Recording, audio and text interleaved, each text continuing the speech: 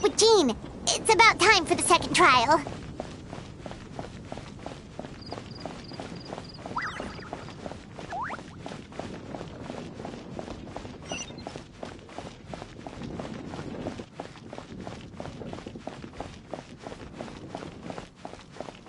That's quite a crowd over there. Is some... Hi everyone. I'm Sansa, and I'm working on becoming a bard.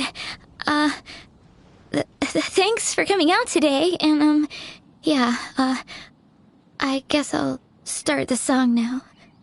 All goes quiet on Star Snatch Cliff. High in the trees, all is... Oh wait, sorry, that's not right. High in the trees, no whiff of the wind, no sign of the birds, no flapping of wings. Then it goes. Pause.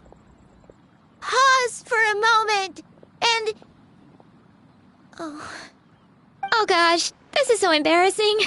I'm making a complete mess of this. I didn't get tongue-tied at all on the 42nd time, or the 90th time. So why can't I get it right now? The 42nd and 90th time? Yep. I rehearsed this 100 times to try and perfect my performance. So, this is my 101st time playing this song. But my first time performing it live. I really thought it would go well this time. But nope, I blew it again. Though not for lack of practice, surely. I guess I need to figure out what I was doing right on my 42nd and 90th attempts and keep practicing. Right! That amount of practice should have been more than enough. If it still isn't working, maybe it's more a question of how you've been practicing. Actually, the Traveler here has loads of experience with performing music. Why don't you tell us what your method is? Maybe we can give you some suggestions. And, Paimon can give you pro tips from an audience perspective, as a highly seasoned and professional audience person. Aw, that's so kind of you. I'm touched that you're willing to help me. Give me a second. Let me just check my notes. Or, actually, why don't I just give you my notes so you can read them for yourself? Notes about what? Just things I jot down after each practice. Stuff to watch out for, areas to improve on, etc. Oh, but you can ignore the second half. That's just my random thoughts on other people's performances and trying out different instruments.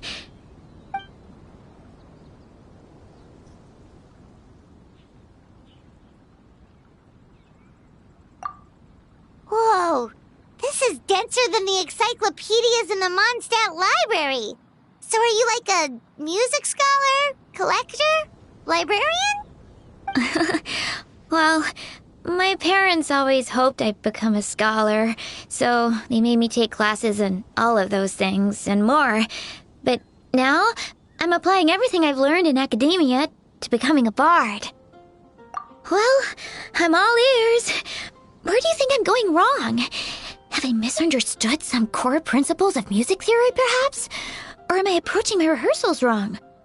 Paimon never knew being a bard was such hard work. The tone-deaf bard always makes it look so easy. He never seems stressed out at all.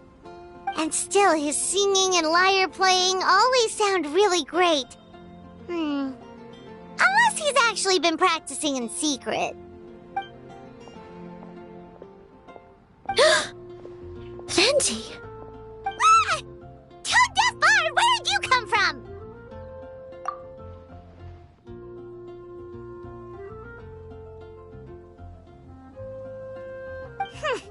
Well, Paimon sure hasn't missed that attitude.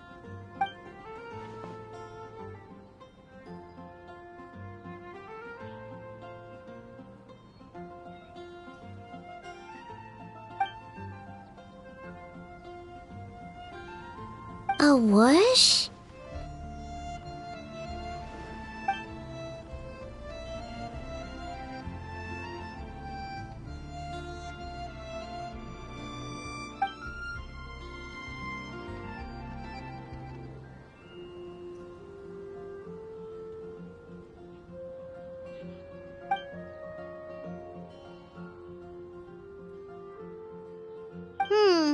So it must have been a cat that stole the leaf, right? And with your allergies, you can't exactly go chasing it down.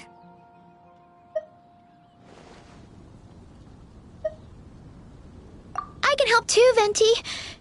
Your music has always been a huge inspiration to me, so it would be my honor. And, after we find it, could I get some advice on songwriting from you? Sorry, I know I shouldn't spring that on you. I was just worried if I stayed quiet now, I might be too shy to ask later, and I didn't want to let the opportunity slip by, so I'm sorry. I hope I didn't make this weird.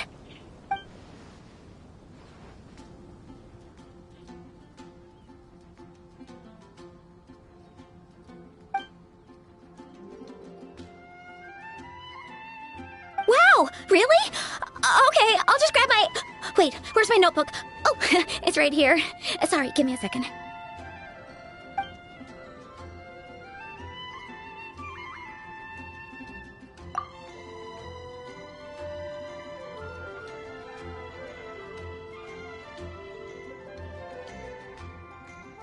Huh? But then, why did her performance go so badly despite all the effort she put in? There's gotta be a reason for it. I guess I just lack that natural talent. Maybe I'm not meant to be a bard, huh? Oh, let me think. Maybe it was a sense of yearning. Back when my parents forced me to stay in my room and study, I'd always hear this bard singing outside the window. His wonderful melodies and beautiful voice were like a soft breeze that stirred my heart. I remember thinking to myself, if I became a bard, could I be free like him? Yeah, that's it. I wanted to be free and happy just like him. And like him, I wanted to share that joy with the whole world. But I get so nervous when I'm performing in front of a crowd. I try to mitigate that by doing plenty of practice to make sure nothing goes wrong. But it's no use.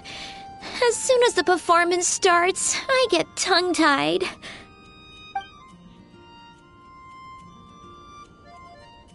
What? But I can't even get my words out.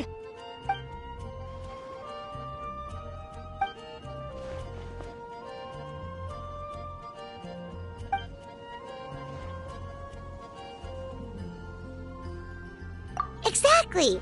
If you really want to share freedom and joy with the world, first you need to be the freest and happiest person of them all. So, I've got to be my freest, happiest self in order to share that with others. Yeah, that makes a lot of sense. Oh, thank you all so much. I'll be sure to take that to heart. In that case, Paimon will be the audience. Paimon is the most professional and freest audience you'll ever find.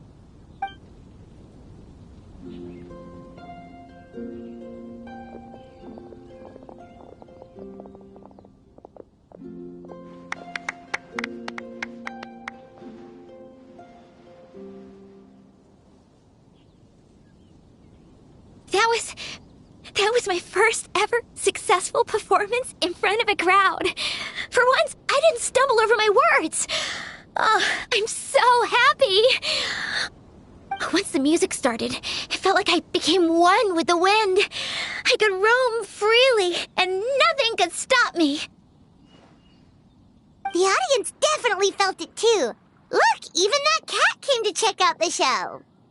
Wait, a cat?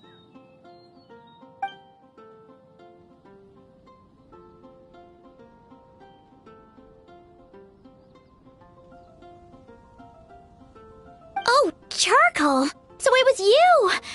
I'm sorry, that's my neighbor's cat. Whenever I'm rehearsing, it always comes to sit on the windowsill and listen in.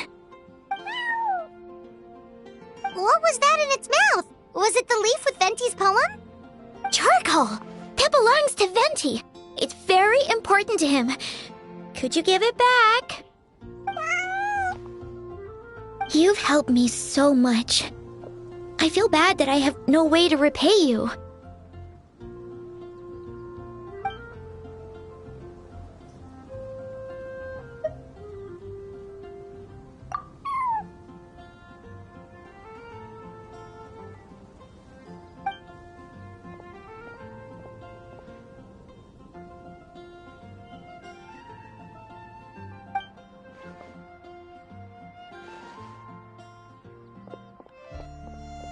Gone like the wind.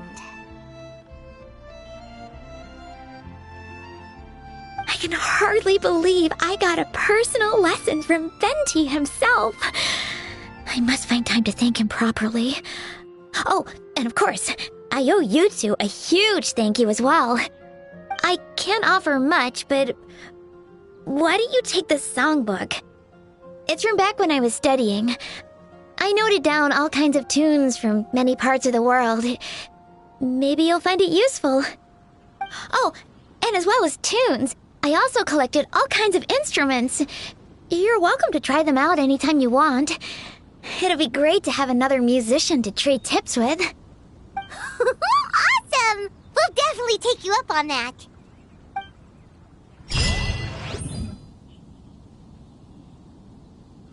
That's all for my daughter.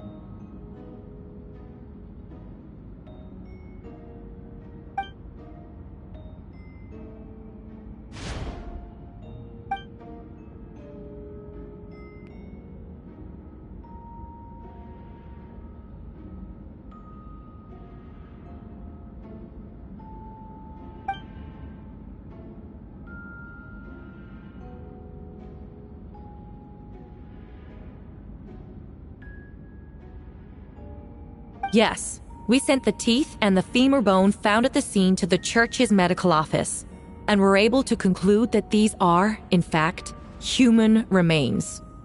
In addition, the investigators were able to identify several Mondstadt citizens who appear to have been missing for quite some time. Forensic analysis of the remains allowed us to pinpoint the age and gender of the deceased. Interestingly, one of the missing individuals matches that profile to a T. The medical office couldn't spare the personnel, so Miss Rosaria is here to present the results to the court.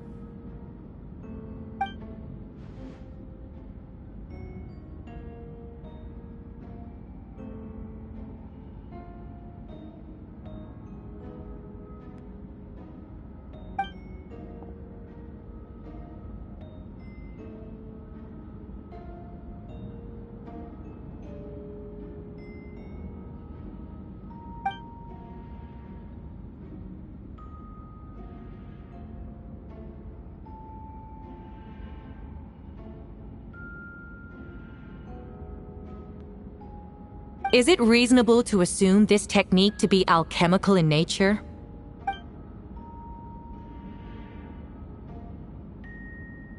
Thank you for your testimony.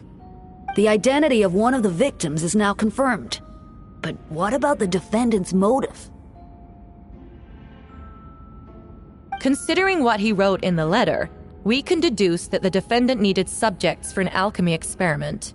Who better than individuals whose disappearance would go unnoticed? In other words, he sacrificed the good people of Mondstadt for his own gain. A truly vile act. In addition, another witness has agreed to testify. Miss Donna, if you would.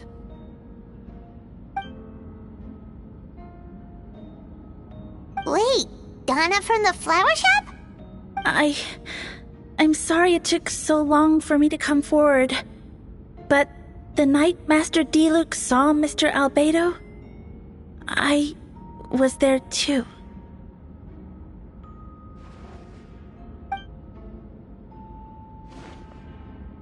I was camping with a friend and we decided to stop near Dragonspine. I couldn't really get comfortable that night, so around dawn, I decided to go for a walk. And that's when I saw Master Diluc. I thought it might be nice to, chat. So I headed in his direction and then I saw it. Someone at the bottom of the cliff was getting rid of a body. I was terrified the person might see me. Even after I fled, I couldn't shake that fear, and I started to wish I never had a crush on Master Diluc in the first place.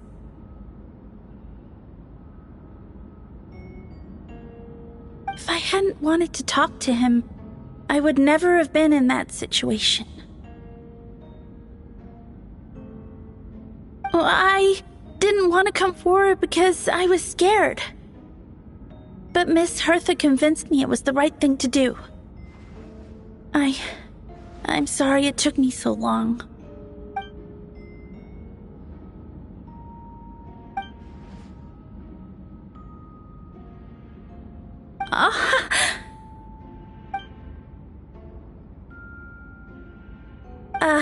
Yes. Thank you. The two witnesses corroborate the same sequence of events. That just leaves the question of how the defendant disposed of the bodies. I believe the answer lies in the alchemical technique mentioned in the letter. The defendant is the most accomplished alchemist in Mondstadt. He has the skill, no question.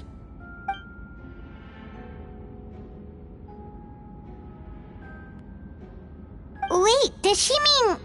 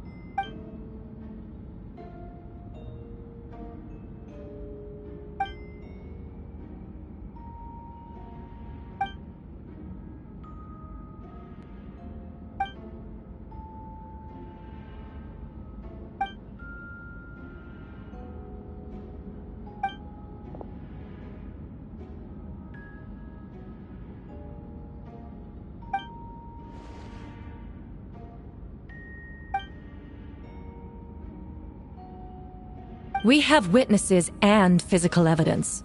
What could you possibly say in your defense?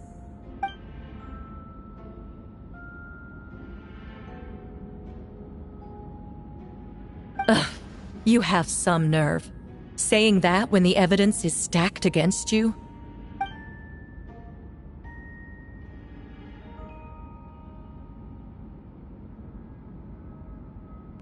So, what?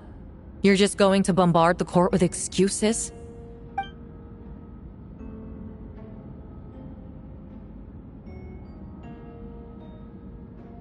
That won't make the charges against you disappear, Mr. Albedo.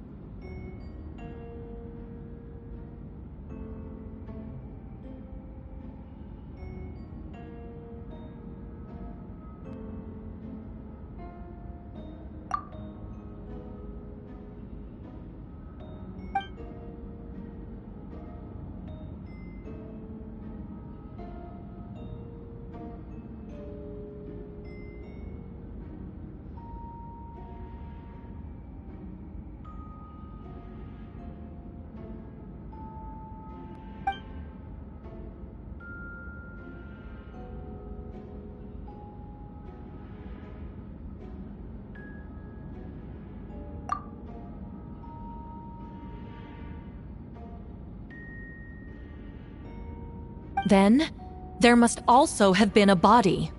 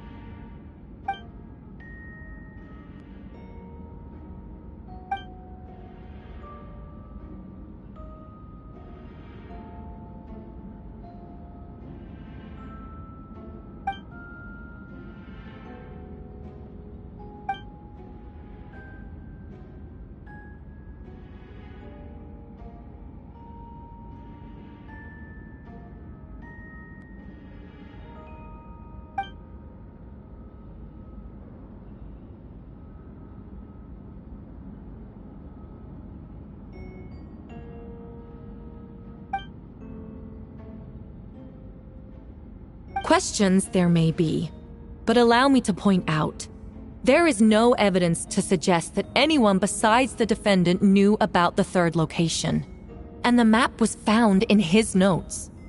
That fact alone makes him the most plausible suspect, unless Mr. Albedo suddenly plans to deny that the map belongs to him.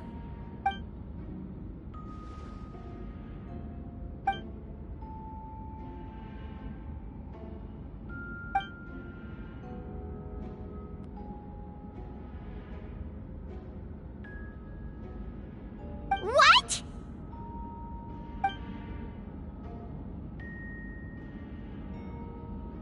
Ha! So you admit it. Let the record reflect that the defendant has confessed to his crimes.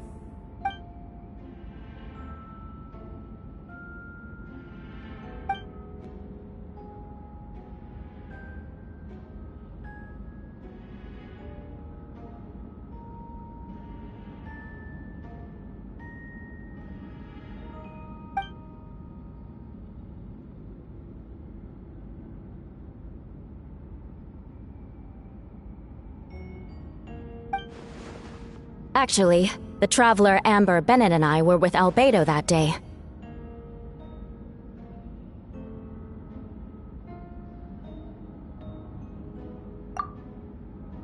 The Adventurers Guild was holding an event on Dragonspine.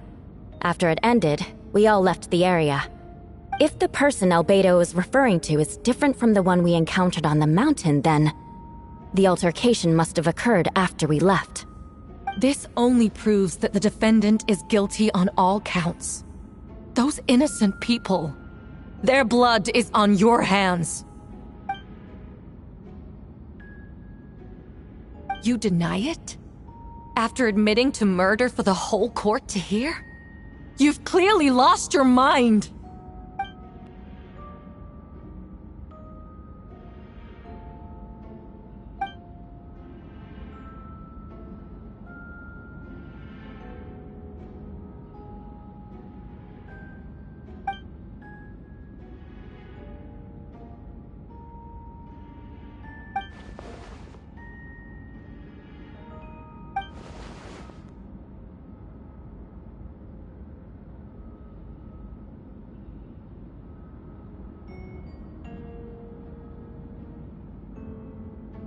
It's one thing to look similar, but for the clothes to be the same?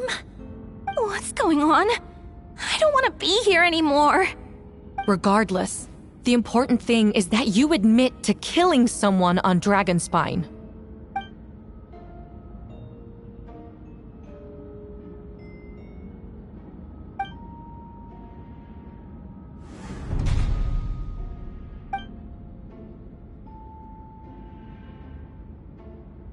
What? Everyone! I brought her! Wait, you... The person who just came in, isn't that Hertha?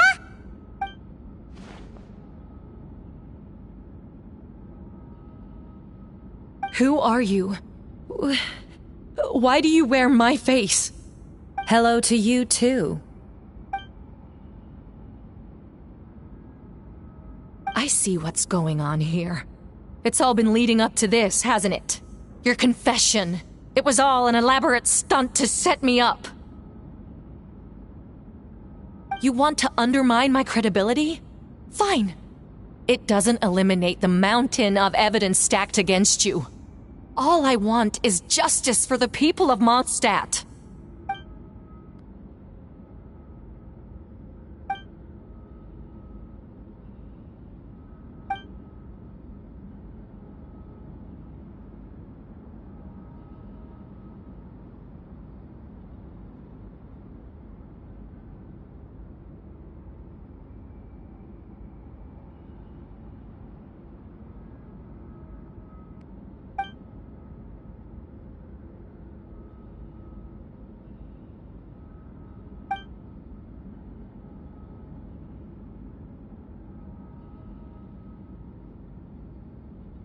Homunculus?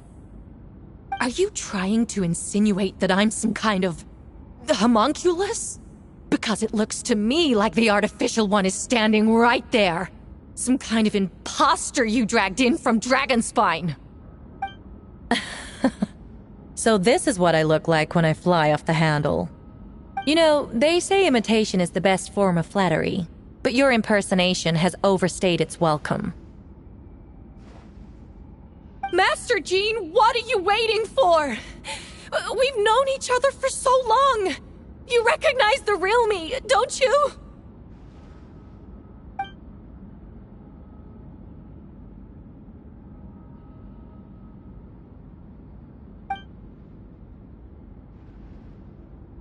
That means nothing!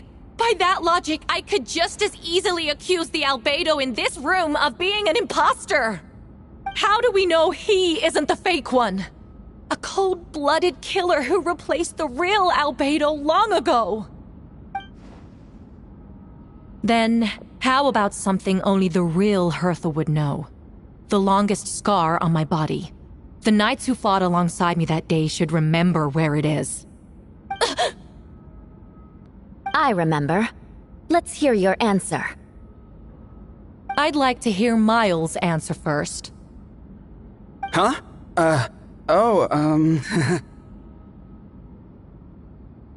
You don't know? Or you don't remember?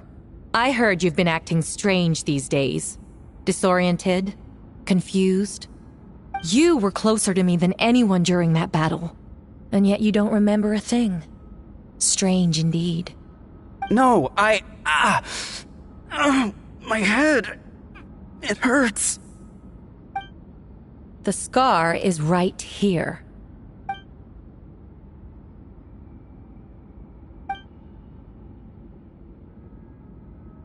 Albedo has done a lot of research into beings like you. If you deny it, then show us your arm.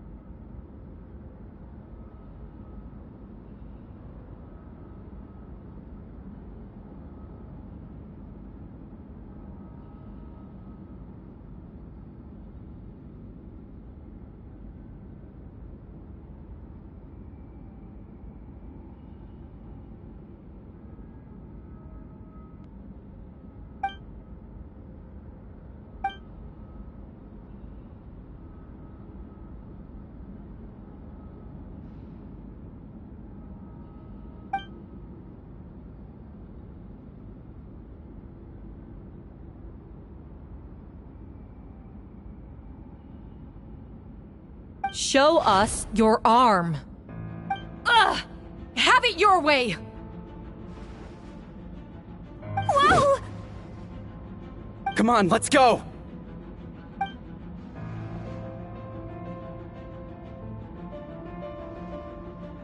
Hey! They're shielding the imposter!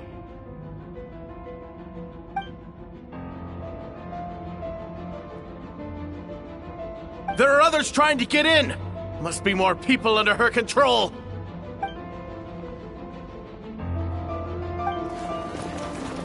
Whoa! She just leaped across the room! After her!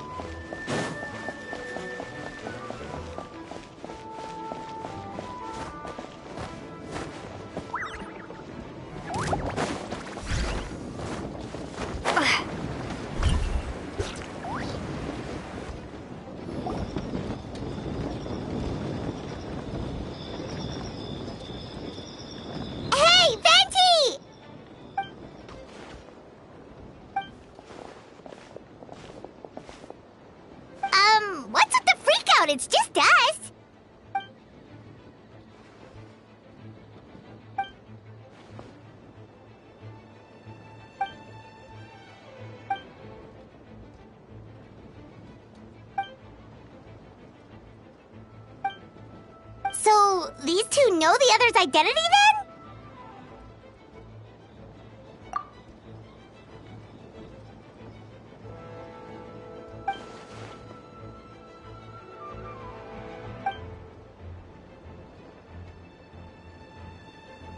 Wait, so what about the map? And the missing bodies?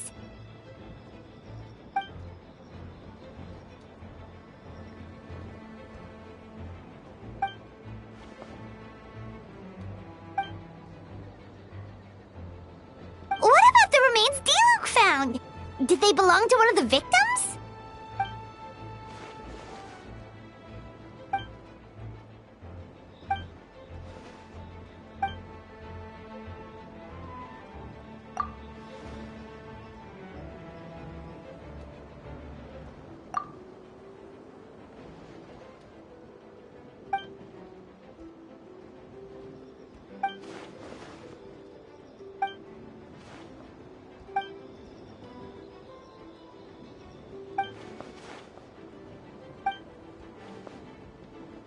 Wait, so what do we do? We can't go around hurting innocent people.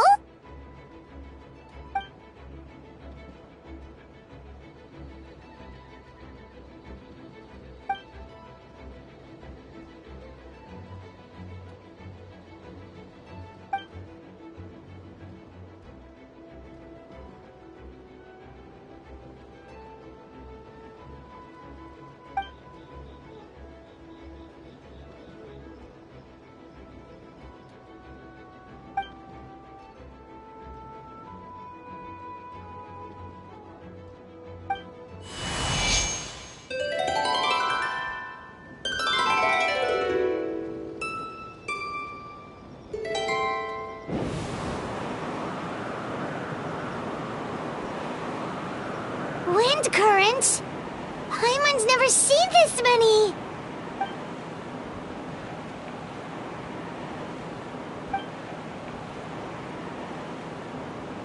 All good. We have enough manpower to provide support. Requesting assistance at the side gate. Heading over now. Whoa! It's long-distance wind communication! How is that even possible?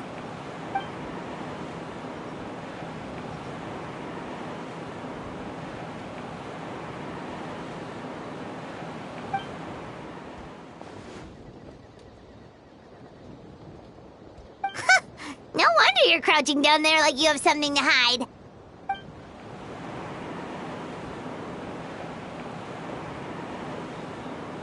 Huh? That voice. Venti? Is that you? Oops.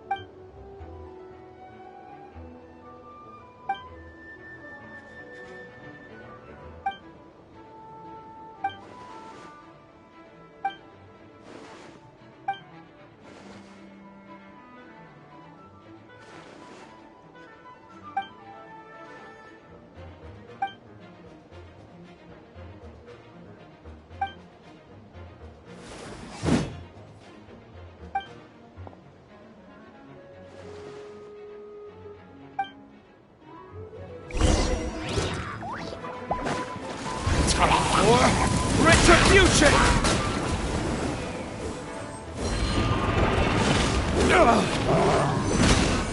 Oh, so sorry. Cool it.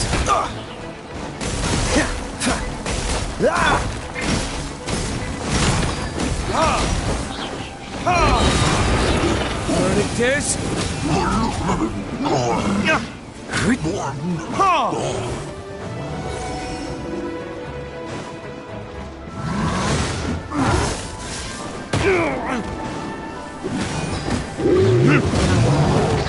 This moment will be frozen in time. Freeze. Burn!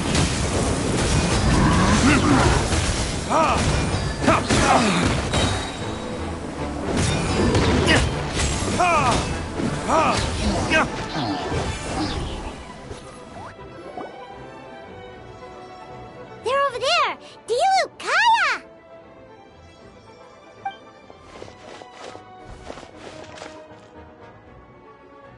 What? We can't be here because we care?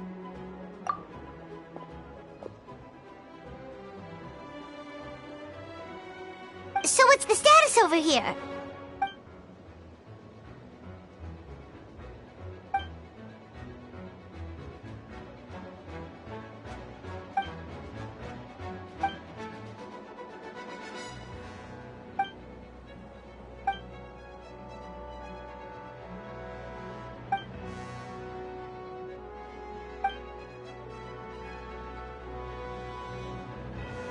Aw, that's so sweet.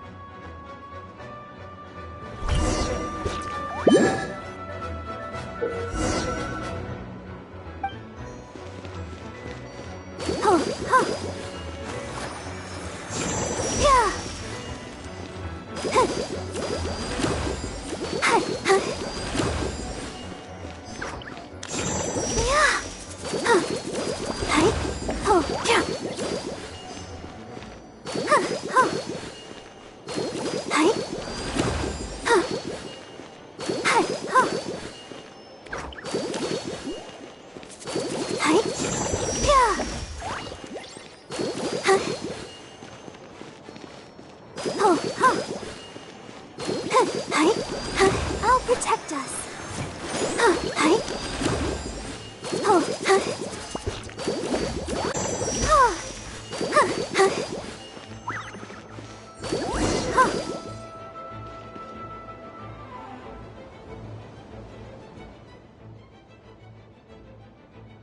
Thank you so much, Miss Barbara. Things are still quite chaotic outside. It's best if you all remain inside the cathedral for now.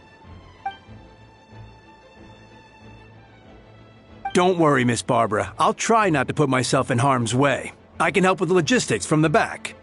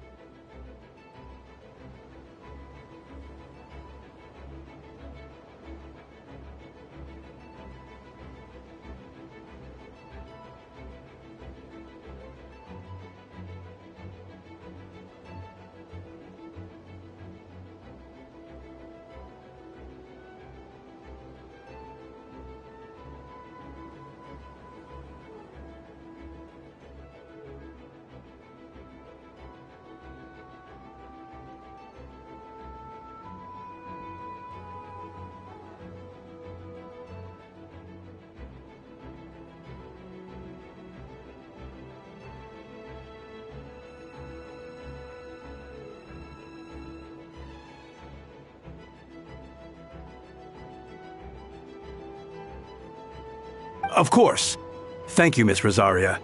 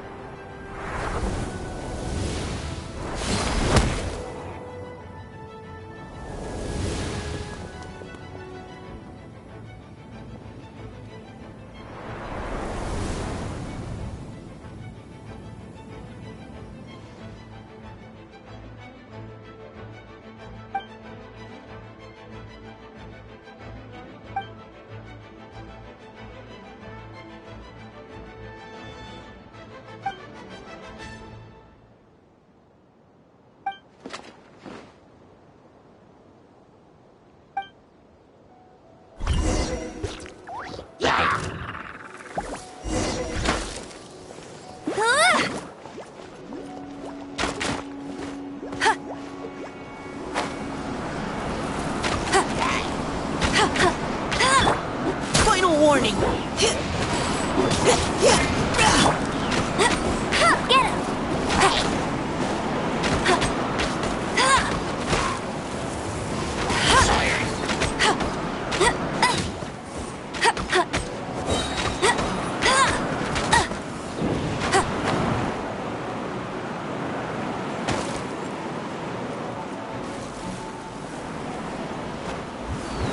That's cheating!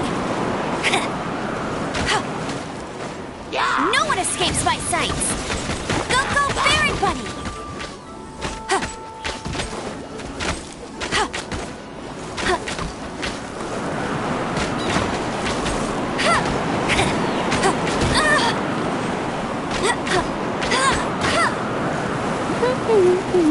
I'll race you there!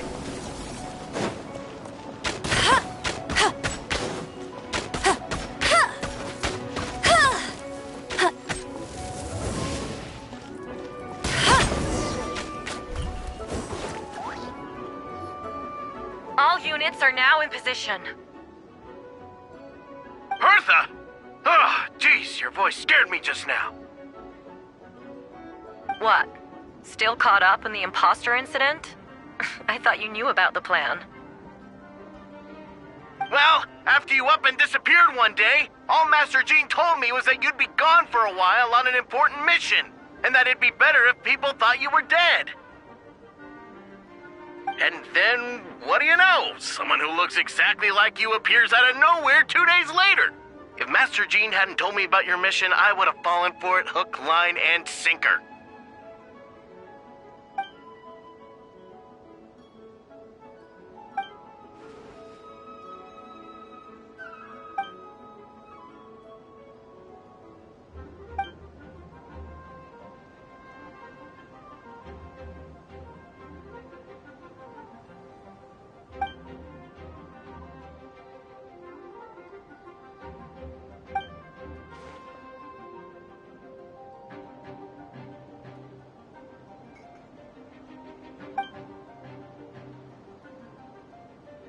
Yeah, for sure! She's someone you can really count on!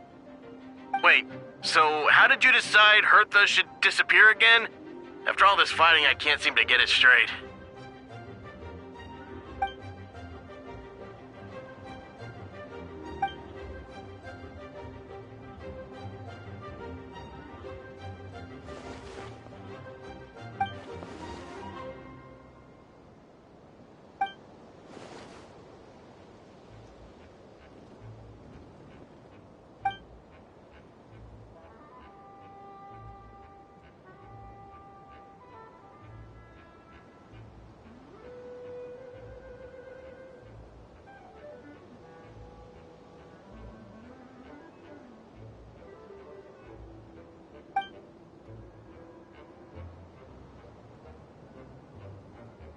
When did that happen?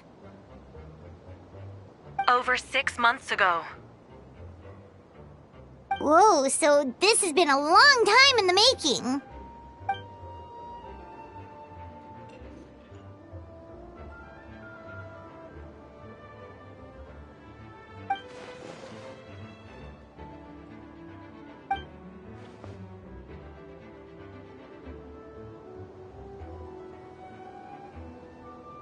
But how did the Knight's internal information even reach Durin and his monsters? There's an informant among our ranks.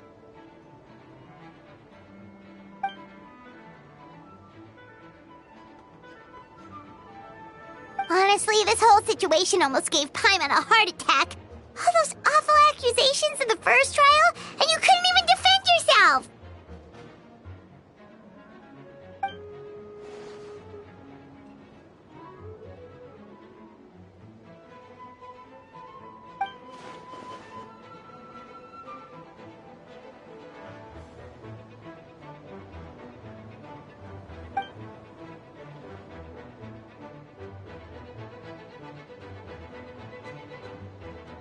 Yeah, thank goodness we were able to back her into a corner.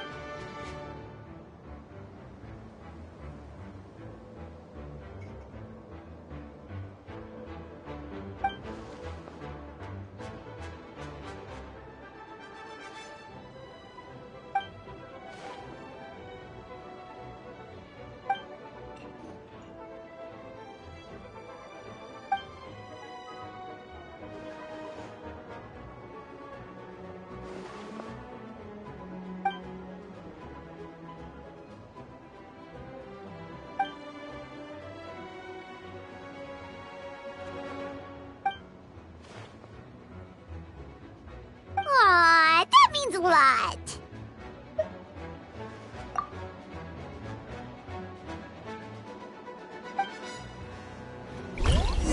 Wait, was that you just now? Let's go to the side gate to check it out.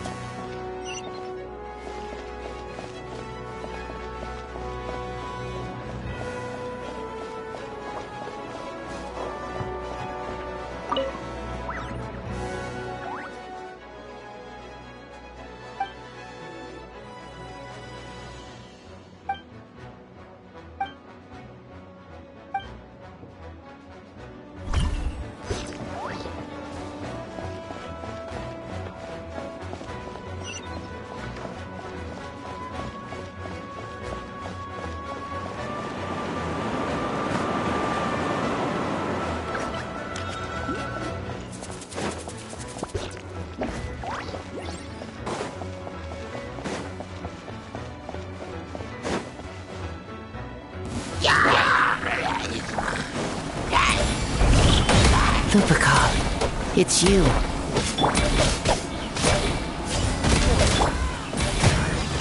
Come a little closer. You're in for a little shock.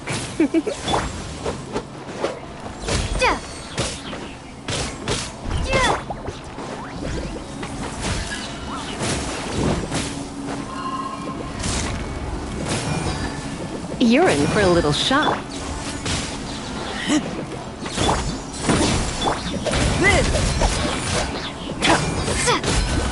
Witness my great undertaking. Burst forth.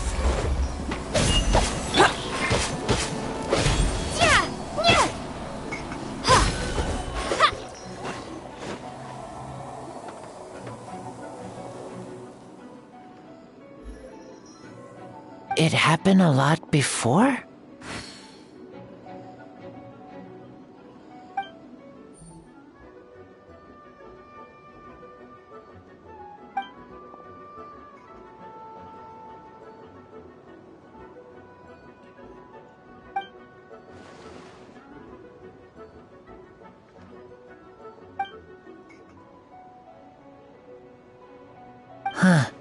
gentle electrocution.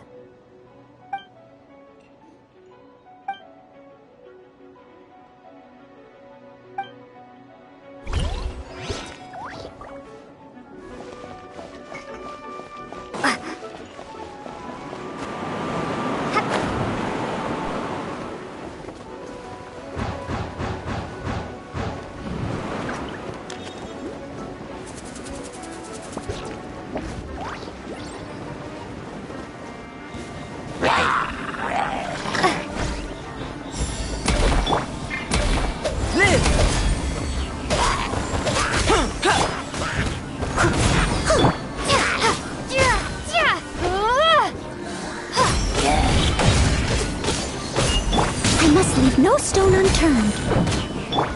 Come into being. Feel this ancient power. Live! Yeah! Ha!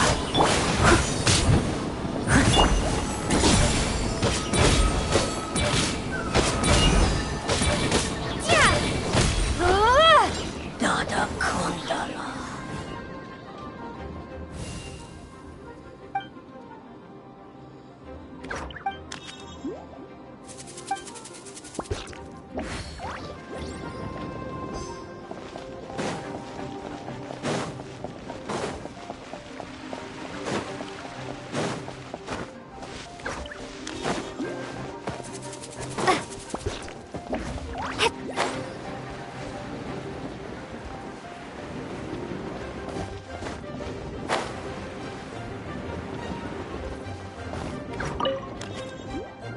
Gotta say, when I saw you on the side of the road, I thought you were hurt. Not about to whack me in the head. Oh gosh, I'm so sorry about that. I was trying to run away, but I just couldn't keep going, so I pretended to be unconscious. Thought I could at least land a surprise hit on a monster that way. I get it. That's a pretty common tactic. Oh, Traveler, Albedo, you're here. Got it. I'll take her there right away.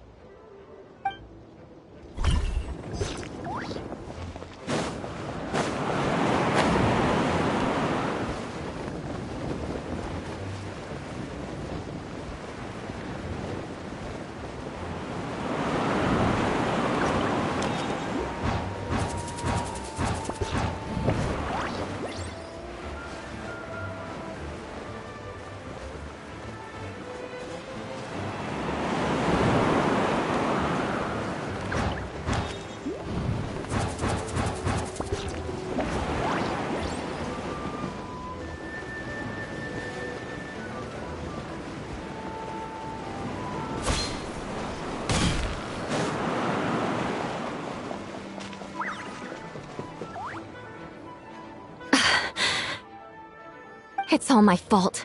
I knew Clea was fast, but disappearing like this? I only lost sight of her for 1 second. How am I going to explain this to Albedo? Explain what? Albedo, Traveler, Paimon, what brings you here?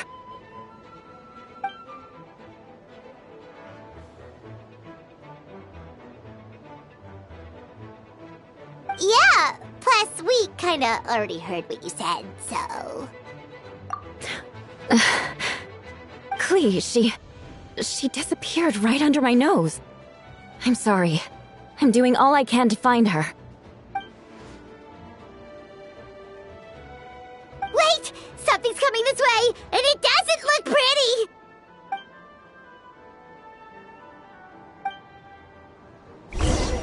She was right next to me, and the next thing I knew, she ran off somewhere. I swear I only lost sight of her for a second.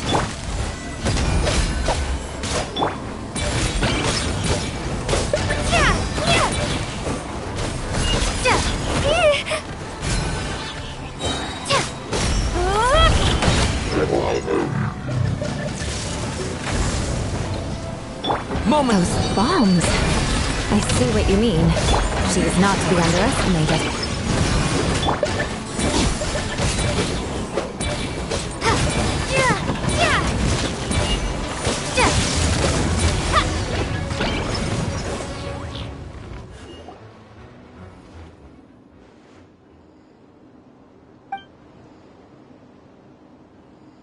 Beto, you can't be serious.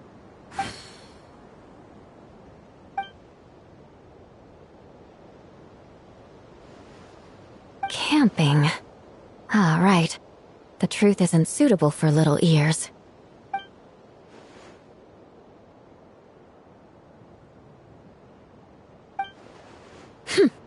Of course. I place myself in your capable hands, Spark Knight.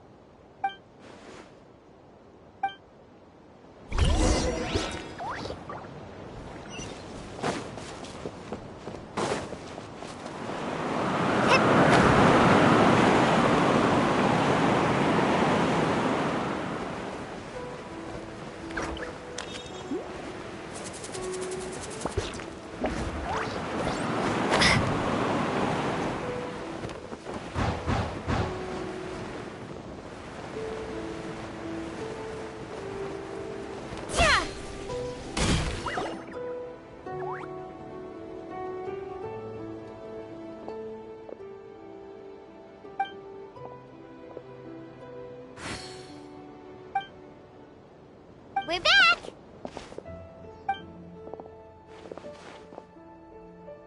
Amber?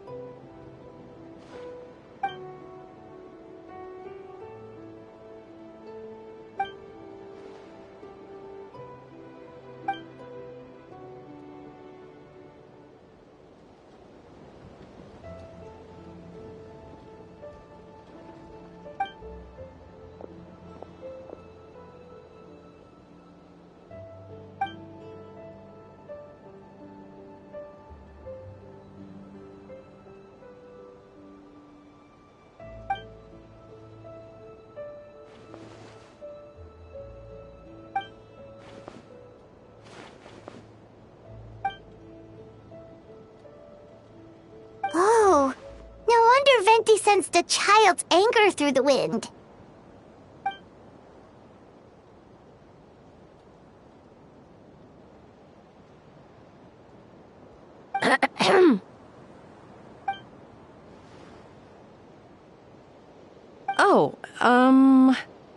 Nothing much to report, actually.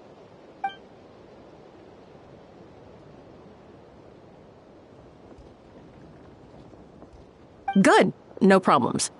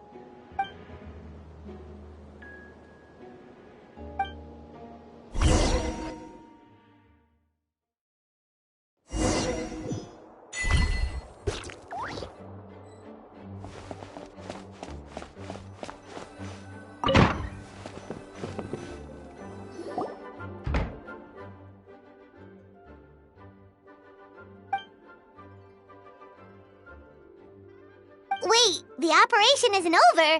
What do we do now?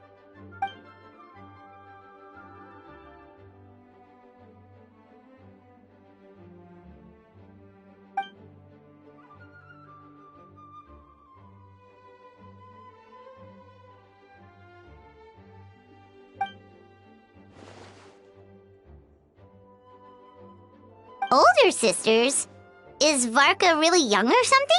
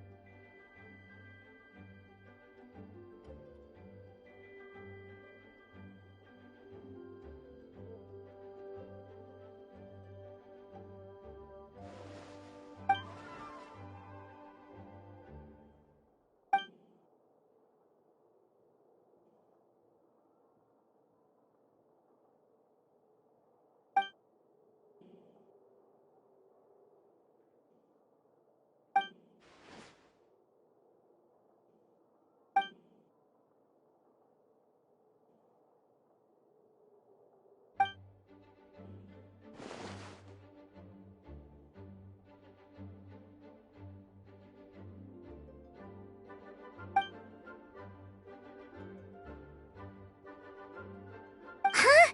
You're gonna use that thing to call them?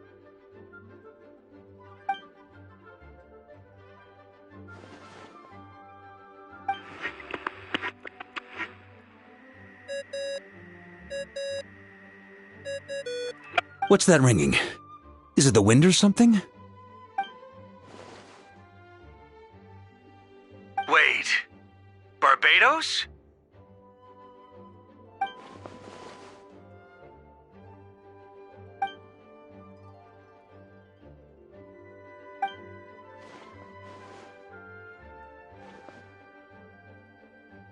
But considering I'm surrounded on both sides with a group on my tail looking to turn me into mincemeat, yeah, I'd say so.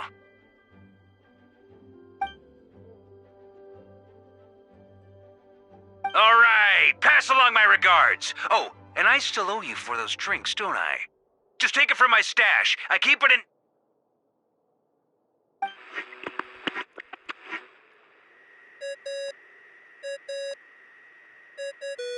Hey! He was just about to tell us where to find his secret stash!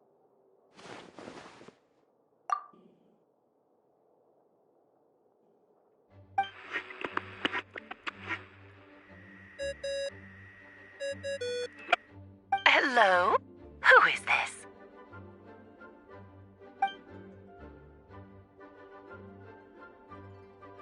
Venti? Nope, it doesn't ring a bell.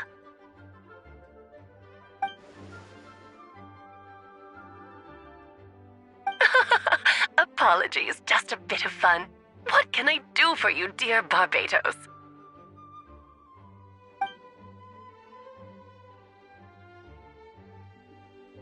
Oh? And which brave soul is it this time?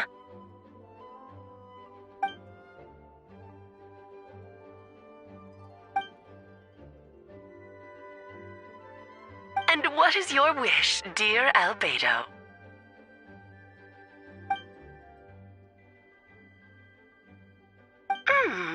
How unprecedented. Something even your mother Rhine-daughter never accomplished?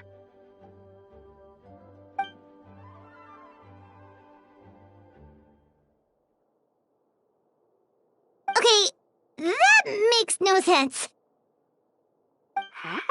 You've piqued my interest. I'll be right there.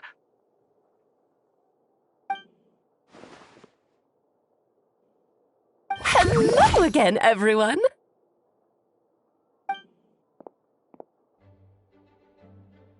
Darling, isn't it? It even has its own hat. Wow, the attention to detail. Pleasure to see you all again. It's been a while.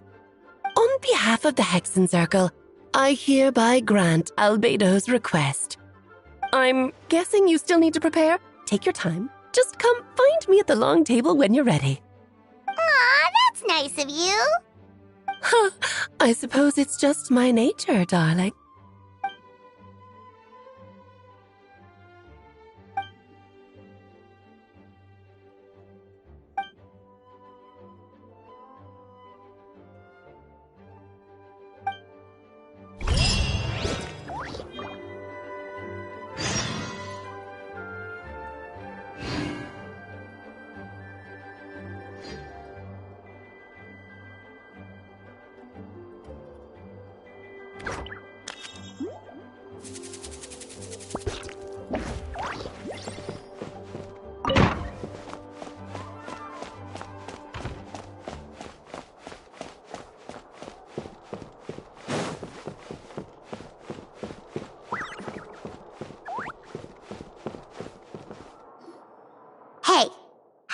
wondered why Albedo always keeps his office closed?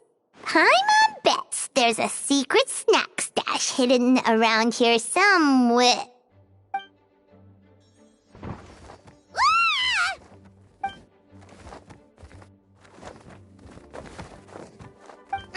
Mini Turing? What are you doing here?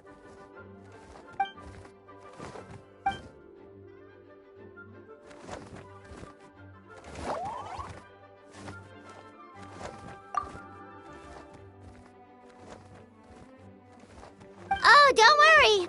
We aren't scared of you. So, what brings you here? Oh, is it Windbloom? There are a ton of fun games this time of year.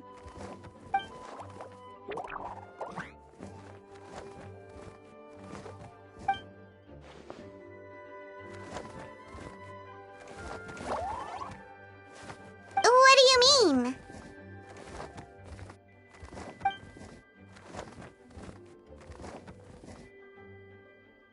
Wait, didn't that already happen? You left the storybook world, and now you're here.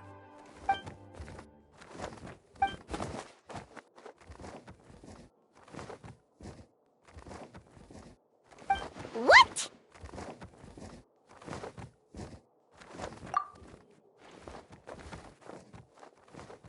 And that's what you want, Mini Durin? To become human?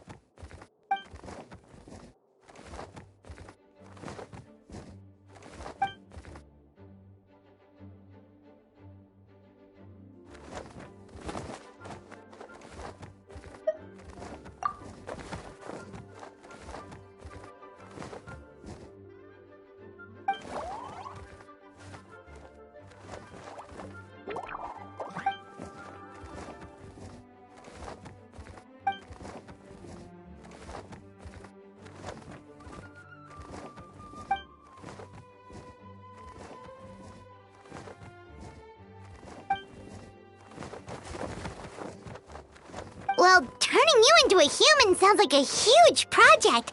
No wonder Albedo wants to get the mage's approval.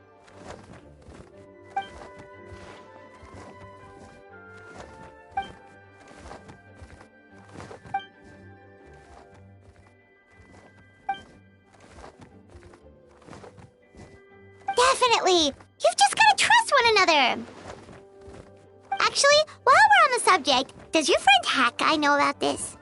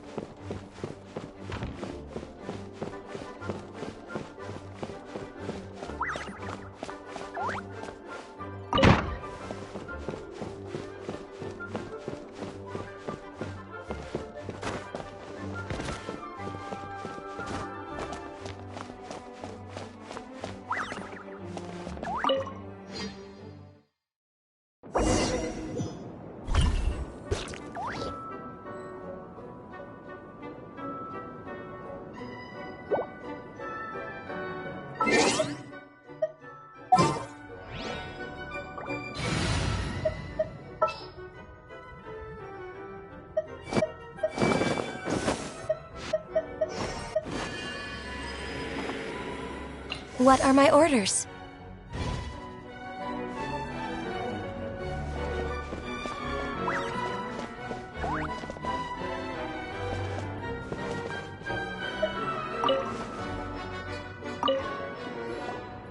Welcome, one and all. Please sit wherever you like.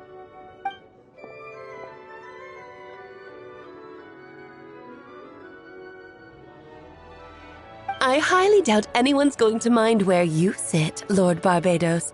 But thank you for being so considerate. Jean didn't fancy tagging along? All right, never mind. I I was just hoping to treat her to some tea. So, tell me, Albedo, what is this outrageous and audacious plan of yours that I've been hearing murmurings about?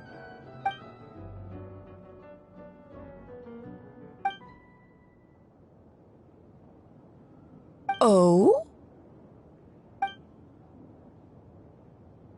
Which ones? I'm all ears. Interesting. What else? Ah, the raw material from which she created her monsters in the past. There's not much of it left. Dragon blood, monster flesh, and embryo. Sounds to me like a formula for creating life.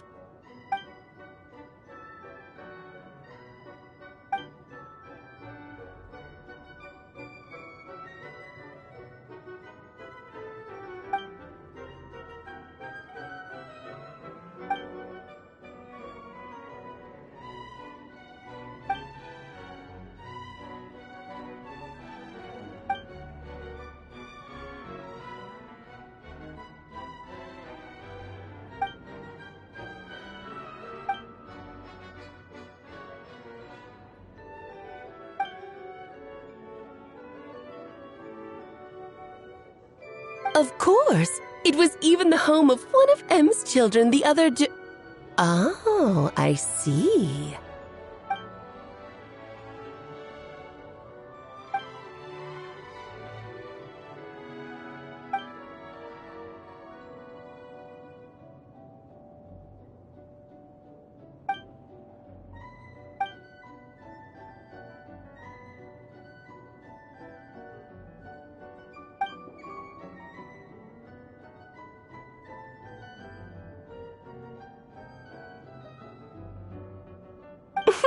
The glint in your eye when you talk about these ideas.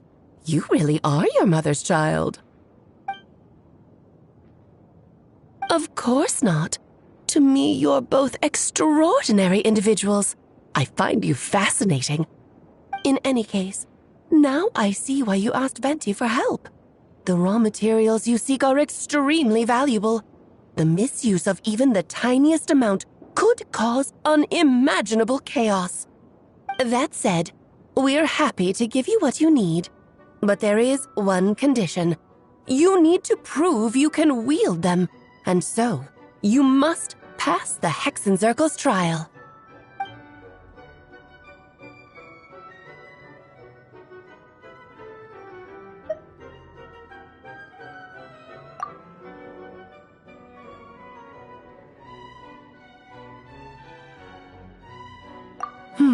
So you know our tricks, huh? Well, success means little if you have no one to celebrate it with, no? Although, I'm afraid dear Paimon will have to sit this one out. What? Why? The Hexenzirkel trials are no walk in the park, my dear. Besides, I already decided on the structure. There's only room for 2 participants, I'm afraid. No more, no less. You understand, don't you, Paimon? Oh, don't be too angry with your dear aunt. Okay. You can turn off the charm. Paimon will stay behind. Thank you for being so understanding. Then, whenever you two are ready, interact with the chessboard on the table. It will guide you through the trial.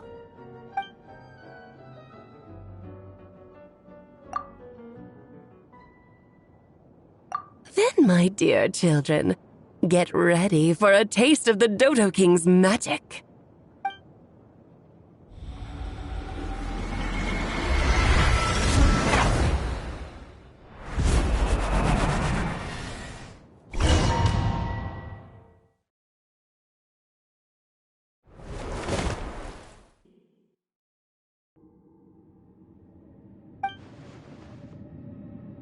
Whoa, you're so tiny now!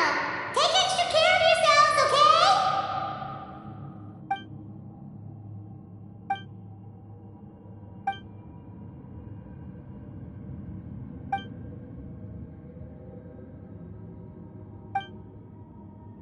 You sound pretty confident, Albedo. Well, since your mother has to recuse herself, who better than I to put your abilities to the test? I have prepared quite a riveting new performance just for you two. See? Defeat them in battle. Prove to me that you have what it takes to achieve your goal. Swashbuckle your way to victory like gallant fairy tale heroes.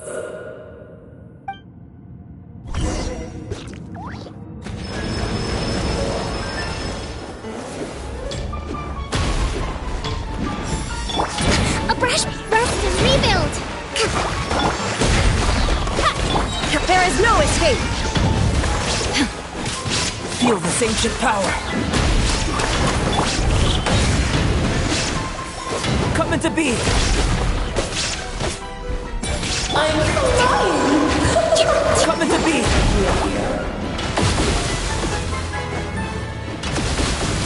Moment of birth! Burst forth!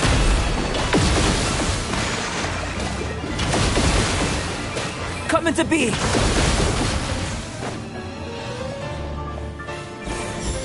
Moment of birth!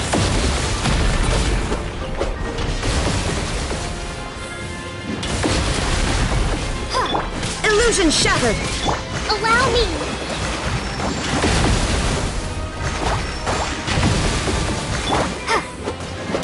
Feel this ancient power! This is long overdue. Shine down! Rust and rebuild! Moment of birth!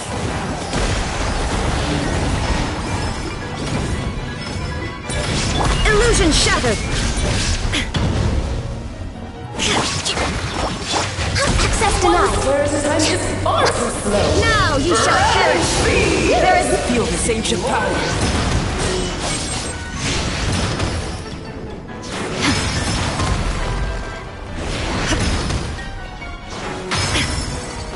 Come into being!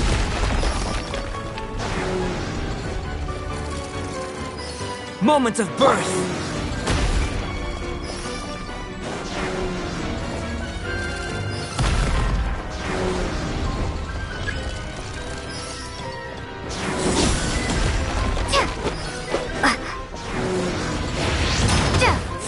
Feel this ancient power! Illusion shattered! Born of ice and frost.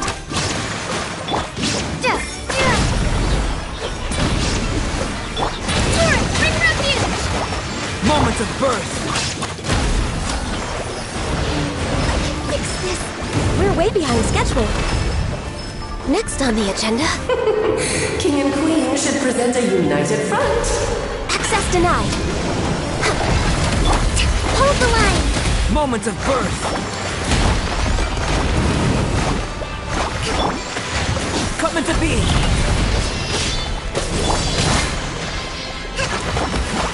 Burst forth! All hail! Feel this ancient power!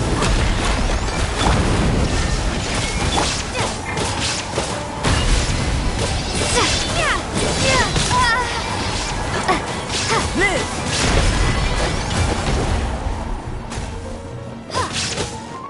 Moment of birth!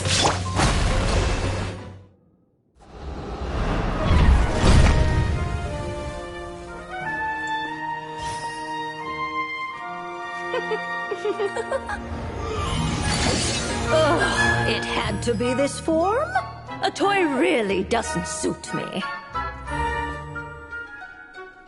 Well done, but this isn't over.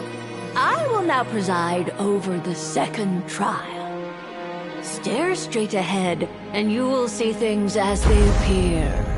But change your perspective, and you will see them as they are.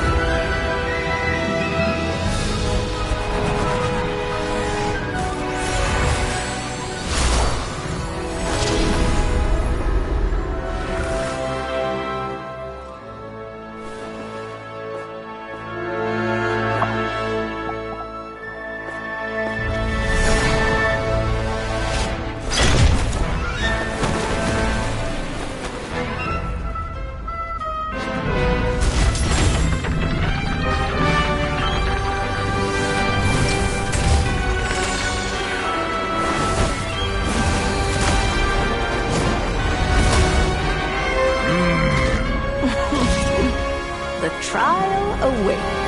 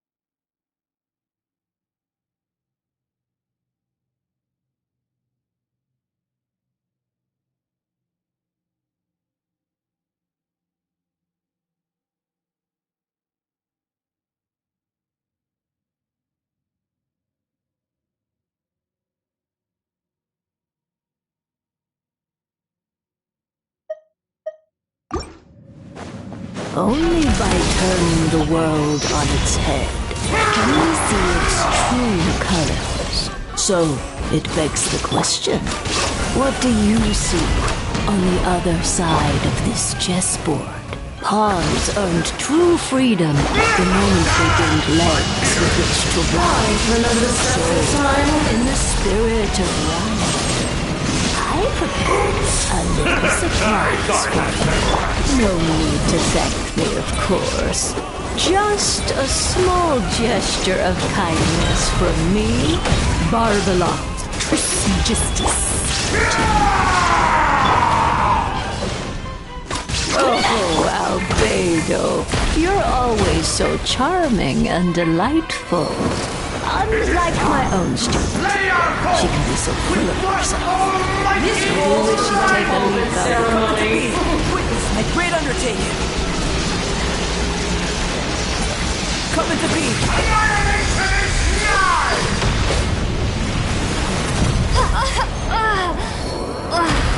Moment of birth. Coming to be.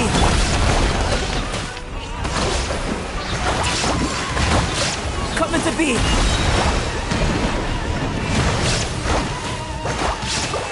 Moment of birth. A symphony of cannon fire. One blast is quite enough. A fresh maneuver! There is no escape. Good touching. Blaze over. Moment of birth.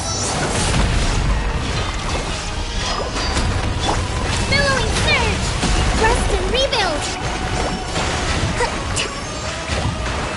Coming to be. Towering return to form. Moment of birth.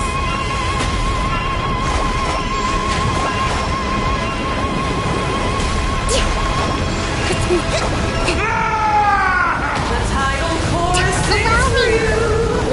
Strategy needed. Moment of birth.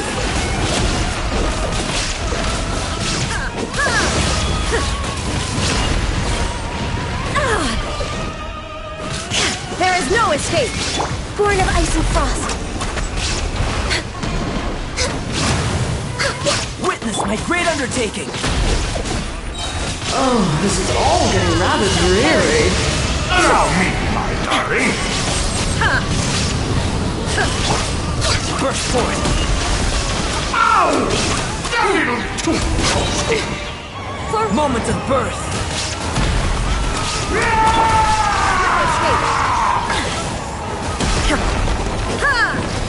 It is time to slay our foes with one almighty... This calls for some pomp and good lord. I'm forgetting your rhymes. Moment of birth. Where were we? Our performance has yet to conclude. Torn to oblivion. Shine down. Burst forth. I dance for you, my dear. Witness my great undertaking. Detached from the world. Live. Coming to be.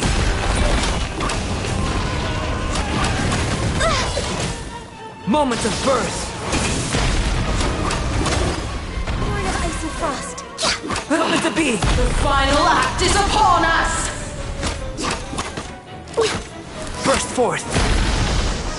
Rex Lapis. I am sorry. Witness my great undertaking.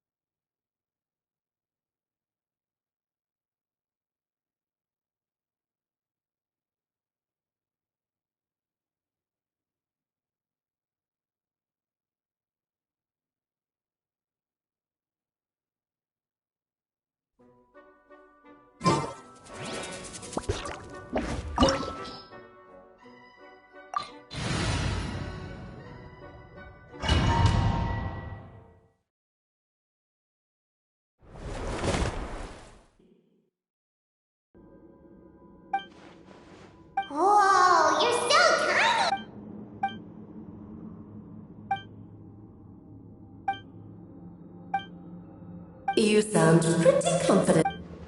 Well, since your mother, I have prepared quite a riveting new performance just for you two. Did swashbuckle.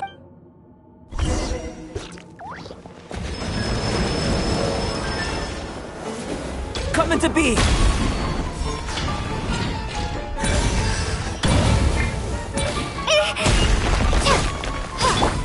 No touching!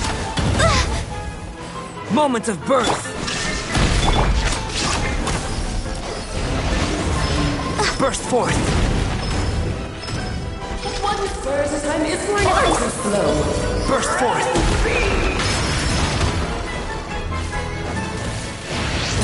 Moment of birth! This is glorious! There is no escape! No touching! Coming to be!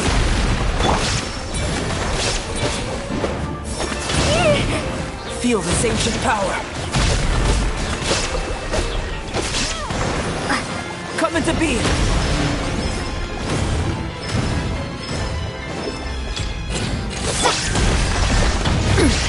Insolent! Rest and rebuild! Moment of birth! You can't take me up here.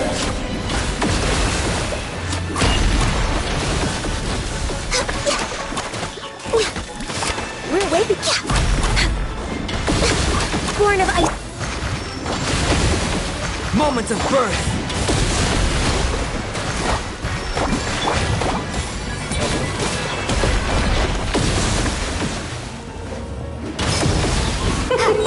King and Queen should present a united front. Yeah. Illusion should have a ball. Feel this ancient power!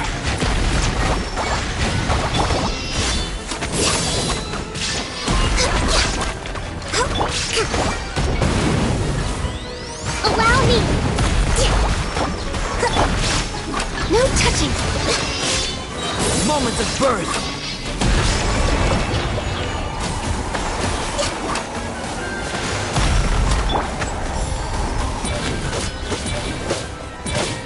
Burst forth!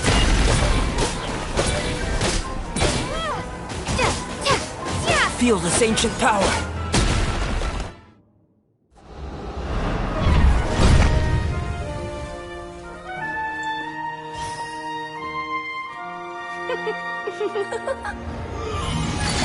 Ugh, it had to be this form? A toy really doesn't suit me. Well done, but this isn't over. I will now preside over the second trial. Stare straight ahead, and you will see things as they appear. But change your perspective, and you will see them as they are.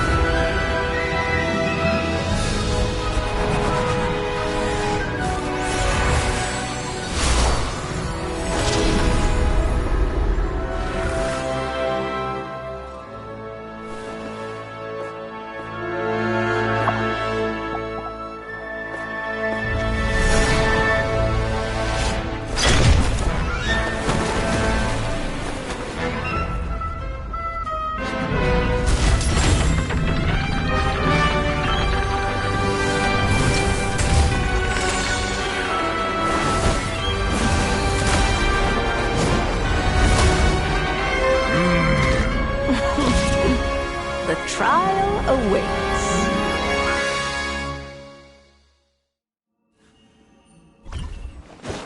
Only by turning the world on its head can we see its true colors.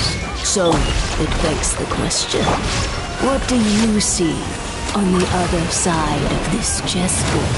Pawns earned true freedom the moment they gained legs with which to ride. So, in the spirit of Rhine-daughter, I prepared a little surprise for you. No need to thank me, of course. Just a small gesture of kindness from me to ceremony to you. Oh, Albedo, you're always so charming and delightful. Feel this ancient power! Burst forth! Oh, this is all getting rather dreary. Allow me, darling. Access denied. Ow! A little too Hold the line. Witness my great undertaking. Blaze out. Burst forth.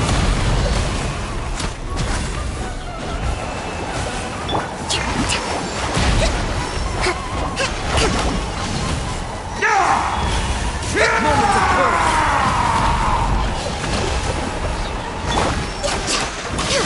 Born of ice and frost.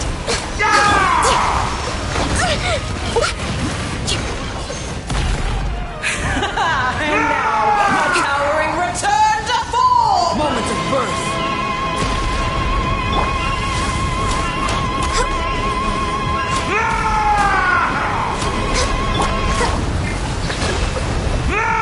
Oh no!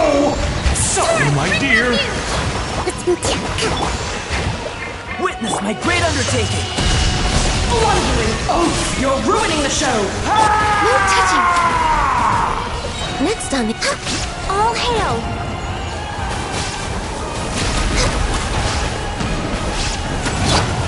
Rest and rebuild. Witness my great undertaking. Let us dance! Try to remember the steps this time.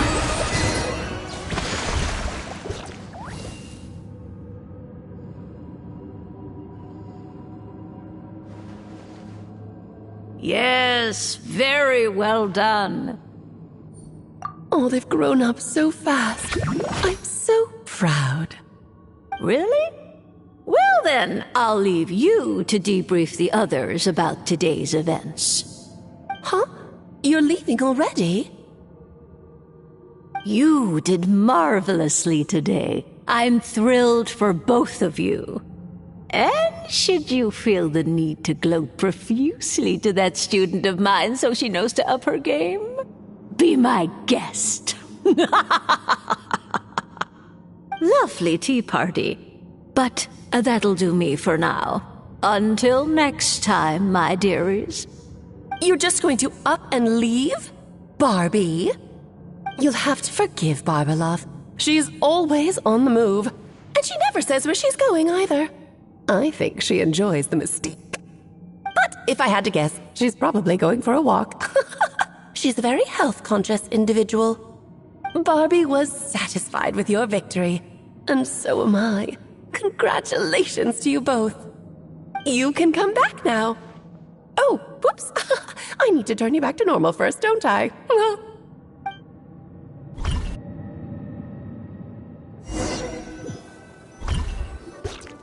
You're finally back! Great job! You made it all look so easy! Nice to have you back safe and sound. Now time to relax and switch off. You've earned it.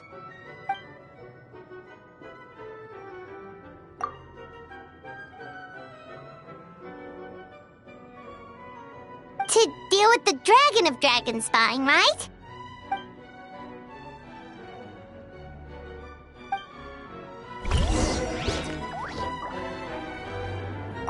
Nice to have you back safe and sound. Now time to relax and switch off. You've earned it.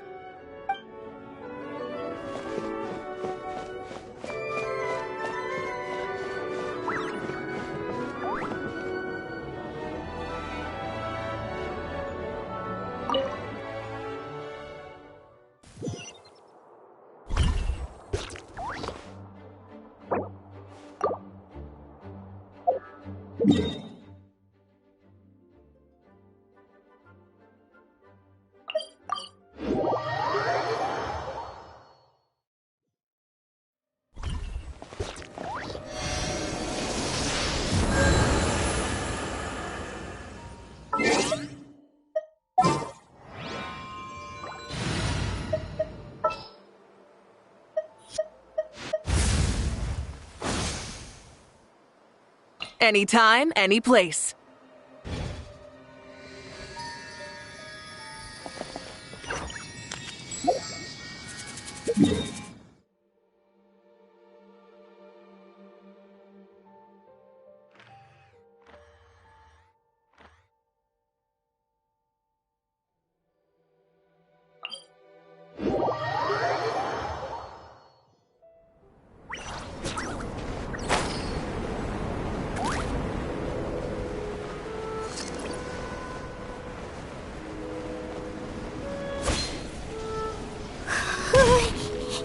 Yep, this place is as freezing as ever. Paimon's hands are turning to ice.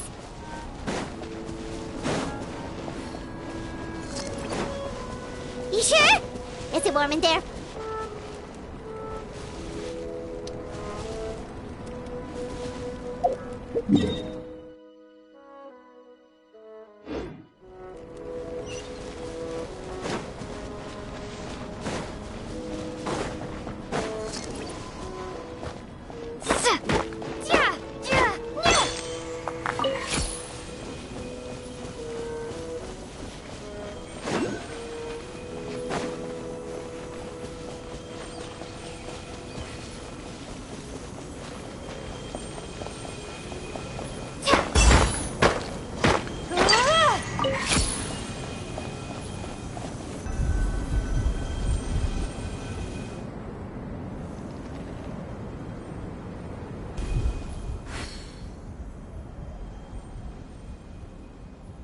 Still beating away after all this time.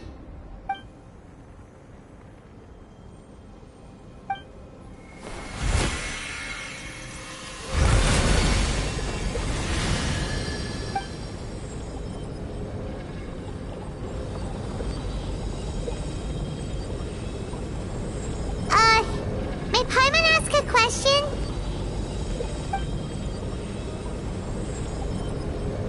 Who is Durin to you? Do you think of him as one of your kind? And is he a dragon, person, animal, or monster?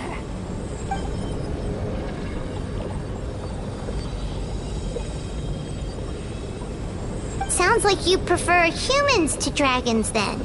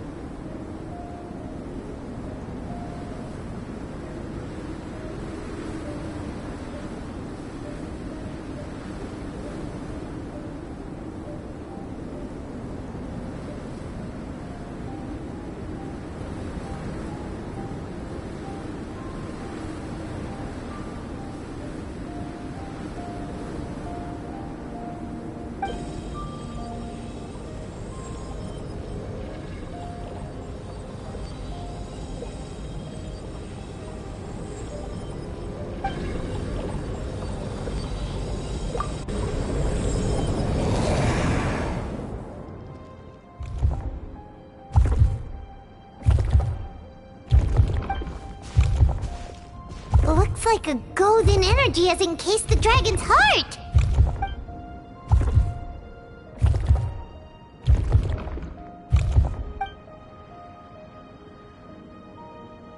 Wait, but in that case, what's gonna happen to the fake Hertha? And what about the people who fell under Durin's influence?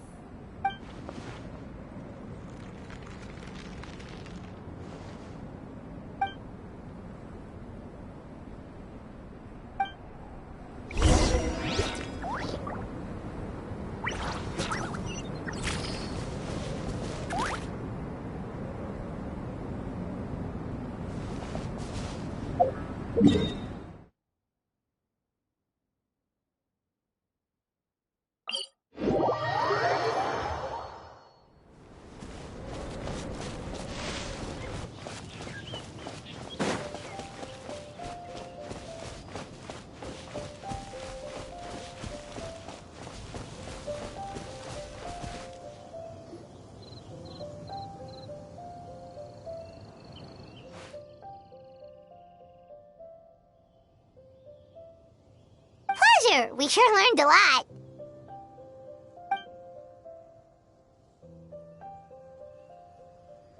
Oh yeah, the festival! Wonder who the Wimbloom Star is gonna be this time.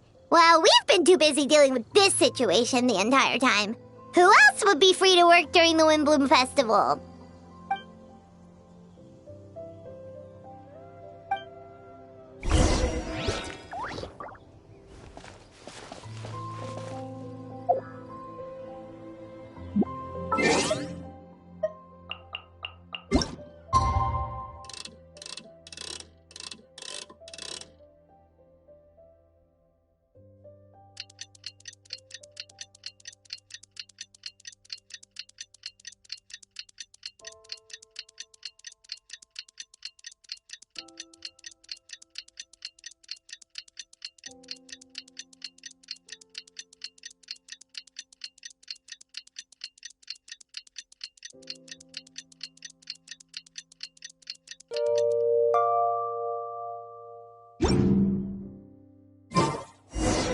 The Wimbloom Festival is about to begin! Let's go check it out!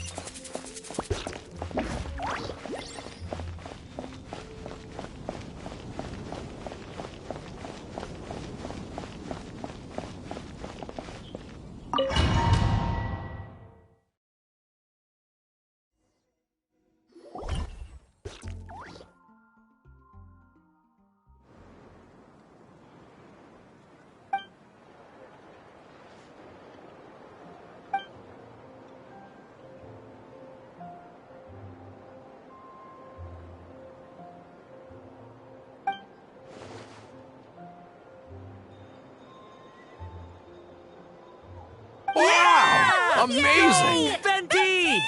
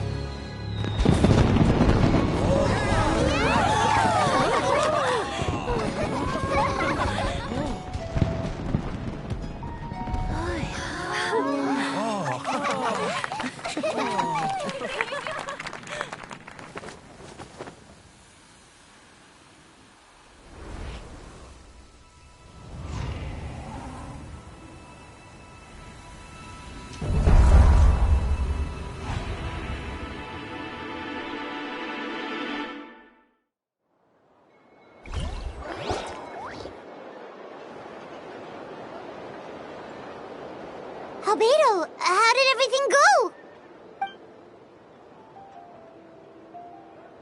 Really? So Mini Durin looks like a human now?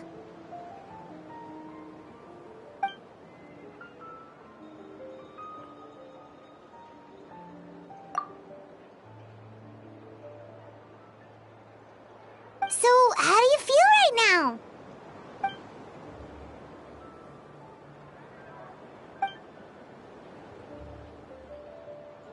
She?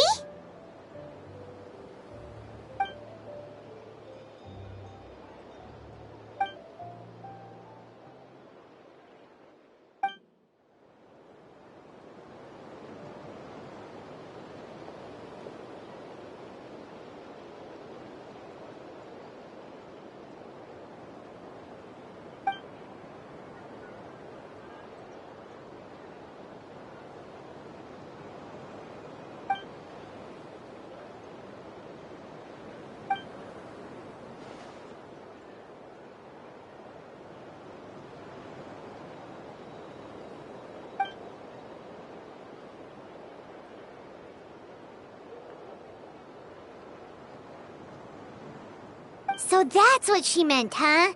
Well, no wonder those monsters wanted to infiltrate the city and replace you. They wanted your life for themselves!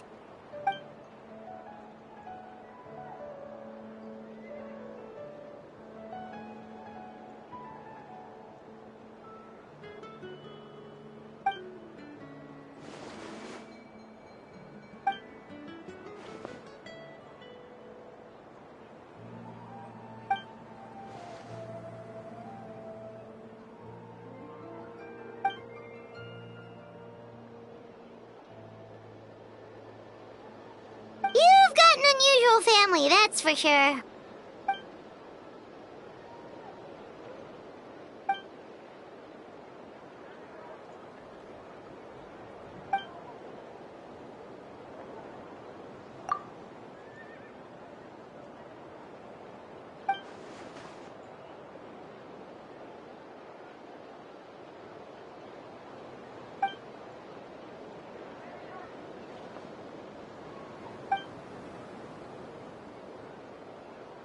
Devouring Nefarious? What's Nefarious? What?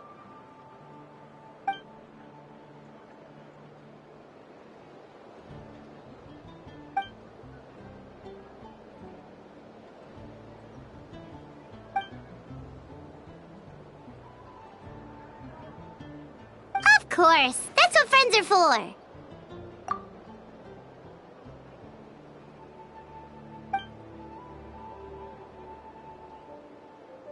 Oh, so you're heading back to headquarters? Well, good luck with the report!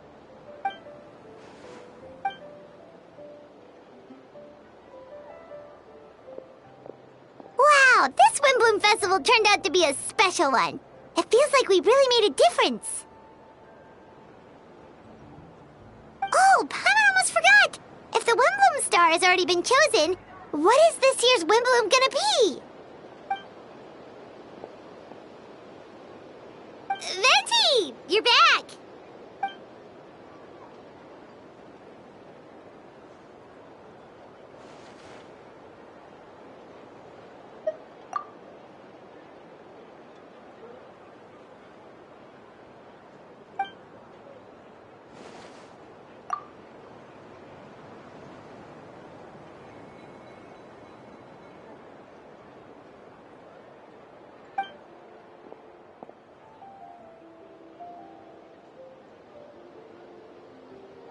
Wow! A gift and a mystery all in one!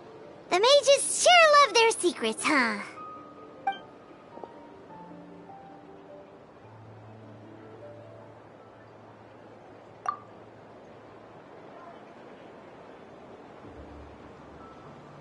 You've helped a lot, Venti. How about we treat you to a drink? Of course, Dad! Let's go to the tavern right now!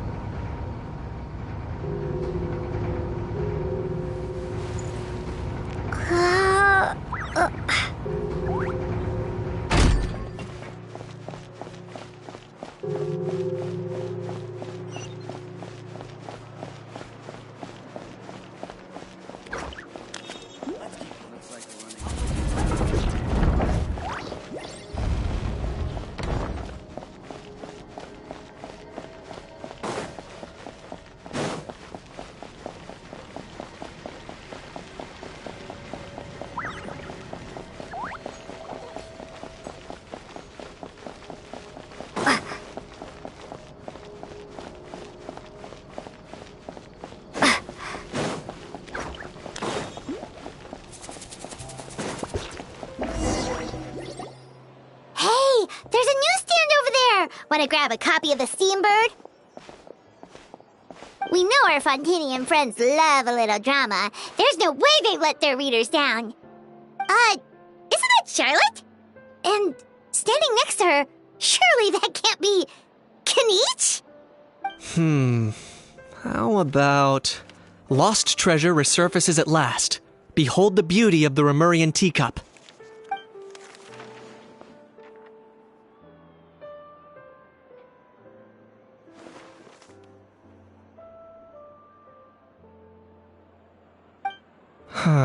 Pretty shocking. But it still feels like it's missing something. Ah, got it! Udex gravely wounded in shocking stabbing. Set to miss cross-border smuggling trial.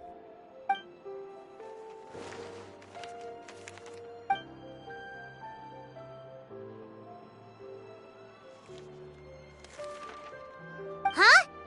What? Did Paimon hear that right? Neuvillette was stabbed and gravely wounded? No, surely that can't be right. Can it?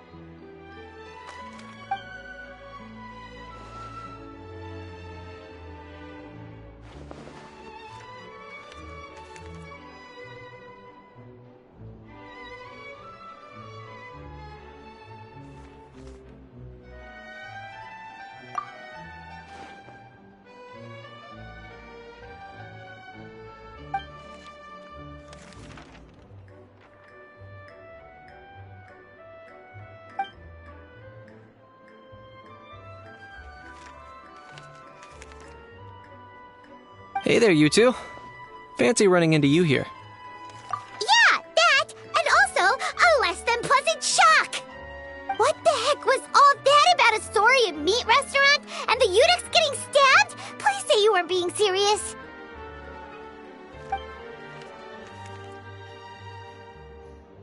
Trading tabloid headlines? Yeah. Charlotte and I were having a little contest to see who could find the most ridiculous fake news stories. Either I got lucky, or I have a knack for honing in on the most outrageous material.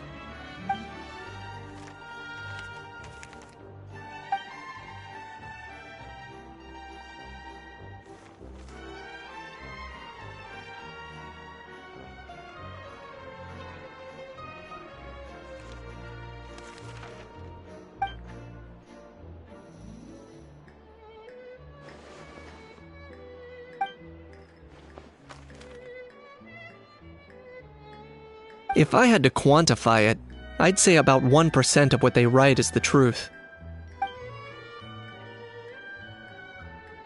Huh? Him? Lenient? Oh, you gotta be kidding! Ah! Don't get me wrong. I'm not trying to give credit to these so-called news stories for occasionally including a grain of truth. All I'm saying is, even the wildest leaps of the human imagination are always rooted in reality. You mean all those fake headlines you mentioned actually do have some basis in fact? Sure they do. For instance, there was in fact a smuggling trial recently. Considering the amount of speculation surrounding the smuggled goods, it's no wonder there are rumors about restaurants serving saurian meat or teacups being unearthed from ancient ruins. But in reality, the goods in question were simply a few ancient relics dug up from ruins in Natlan. Rest assured, no saurians were harmed in the process.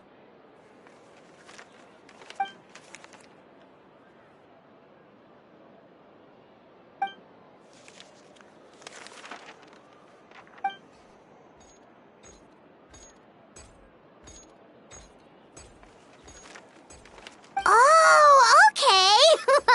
Paimon was so busy freaking out about those headlines that she totally forgot to ask why you're here in Fontaine, Kinich.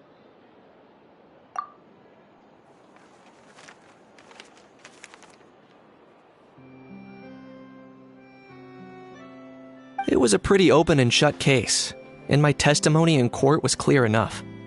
But I'm guessing, Mademoiselle Charlotte, that you're less interested in the case than you are in trying to uncover some news stories about Natlan.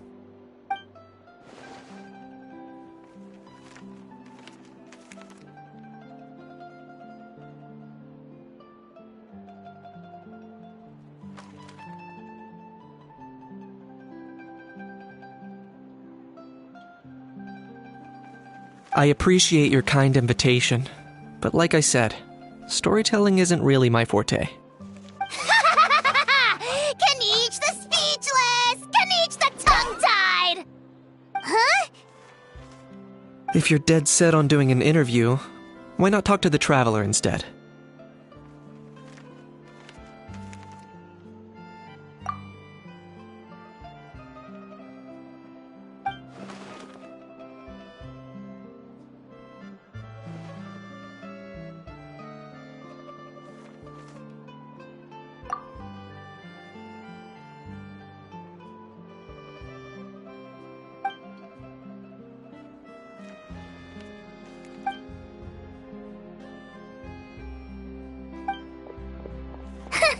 Charlotte never stops, does she? Anyway, I just have to ask. That how thing that popped out before, or was it a how? It kind of looked like a how, but at the same time... Oh, that thing. Yeah, that was a how. Huh? What's up with him? Like, he's still noisy, but he's way quieter than before. It's like he's trying to hide or something. Could be. Not acclimatizing?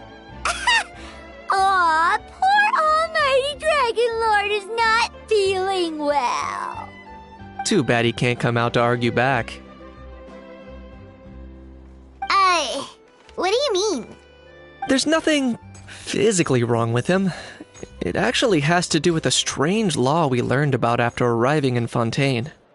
Apparently, it's forbidden to release flying objects within Fontaine city limits during the first 3 days of each month.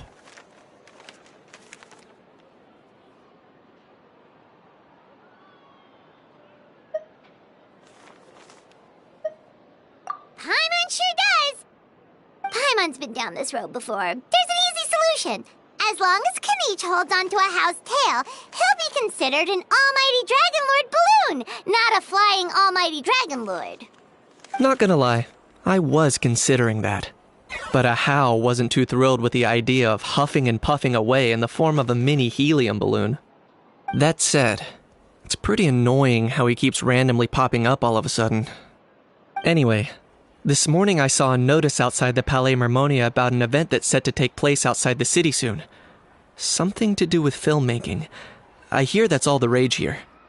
I was planning to stay here and do some exploring for a few extra days anyway, so I think I'll go check it out. It'll be a good chance to let that noisy helium balloon out. He might even learn a thing or two. If you're free, why don't you come along?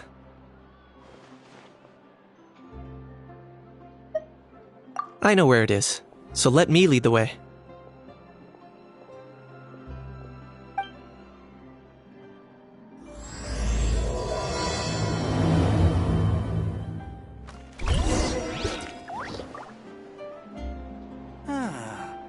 So these are the kind of headlines they're going for these days. Irrational.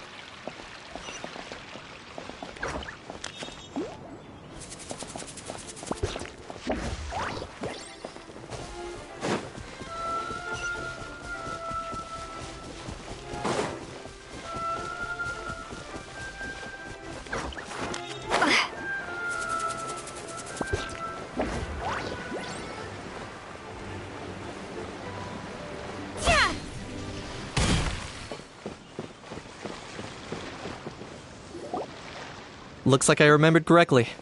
Here we are. Wow, this is awesome! Hard to believe it was just an empty beach before. Yeah, it was still completely deserted only a few days ago when I passed by on my way to testify at the Opera House. There must be some efficient workers in Fontaine. Quite impressive. A few days? One night was all it took. Rap-a-tap-tap, ta-da! But is this all it takes to blow people away?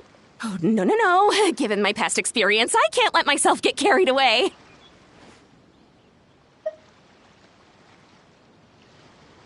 Oh no, you've forgotten me?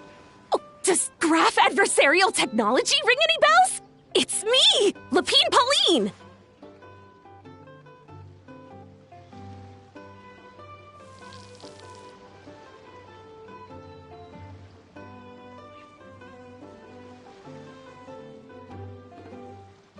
Of course! How else would we have managed to build Fantasyland in a single night? Fantasyland? At least that's how I like to think of it myself. A magical land of fantasy, the stuff of film buffs' dreams. I know it sounds like I'm laying it on thick, but that really is the goal here. As you can see, the theme of this amusement park is Fontainian filmmaking, a place for all film lovers to come together and co-construct a world of dreams. Co-construct? Well, that's a relief. Sounds like you're sharing the cost this time rather than pouring your entire life savings into a single project. Nope! I might be inviting others to help fund this, but that doesn't mean I haven't thrown all my life savings into it too! Huh? You've gotta be kidding. Ha! Look at you, puny little humans. Recklessly betting your entire future against some stupid vanity project. If you're expecting even an ounce of sympathy from the almighty Dragon Lord, dream on! Mockery is all you shall get, straight from the heart! Sorry, just ignore that little gizmoid. He likes to butt in occasionally. Do go on. Gizmoid? Who are you calling Gizmoid? You're the Gizmoid! Wow! That's quite a nifty mecha you've got yourself there. Is it some sort of smart personal assistant? You ought to let Miss Charlotte see your cool gadget. Oh, who knows? Maybe you could even look into mass production. Mass production? Ugh, insolent, vulgar, and disrespectful! I, the almighty Dragon Lord, am one of a kind! There has never been another like me, nor will there ever be! And another thing, smart is the understatement of the century! I shall have you know that I am Kahulahau, forebear of ancient wisdom! I lived for eons long before any of you were born! What? Heavens above! I beg your pardon, forebear of ancient wisdom. Please, I meant no offense. Idiot meets idiot. What's all the fuss? Making some new friends, are we?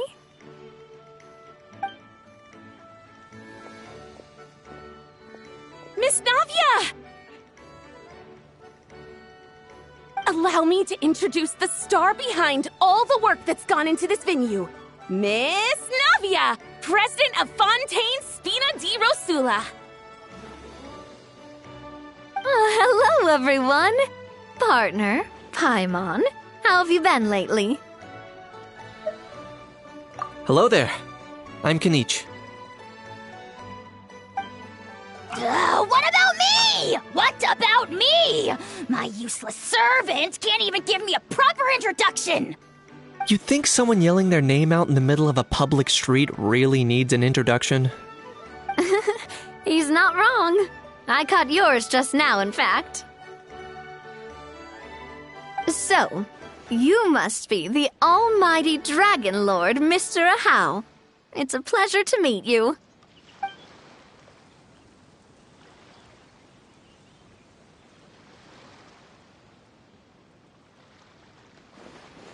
Oh, see that?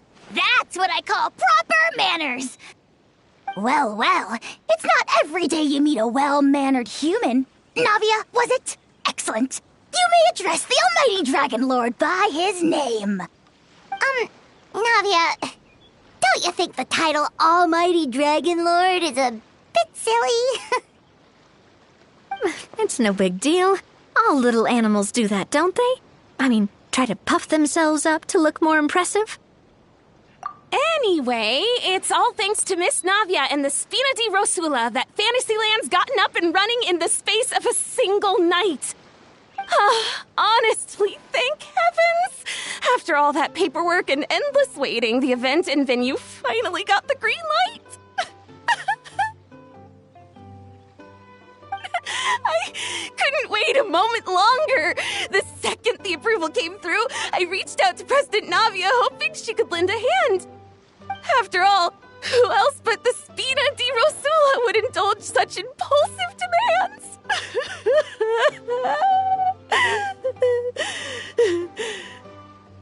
Sorry, Traveler. Miss Lapine Pauline sometimes gets a bit overwhelmed by her own excitement, as you can see. I'm guessing she hasn't gone into much detail about the event yet, so let me fill you in. In short, the Cheval Moran Film Fantasyland is a fan convention that's open to film enthusiasts from all over Teyvat. Miss Lapine Pauline is hosting this event and also providing technical support. Huh? Cheval Moran? That's right. The one and only Surintendant Cheval Moran. After much persistence and many solicitations, I finally obtained Lady Farina's permission to use the image of her close friend. Not only is our adorable mascot drawing in fans by the minute, but she's also boosting her own popularity. And that was always the goal, a win-win arrangement. It's been a while since we last met, but still, it's a surprise to hear Lapine Pauline coming out with such sensible ideas. By the way, Miss Lapine Pauline, have you decided to switch careers and go into film tech? Not exactly. By chance, one of the prototype lenses I developed caught a photographer's eye, and it's now being used for the latest cinematic productions. Thanks to this unexpected opportunity, I've had the chance to invent various film-related equipment and props. That's right. So don't underestimate Miss Lapine Pauline, our resident engineer. She's the technical powerhouse at the core of this entire event. As for the Spina di Rosula, we're mainly here to take care of planning, operations, and management.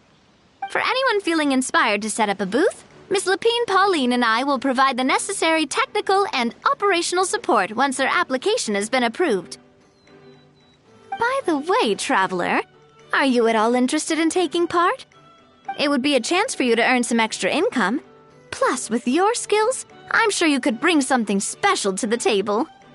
Paimon would be even more tempted if you were to, say, throw in one of those fancy feasts she's seen in those gourmet food reels. Well, as it happens, that'll be a piece of cake. Everyone needs to eat, whether they be tourists or the stall owners themselves. So thanks to Miss Navia's help, we've managed to invite none other than the celebrity chef, Miss Escoffier, to run our theme restaurant. Look over there!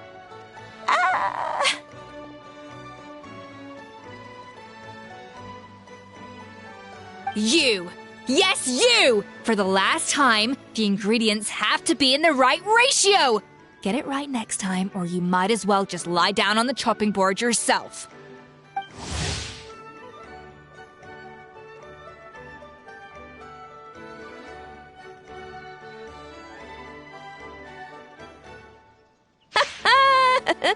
She seems a bit busy right now.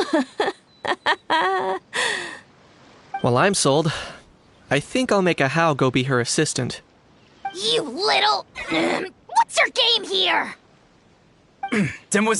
Sorry to bother you, but there's an issue over here that requires your personal attention. Apologies. Looks like it's back to work with me. Please feel free to take a gander at what we've got. Anyway, if you're interested in taking part, come find me later.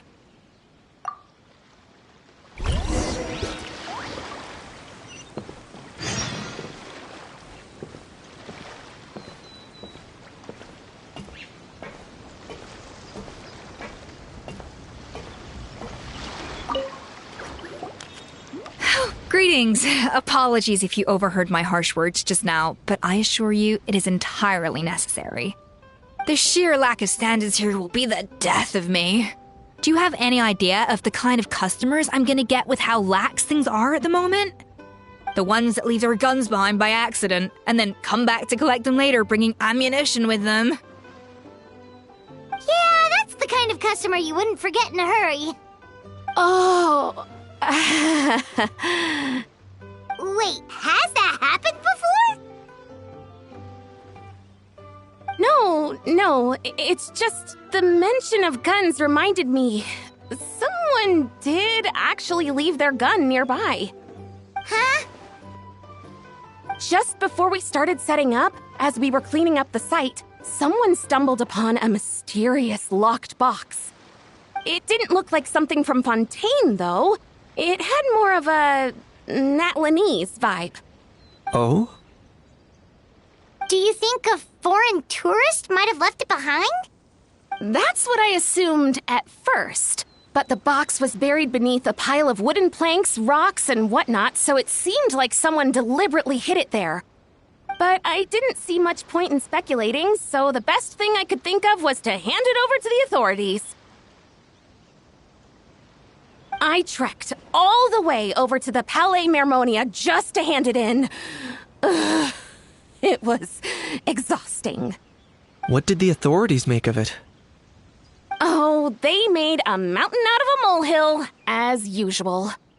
Before even addressing the question of what was actually inside the box, they had several heated discussions about whose responsibility it was to write the lost and found notice. Thankfully, the ever-reliable Officer Sedine stepped up and immediately called in the Marechaussee Phantom to crack the lock and check if there were any dangerous items inside.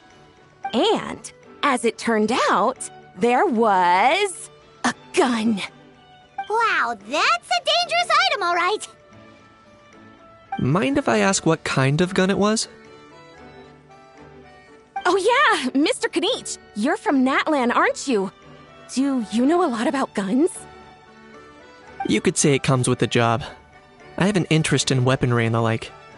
Ugh, such a spoiled brat. What, are the toys I gave you not good enough for you anymore? Yep, got sick of those long ago.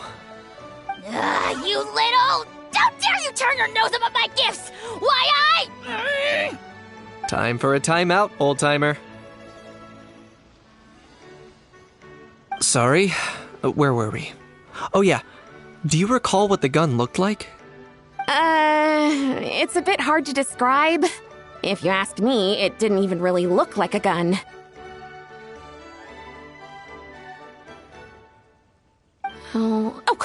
Give me a second. I'll knock out a quick sketch.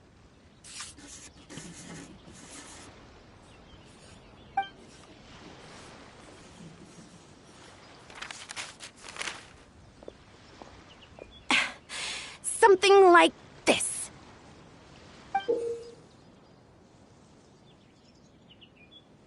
Whoa, it's so neat and precise. It's nothing. Sorry. Is something wrong with my drawing? I know it doesn't really look like a gun, but I assure you, this is exactly what it looked like. And it certainly could shoot as well, too. I confirmed that with the officer from the Marechaussee Phantom. No, quite the opposite. The features are very accurate, and it is definitely from Natlan. Please, don't mind me. I'm just taking a moment to admire it.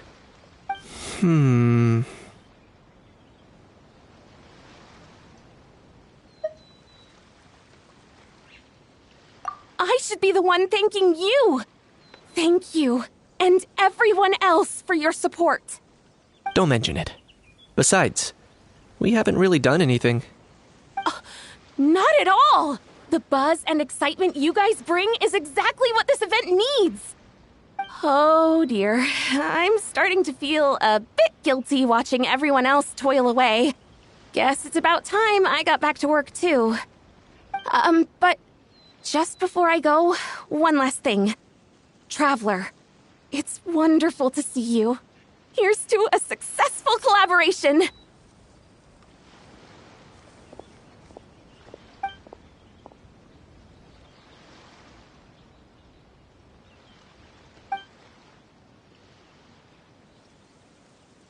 I'm sure you noticed that there was something unusual about that gun. Correct. It's most likely an old weapon dug up from some ancient dragon ruins. Based on my experience, it might be more accurate to refer to it as a hand cannon. But in Fontaine terms, it's not wrong to call it a gun. Given why I came here, don't you think it's curious that an ancient dragon relic of unknown origin would turn up like this, out of the blue? I suspect this gun might have something to do with that smuggling case. It might have slipped through the cracks. Time is of the essence, so I'd like to head over to the Palais Mermonia to verify my suspicions. Perfect. Then we can head out right away. Or, if you want to catch up with your friends first, I can wait.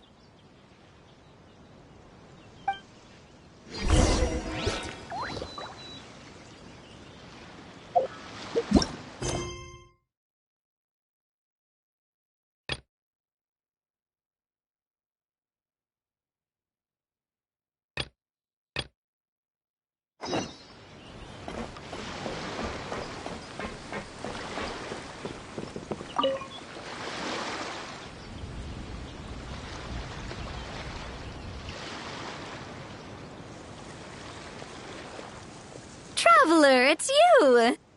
Ready to join the Cheval Moran Film Fantasyland crew?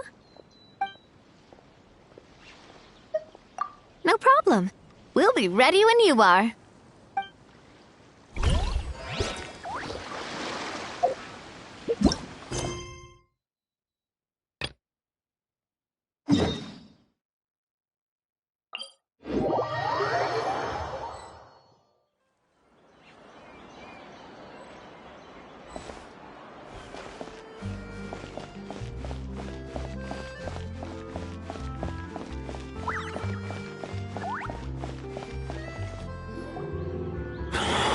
Oh, man. Bro! Are you mimicking me? Now's not the time. Come on. No, I mean, one of our buddies is here, for real. Quite a few of them, actually. Aurora and Aoife, what brings you to Fontaine? Huh? How come you're... Ah, I'm guessing Kaniche is here because of that international smuggling case, right? I've heard quite a bit about that. Word sure gets around quickly, huh? First time abroad and you're already making headlines. Oh, stop it. It's not like I was the center of attention. Wasn't expecting to see the Traveler and Paimon here too, though. Come on, Aoife. Huh? A traveler, by definition, is someone who travels around. Fair point. Anyway, back on topic. Wait a second. I lost my train of thought. What were we talking about again? Why you're all here, of course. For vegetables. I'll go first. It's for the Chevrolamine Film Fantasyland. Wait, is that right? It's Cheval Moran. Ah, right. I keep stumbling over that one. Guess I owe Cheval Moran an apology, even if she's not here.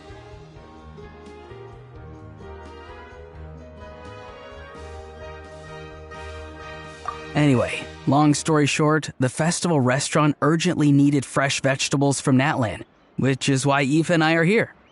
So, you guys are vegetable couriers? He is. I'm just here as a responsible adult. It's his first time traveling so far away from home, and all the elders in his tribe were worried. So they had me come along. Even though it's your first time too. Right, but they still picked me to accompany you. You gotta wonder why that might be. Don't you get it? They all just saw how overworked you were, so they used it as an excuse to send you off on a vacation. Wait, what? So I'm getting the grandson treatment now too? See? Doesn't matter how much older you are than this dude. Hang out with him long enough, and you'll eventually find yourself being treated like a kid. Meaning everyone looks after you. What's so bad about that? In theory, nothing at all. In that case, guess I better start over.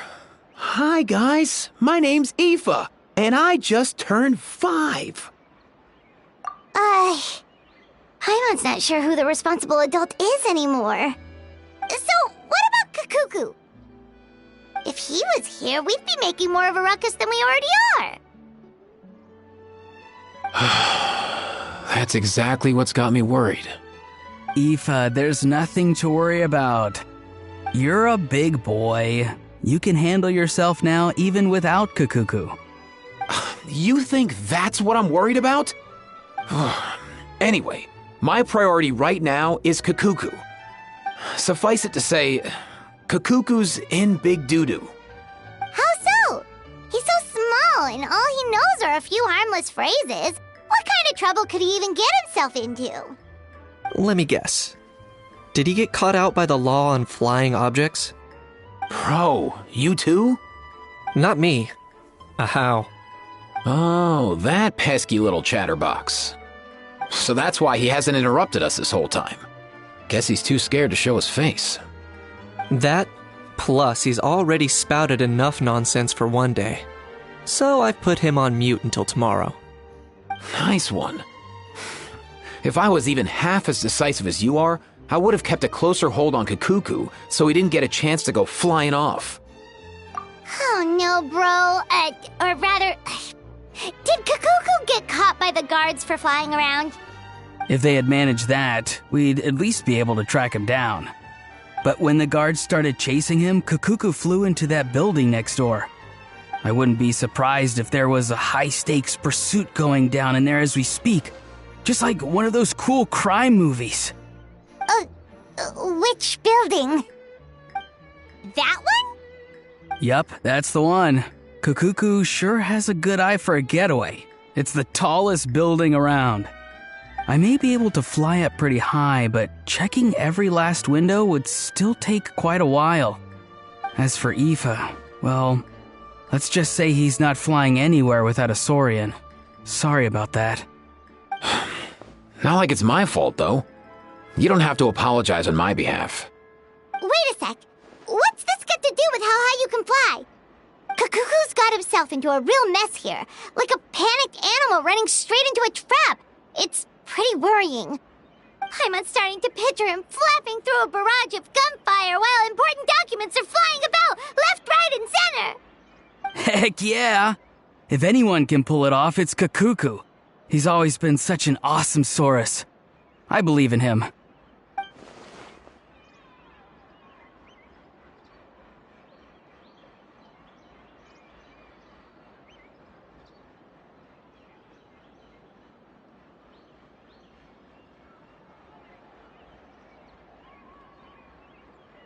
For real now? Do you even hear yourself, bro? Of course I'm for real. I'd never make light of something like that. All right! Everyone's an awesome Saurus! Well, the human version. But our priority right now should be to go in there and check up on Kakuku.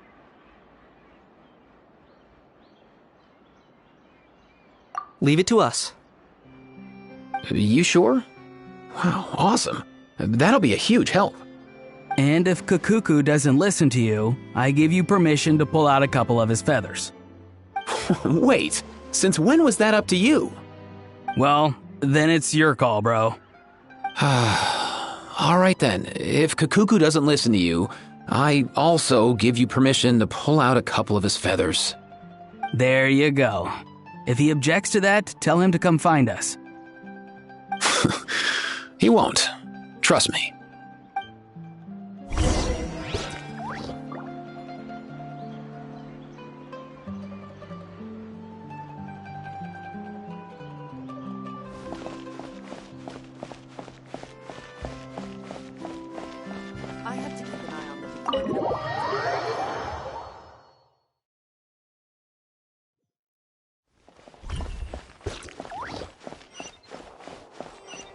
Nothing new there. The first... What's all that commotion? Are they arguing in there?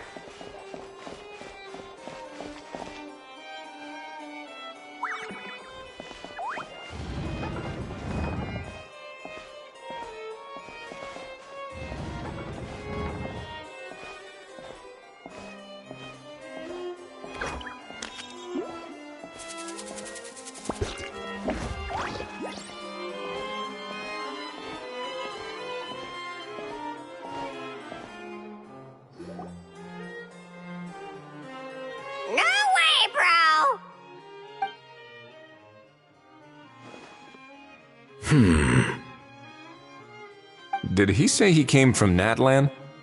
No. Get out of here! I can understand his words, just not what they mean. Oh no.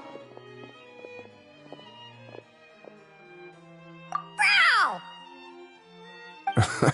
He keeps repeating the same things over and over again. Oh, you know one another.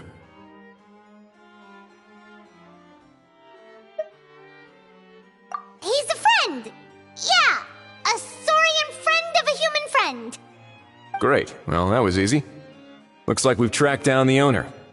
Guess that's one less lost and found notice for you to write, Monsieur Neuvillette. For real?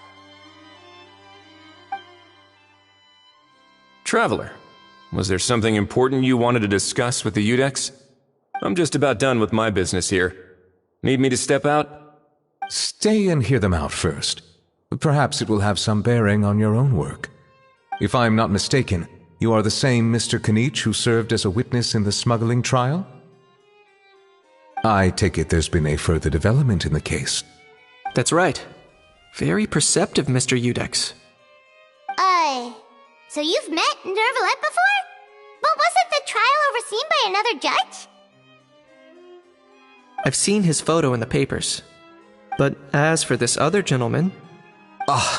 Allow me to introduce you to Mr. Wriothesley, administrator of the Fortress of Meripede. Or in layman's terms, Fontaine's prison warden. Please, feel free to share anything about the case. There's no need to keep anything from him. Pleasure to meet you. Pleasure to meet you! Wow, that sounded just like me. But should we really discuss official business in front of the Saurian? Oh, wow! Oh, no! I believe he said... Or rather, I suppose he meant that he'll keep this to himself. Though I should mention, Mr. Kukuku, that we will have to ask you to sign a confidentiality agreement. Sure thing, bro!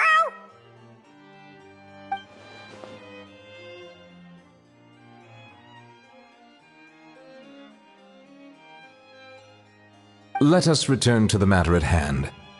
Mr. Kanich, was there something else you wanted to discuss relating to the case? Yes. Let me fill you in.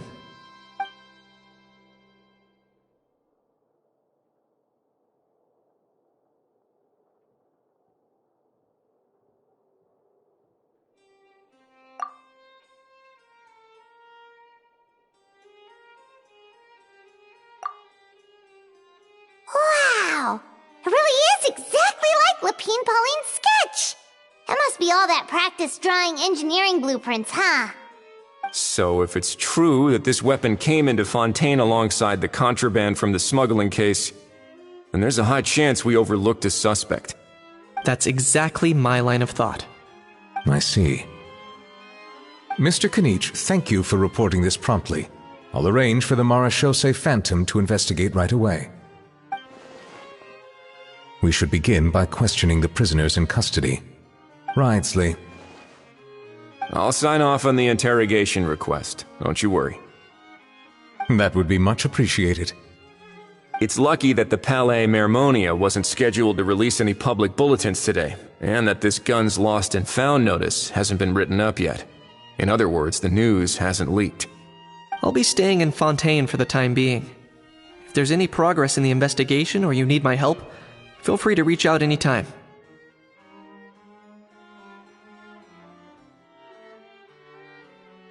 Yep, we were just about to go help out with Lapine Pauline's convention. If there's any news. We'll keep you all posted. Marvelous. Thank you all.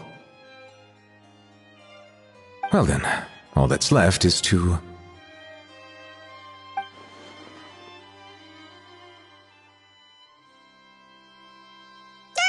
You miss me, bro?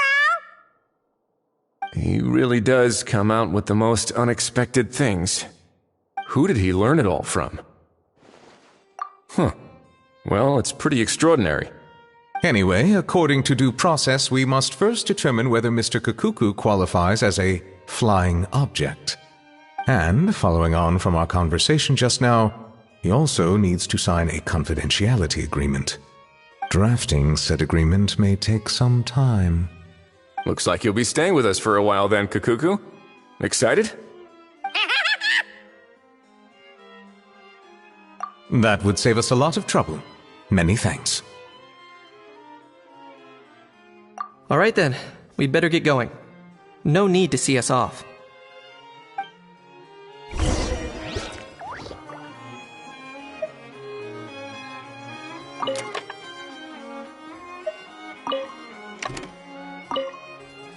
I know you mentioned a while back that people from Natland would soon start showing up all over the world.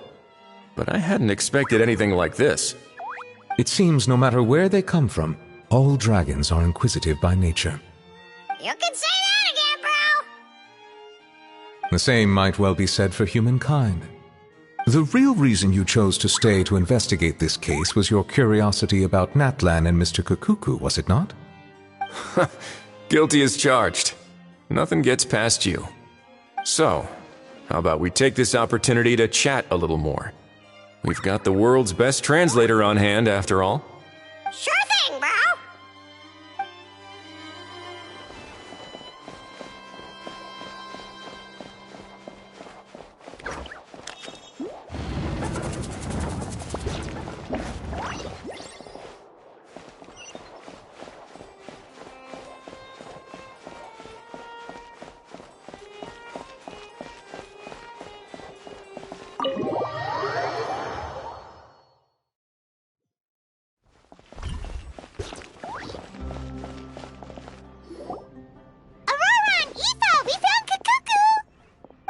What's the situation? How bad is it? Oh no. When I saw that Kakuku wasn't with you, I'd already prepared myself for the worst. Relax, Aoife. Maybe Kakuku just prefers high-rise living now. Sometimes you just have to let the kids grow up and make their own choices in life. For real now? Do you even hear yourself, bro? It's not that bad. Kakuku's fine. Still very much alive and kicking, for starters. He hasn't been arrested either, so no jail time. See? You're not exactly reassuring me here. As for the bad news, well, it's really not that bad. Kakuku accidentally overheard some top-secret stuff, so he has to stay at the Palais Marmonia for a while to sign a confidentiality agreement. But there's no need to worry. The person in charge of looking after Kakuku is super nice, so he'll be absolutely fine.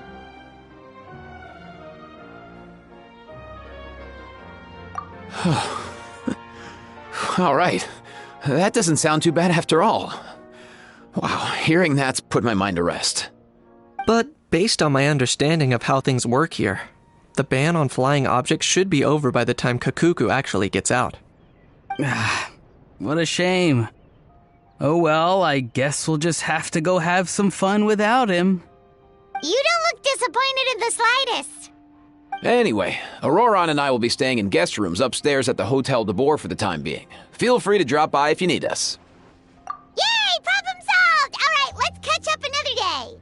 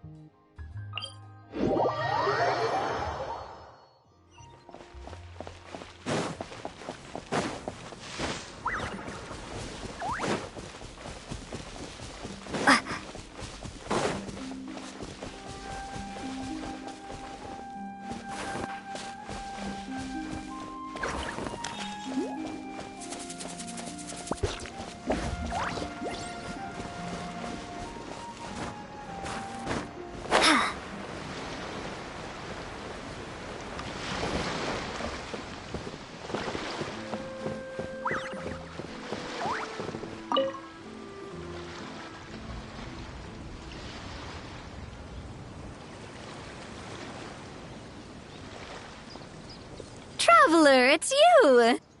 Ready to join the Cheval Moran Film Fantasyland crew? It's time, dear partner and Paimon, for us to turn our attention to the Cheval Moran Film Fantasyland.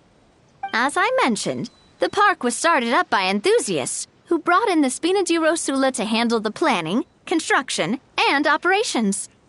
Of course, enthusiasts aren't typically all-around experts. They usually stick to designing the event booths.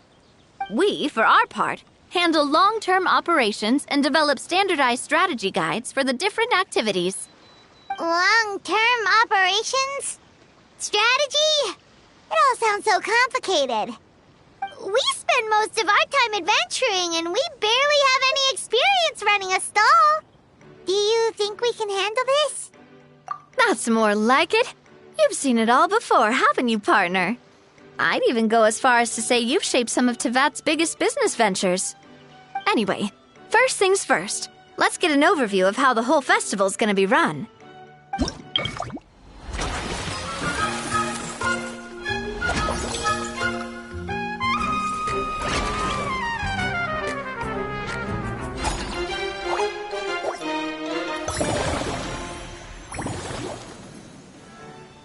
As you can see, our Fantasyland's a bit like a sugar-free macaron right now. Several areas are still under construction. The Spina's only been able to hire a limited number of craftsmen. Besides, we don't have enough experience to handle multiple projects simultaneously. That's why I chose to adopt a time slot-based planning method, so we can focus on specific tasks during each designated period. Upgrading facilities, expanding the venue, hiring staff. All of this requires funds and time slots to accomplish. So, it's our job to allocate precious time slots in each business cycle to the most worthwhile tasks. As we attract more guests and earn money to add to our funds, we'll also be able to work more efficiently, which will allow us to divide each cycle into finer time slots, which will let us get more done.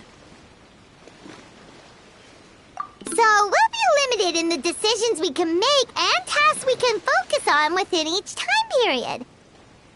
Which means we have to use our limited actions and Mora to earn even more Mora. Kinda like playing chess or cards then. Cooking up a strategy in advance is gonna be key. Paimon thinks she just about gets it. How do you feel about it, Traveler? Yep, come on, we can do this! You mentioned standardized strategy guides just now. Does that mean there are non-standard ways to take part too? Of course. Film and entertainment mean different things to different people. And there's gonna be a wide range of exciting activities for people to try out. If we're not careful, some visitors might wander off and end up getting in trouble. And others might pick up dangerous props by mistake. To avoid confusion, we need to create a standardized strategy guide for each activity. Just think of it like a walkthrough. Wow, if we're the first ones to test out the activities, who knows what surprises there could be waiting for us? But if we hit a tough spot, we'll just have to rely on our skills to carry us through. Hopefully it goes without saying that I'd never put you in danger, partner. I carefully checked all the existing activities before you arrived, and I can assure you that they're all perfectly safe. I also wanted you to experience the activities before anyone else gets to. It'll be fun. Plus, we'd like to hear your thoughts and suggestions. Oh, those are two things Navia is best at! Making people feel safe and having fun! Great! Well, I can't wait to hear what you think. Your input is super important to us. All right, then. Let's start with Eclectic Escapades and put our first guide together.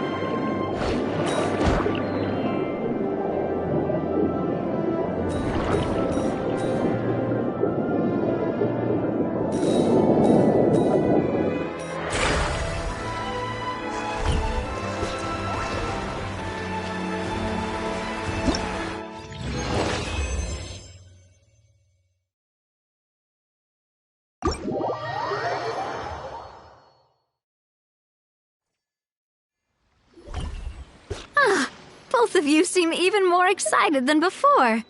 Looks like your first trial run didn't disappoint. Paimon hasn't actually watched that many films, but after trying it out, she might just be hooked. We should check out the film that it's based on. Great job, Paimon. That's exactly what our enthusiast friends were hoping you'd say. They'd be beyond delighted to hear that visitors are curious about the films that inspired these attractions. Some have even been willing to contribute extra funds out of their own pockets. Where budgets have allowed, of course. Out of their own pockets? That's right. While the Spina di Rosula covers the cost of basic booth materials and rental fees, many fans have personally funded promotional materials and related merchandise. The cost of the booth itself isn't their main expense. Some of them have already started designing spin-off products inspired by film characters. Take our official mascot, Surintendant Chevalmoran, for instance. She won second place in the last most popular character poll for the comic film category, and was even dubbed the pinnacle of round bouncy cuteness. Many people have expressed interest in designing cushions based on her image, using the highest quality fabrics and hiring the most skilled artisans to mass produce them. These cushions will officially go on sale at the next convention alongside lots of similar products. Don't worry. As Surintendant Chevalmoran's guardian and official image rights agent, Farina's already getting 60% of the sales revenue. After all, the fans are doing this voluntarily, not for profit, but to promote Surintendant Chevalmoran's adorable image. The more Mora ends up in Farina's purse, the better Surintendant Chevalmoran's meals will be. And who wouldn't be happy to hear that? Oh, Paimon likes the sound of that. Everyone working hard for something they all love without worrying about profit. Still, we can't just ignore Mora completely. Whether it's fan creations or official commercial projects, some level of financial balance is still necessary. The same logic applies to the Chevalmoran Film Fantasyland taken as a whole. Once we finish the standardized strategy guides, our attractions can officially be open to the public. But we can't take personal charge of the ticketing process. There's plenty of work to do at the various booths, and the park itself is a work in progress. We'll need to assign dedicated employees to maintain and manage each attraction. There's a recruitment section on the park's bulletin board. We've received many applications, and each candidate has their strengths. Our job is to match the best candidates to each attraction based on their overall performance. Once assigned, the staff will keep the attractions running, ensuring a continuous revenue stream. Wait, so we've suddenly gone from being playtesters to heads of human resources? That's definitely a first for us. Just don't hold everyone up to your own standards, okay? You can't expect everyone else to be as capable as you. Alright, time to review some resumes. Fingers crossed we'll get some exceptional candidates.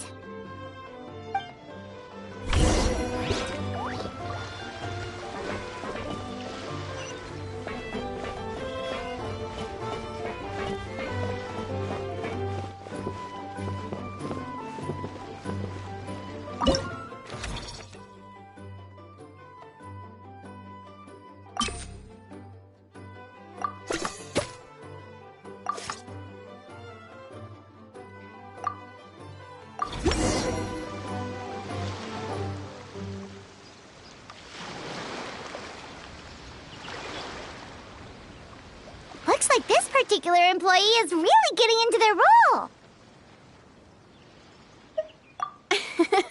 You're both doing great. You sound more like bosses than I do. In any case, with this, the Chevalmoran Film Fantasyland is now officially open. Running a theme park is a long-term project. You won't make much if you try and rush it. We're just about done with our current work setup, so let's take a short break and wait for this cycle's revenue report to come in.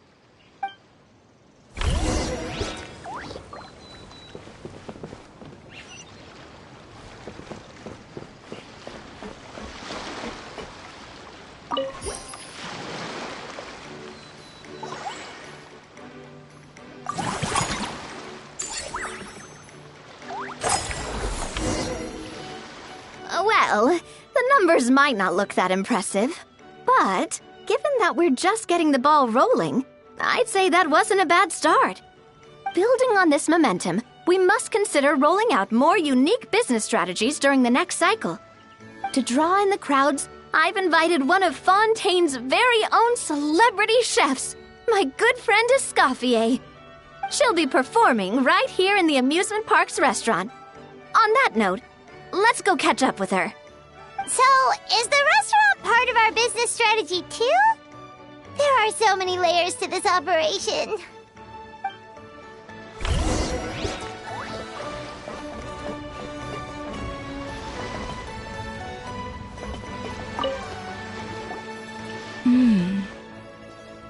The restaurant is up to standard, and the waterside location will make for a unique dining experience. The beautiful scenic reflections in the water create a stunning backdrop, lifting diners' spirits and allowing them to truly savor their meals. Ingredients, check. Cooking utensils, check. Looks like we're ready to rumble. Hey there, Escoffier! Oh, my employers are here. The president of the Spina di Rasula, plus the famous traveler and Paimon. I must say, you seem a bit overqualified to be running a film-themed amusement park. I'd say that if anyone here was overqualified, it would be the former head chef of the Hotel de Boer. Wherever you walk, the aroma of fine cuisine follows in your wake. Let's get back to business. I'm guessing you want the traveler to help me decide the theme dish for each cycle, right? This is the business strategy I mentioned earlier. Using Escoffier's top-tier dishes to attract more visitors to the park. But this isn't just about attracting visitors. Her culinary masterpieces will surely have other surprising effects. Just imagine, Paimon, if all you needed was a single ticket to enjoy all the attractions and taste all the legendary food. Wouldn't you be tempted? Then Paimon come every single day. Now, here's the twist. To get the most out of this strategy, the menu can't be made public. Based on research by a certain food branding consultant, many restaurants have started offering a special chef surprise dish. So give me some inspiration every few business cycles, and I'll decide on our next theme dish. Now then, give me your hand.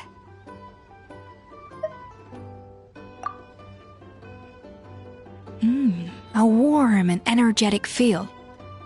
Your hands are calloused from wielding your sword, but still quite delicate. When you grasp its hilt, it's like you're holding the bow of a violin. A sword, then. The theme this time shall be strength. All right, let's find out what strength looks like in gastronomical form.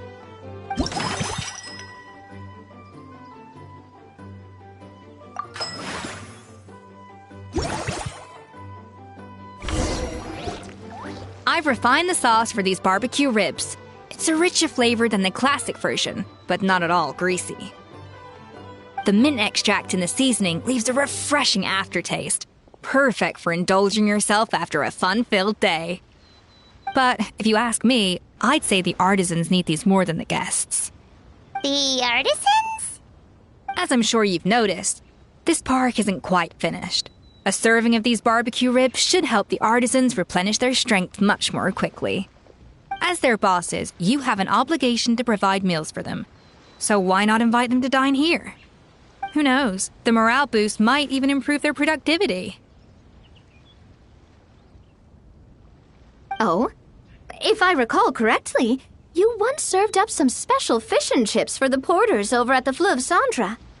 For several days after, the workers were all incredibly efficient.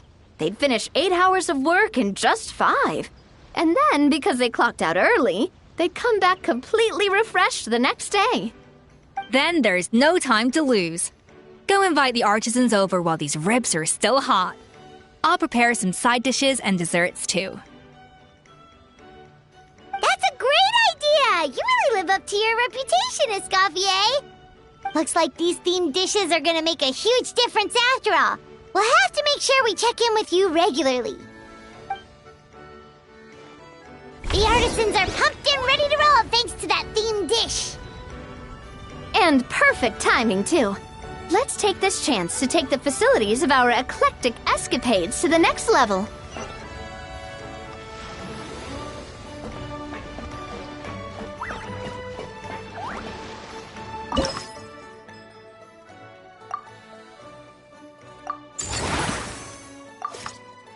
We should be able to attract more customers by upgrading the stall, don't you think? That's right. Based on my business experience with the Spina di Rosula, I've quantified the service value to help you intuitively understand how satisfied customers are with each stall. An attraction will reach its ideal revenue only when its service value meets customer expectations. As we improve and expand our facilities, expectations will also increase accordingly. When that happens, we can deploy more capable employees or invest funds in training to enhance our employees' skills.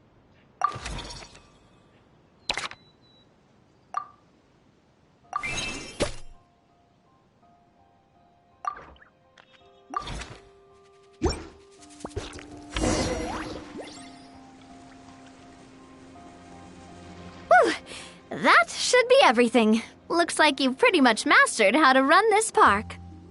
Huh? Have we really? Thinking about it, we have learned quite a lot, haven't we? Oh, not at all. I wouldn't say I taught you much. Your intuition's been guiding the way mostly.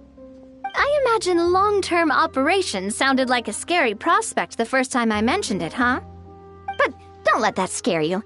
Just break things down into smaller steps and tackle them one at a time.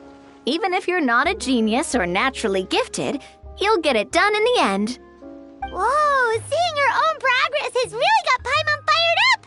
Actually, she's gonna jot your words of encouragement right down. From here on out, we'll be running the Cheval Moran Film Fantasyland together. Let's make it a big success!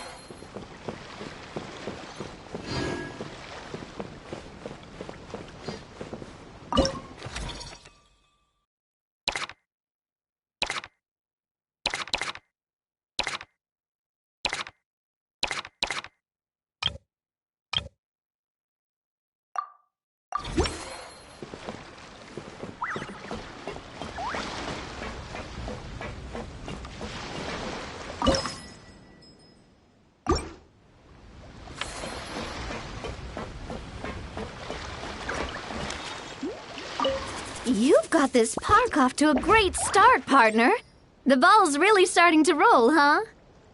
I can't wait to see how it'll all turn out. How exciting!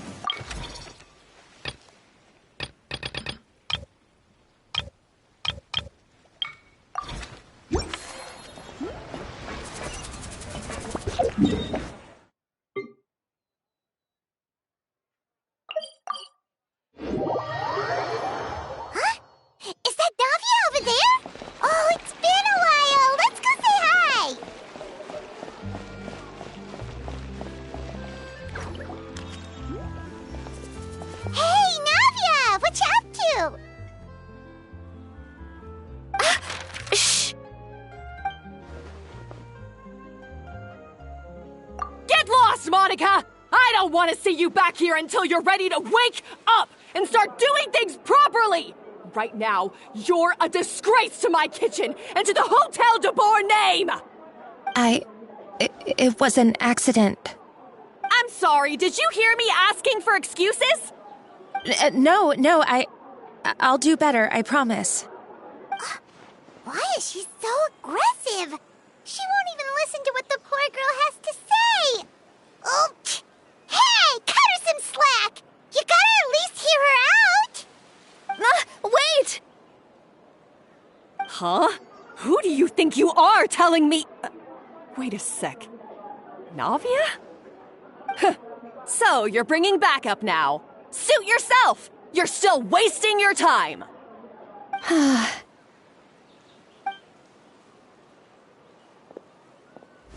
Savannah, is this how you always treat your staff?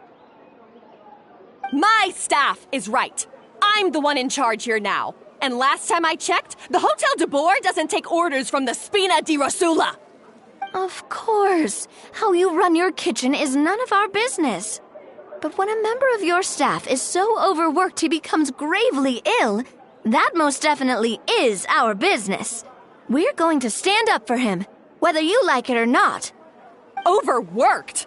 I've said it before and I'll say it again.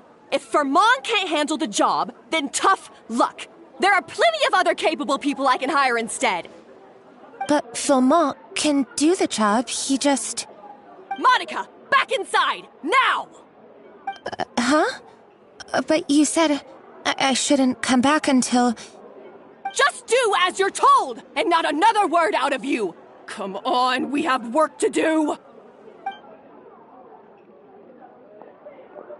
Wow! What a horrible person! Sorry. Looks like I've dragged you into some drama again. Her name is Savannah. She's the new head chef at Hotel de Boer. Ever since she took the job, she's been enforcing a brutal work regime and putting a huge amount of pressure on her staff. One guy was so overworked, he collapsed from illness. He's been bedridden for days, and he can barely even talk properly. I'm sorry. I'm sorry. It's all my fault. I don't deserve to be a chef. At his family's request, the Spina di Rosula is trying to mediate on his behalf.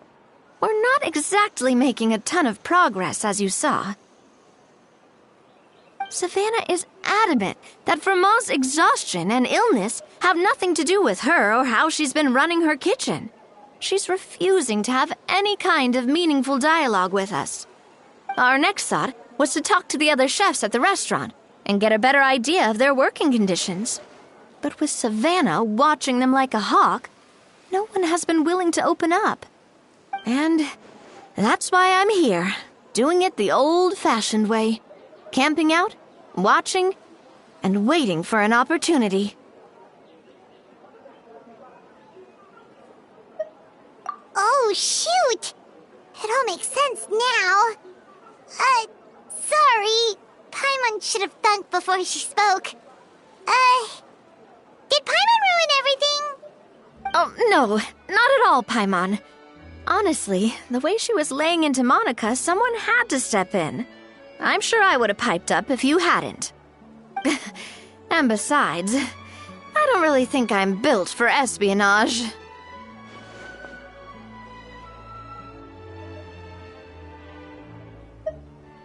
Yeah, meaning it's gonna be all the more difficult to get the inside scoop now. Oh, I might as well head back to the Fleuve Cendre then. We'll need to come up with a whole new game plan. Paimon will join you, 'cause this is kinda all Paimon's fault.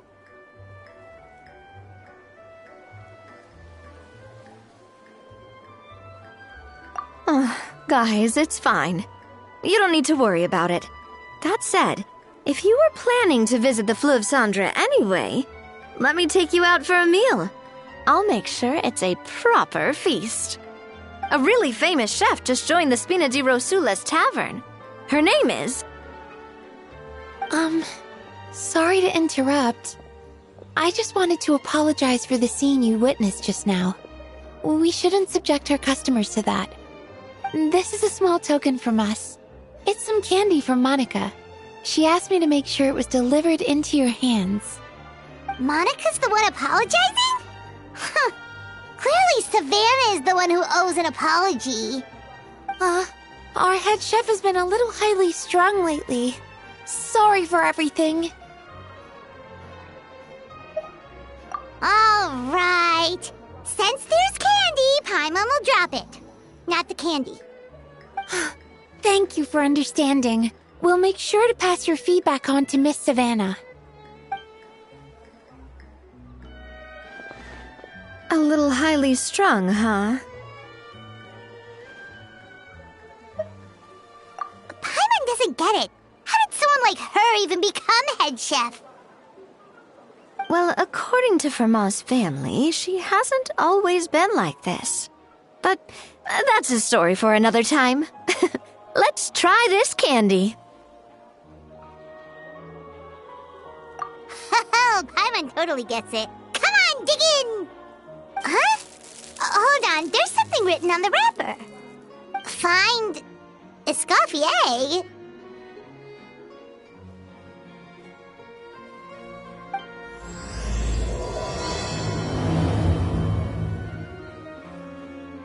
Escoffier?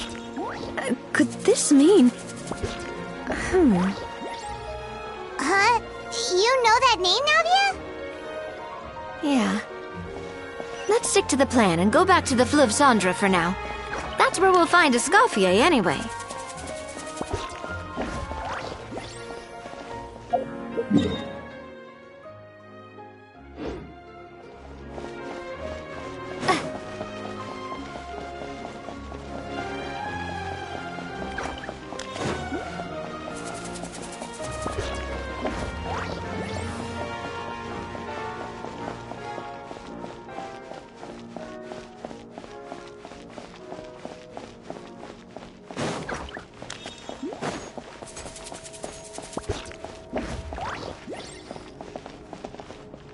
So,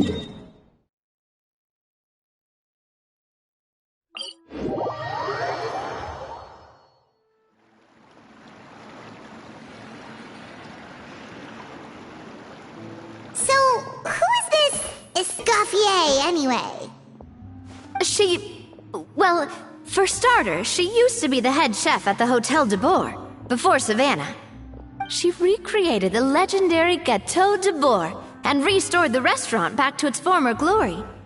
Safe to say, she's the most renowned head chef in the Hotel de Boer's history, after the culinary genius Modeste himself. Gâteau de Boer? That's the super exclusive cake that they only sell a few slices a day, right? Wow. Why the heck would she let Savannah take her place? Well, apparently, the Hotel de Boer was reported for a safety incident. Someone claims that the kitchen was adding an illegal substance to their menu. But none of the chefs had any idea how it could have gotten into the food. In the end, Escoffier decided that as head chef, she should take responsibility. And she was sent to the Fortress of Meripede. The Fortress of Meripede? Well, you're right.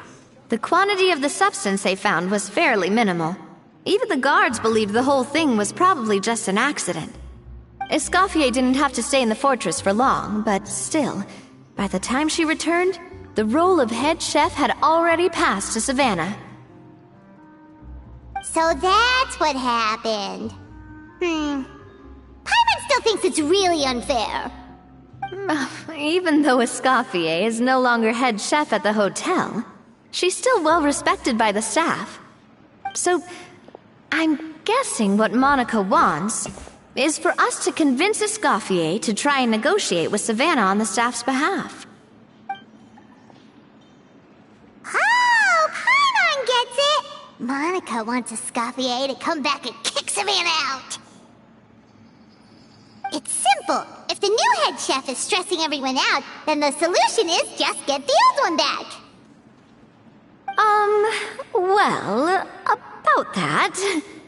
You thought cream of mushroom soup was ready to serve after 3.5 minutes on the stove! You'd have had more sense serving hot water with ice cubes. At least then you wouldn't have wasted all this perfectly good cream and mushroom! What do you say, Hilaire? I'm sorry, Cream. I'm sorry, Mushroom. As you can see, Escoffier is that kind of chef as well. You have to leave it on the heat for long enough to allow those flavors the chance to come out. Don't be fooled by the aroma when the water first starts to boil. Got it? Yes, Chef. Then go back and do it again. The customers are still waiting. Remember where you went wrong and don't repeat the same mistake twice. Yes, Chef!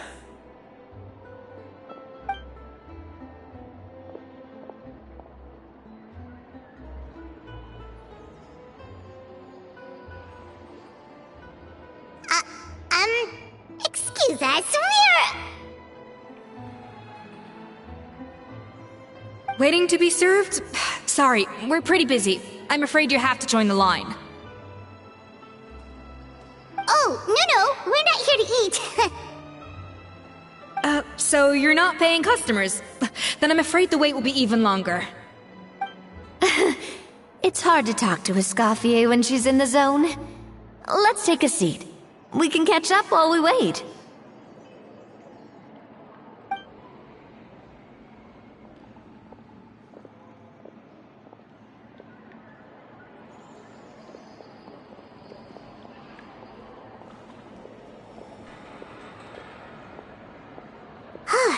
Looks like the rush hour is finally over.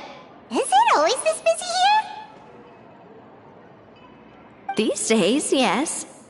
I'd say business has tripled since Escoffier joined as temporary head chef. Well, in her words, the Hotel de Boer doesn't need her anymore. It doesn't look like she's got any plans to go back. I guess I'll be heading off then. Wait, take these home with you. We can't serve them now, and there's no sense in letting them go to waste. Oh, thank you, Chef. For what? Like I said, I just don't want them going to waste. Oh, and tell Fiamma to get well soon, so you're not running yourself ragged every single shift.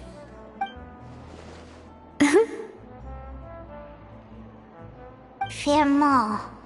That's the second time we've heard that name. Who is that again? He's the chef that fell ill from stress. Hilaire is his son. And with Mom stuck at home taking care of Dad, he decided to pick up some work to help pay the bills. Escoffier knows their situation, so she's been making some extra food every day for him to take home. Hey, I heard that, Navia! I've told you before, no one's making extra food. Hilaire is making blunders in the kitchen, and I can't serve his failed dishes, so he might as well take them home. Yeah, failed dishes that just so happen to be nutritionally complete every single time.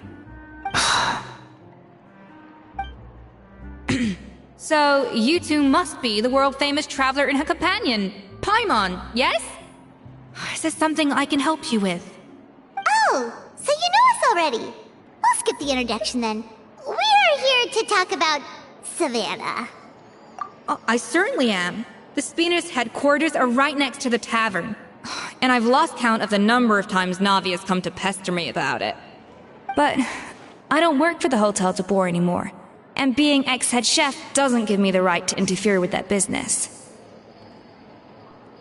Besides, I'm the one who persuaded Savannah to take the job in the first place. What? Well, she was a much gentler person back then. A little timid, even. She wasn't at all confident that she was the right fit for the role. That's hard to believe.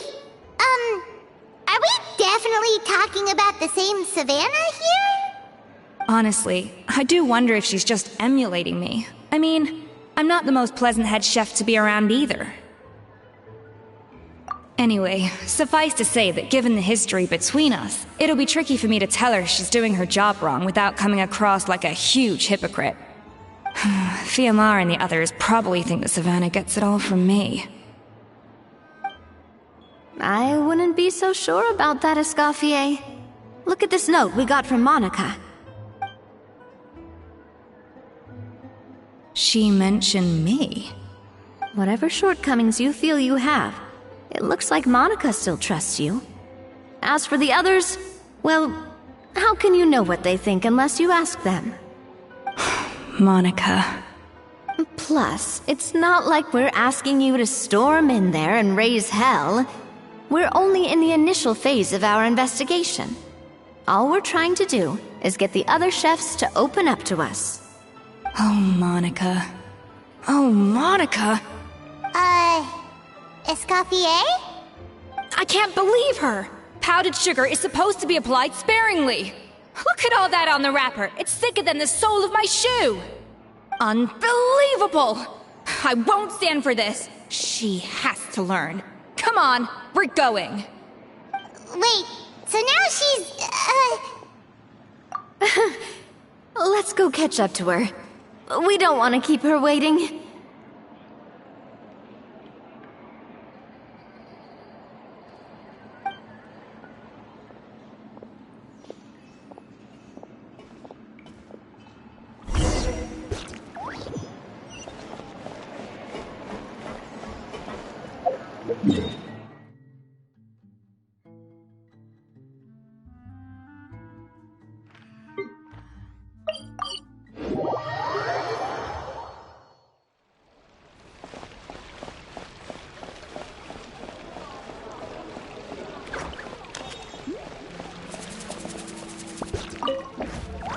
I've realized we're in a bit of a tricky situation here.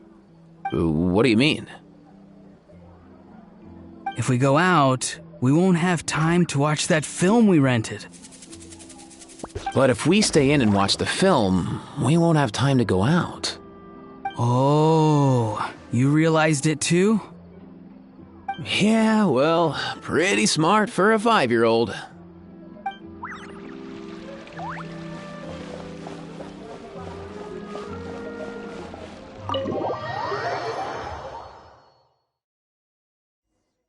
Wait, She looks like...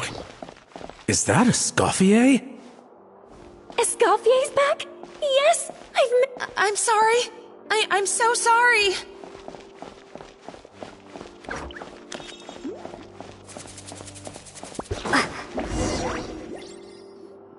I'm sorry, I'm so sorry. I messed up your order.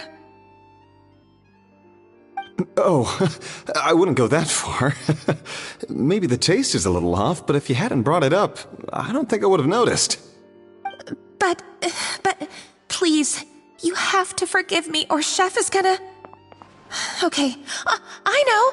I'll kneel before you. What the heck? Get up, Monica! Can't you see that you're just making your customer feel more awkward? Escoffier? If you want forgiveness, then do what any self-respecting chef would do. Make the dish again. And this time, get it right. You cannot go begging your customers to feel sorry for you. Savannah said that I'm not allowed back in the kitchen until I've corrected my mistake. But if I can't go back into the kitchen, I can't do the dish over. That's some backwards logic. How can you fix your mistake without being allowed to cook? If this is what Fermat had to put up with, then no wonder he had a breakdown. We apologize for interrupting your meal, sir. It's fine. With my layman's palate, it's not like I can tell the difference anyway. I was actually quite enjoying my meal until she appeared out of nowhere and started apologizing. Gave me a bit of a fright, to be honest. Oh, well, it's because Chef Savannah tasted a bit of the leftover soup from my pot and then threw me out of the kitchen. Gosh, that's pretty strict. Has she always been that way? I don't recall things being like this when Escoffier was head chef here. I gotta say, you're all looking a little worse for wear these days.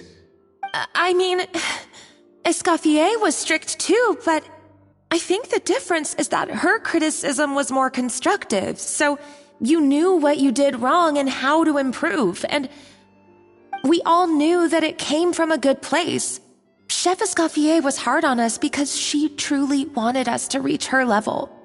But these days, whenever we make a mistake, we just get told to wake up, get your head in the game, or just do it again. And it's only gotten worse since word got out that Chef Escoffier had started working again in the Fleuve Cendre.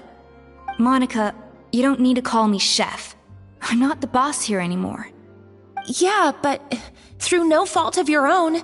What happened back then, that wasn't on you, and all of us know that. That banquet was a huge event, and so many staff were involved every step of the way. With so many moving parts, there's no way of knowing how that Lumiline ended up in the food we served. Lumiline? What's that? A new drug from the Fontaine Research Institute, produced from an extract of the Lumitoile. Apparently it sharpens the senses, so they used it to treat people with impaired responses to stimuli. Oh, yeah, I've heard about that. They found out you can use it as a flavor enhancer since it stimulates the taste buds. Makes things pretty addictive. They also found that overuse can have mood-altering effects, and even lead to nerve damage. So it quickly ended up on the guards' list of controlled substances.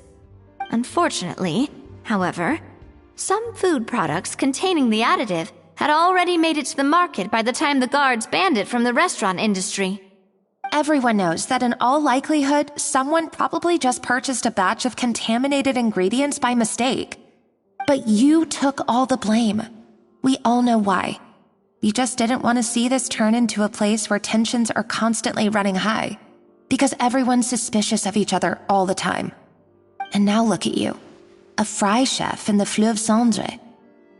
What are you trying to say? Sure, the Spina's Tavern is no Hotel de Boer, but come on, it's not that bad, is it? Oh, the Fleuve Cendre, you say? Great. That's where I'm dining from now on. Monica, I'm very happy with my current job. And there's no changing the past. We just have to let bygones be bygones. Besides, at the end of the day, I was the head chef, regardless of whose mistake it was. Ultimately, the responsibility lay with me. if only Savannah was half the boss you were. I'm sorry? Do you have a problem with my conduct as head chef? No, chef. So, you do remember who's boss? Escoffier? I thought you'd left this place for good. What are you doing back here? What happened to you, Savannah? Why are you acting like this? When I turned this place over to you, You made me the head chef and gave up your right to tell me how to do my job. You're not the boss here anymore, so stop acting like you own the place. Whoa. Sounds like someone has a chip on her shoulder. Oh, Savannah! My God, have you grown a temper since I last saw you? Have you put even half the amount of energy into improving your cooking skills, or are you still using the Pluie Lotus as an off-brand marcotte, thinking no one can tell the difference? That's none of your business! What happened to not storming in and raising hell? Ho ho! I was not expecting to see something this spicy as soon as Escoffier returned. Huh? Fan-Agem?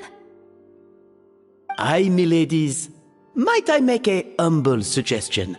Given that we have ourselves a tête-à-tête between chefs at the Hôtel de Bord, I dare say it would be de rigueur to settle this the traditional way. The traditional way? That can only mean one thing.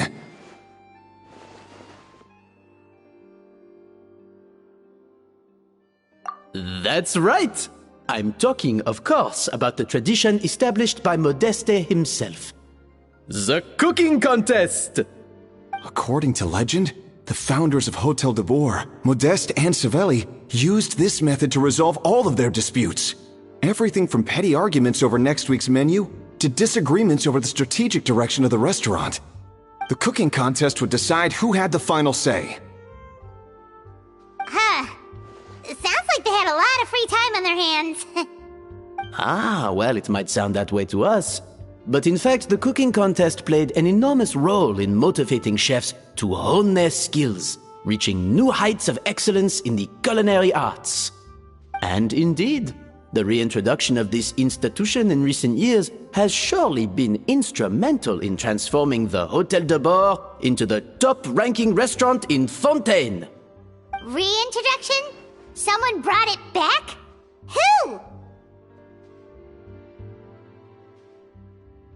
What say you, Escoffier? Surely you of all people won't back down from this challenge. It was you who put the rule in place, after all. Sure, I reinstated it, but I'm not a chef at Hôtel de Bord anymore. Isn't this bending the rules a little? I see no issue as long as both sides agree to the terms. We could simply treat it as an exhibition of sorts. Savannah, any objections? Exhibition. No. If we're going to battle it out, let's put it all on the line. If I lose, it's up to you what happens to me. I don't want anything to happen to you. But if you lose, you hand over the Codex de Bord to me. What? The Codex de Bord? Only the legendary handbook written by the original head chef Modeste. It contains all his secret recipes, including Gâteau de Bord. It's the greatest treasure in Fontaine's culinary world, and only the present and former head chefs of the Hôtel de Bord have the right to read it. Present and former? Wait, but that already includes Savannah, though. What do you want that old thing for? You have your own copy, don't you? Don't take me for a fool. You know perfectly well what I mean. I want your copy, the original version, the one you took with you when you left us. I'm sorry, I must be missing something. You know, there's no difference between the original and the copy, right? They contain the exact same recipes. Stop trying to change the topic. What's wrong, Escoffier? Scared you're gonna lose to me? Or are you scared of me getting my hands on the original codex? Savannah, you may remember that we gave her the original as a parting gift. to thank Escoffier for her years of service. Asking for it back feels a little, Oh, I'm sure it won't be an issue, as long as both sides agree to the terms. Those were your words, weren't they? And as for the contest itself, let's make it a bake-off. Gâteau de boar, per the recipe in the codex. Well, Escoffier, you against me. Are you in or out? You sound surprisingly confident. All right then, let's see how much you've actually grown. I hope you surprise me, Savannah. I'd hate to find out that all you've learned after this long is how to chew people's heads off. Believe me, I'll show you. Escoffier, are you sure this is a good idea? You accepted her terms a little hastily. Oh, it'll be fine. Let's head back to the Fleuve Cendres so I can get prepping.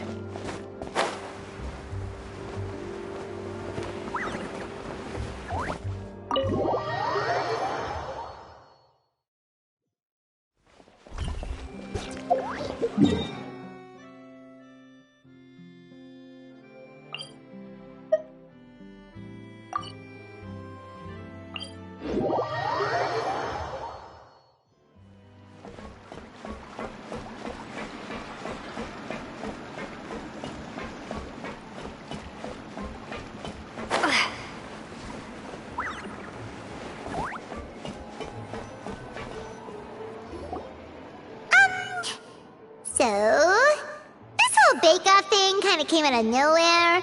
Was it really sensible to just go along with it? Well, I got a sense that she's holding something back. But we chefs always express ourselves in our cooking.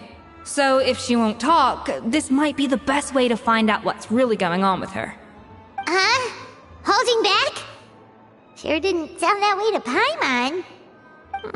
Escoffier only picked up on it because she's the same way. Always closed off, never letting you know what she really thinks. That's patently false, at least where your macarons are concerned. I've been nothing but truthful with you about the disgraceful amount of sugar you use. Okay, that's one case where you can keep your thoughts to yourself. Oh, that? Well, it's not so much a recipe book as a diary of Modeste's adventures. Back in the day, he and his good friend Savelli explored far and wide, partly adventuring, partly looking for new ingredients and developing new recipes. Their creations had an enormous influence on the course of Fontaine cuisine, turning it into a much more vibrant and diverse scene. For instance, legend has it that the original Gâteau de boar was made using a special secret ingredient that Modeste discovered on one of his adventures. So rare was the ingredient that they could never make more than 16 slices of the cake per day. But everyone who tried it claimed that it was one of the most blissful and invigorating things they had ever tasted. Modeste and Savelli went on to found the original Hôtel de Bois, which catapulted them to stardom in Fontaine's culinary world. Especially Modeste.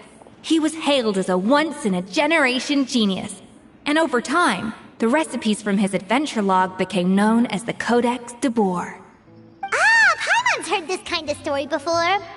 Armed with the Codex, the Hôtel de Boer took its rightful place as the finest restaurant in the land, serving those recipes for centuries to come. Something like that? What? No, of course not. Cooking is a constantly evolving art form. How could any restaurant survive if they only served food that was popular last century? Anyway, never mind centuries. Savelli and Modeste parted ways not even 10 years after their rise to fame. Then, Modeste passed away while he was still in his prime. And that was it. The end of the Hôtel de Boer's heyday. It fell into decline, and for most of its history, it was just a nondescript place with a couple of cheap tables. It's only in recent decades that it started recovering. Even then, it still took numerous relocations and changes of management before we finally ended up with Vanigem and the restaurant we have today. Oh! So the Codex really isn't all that, then.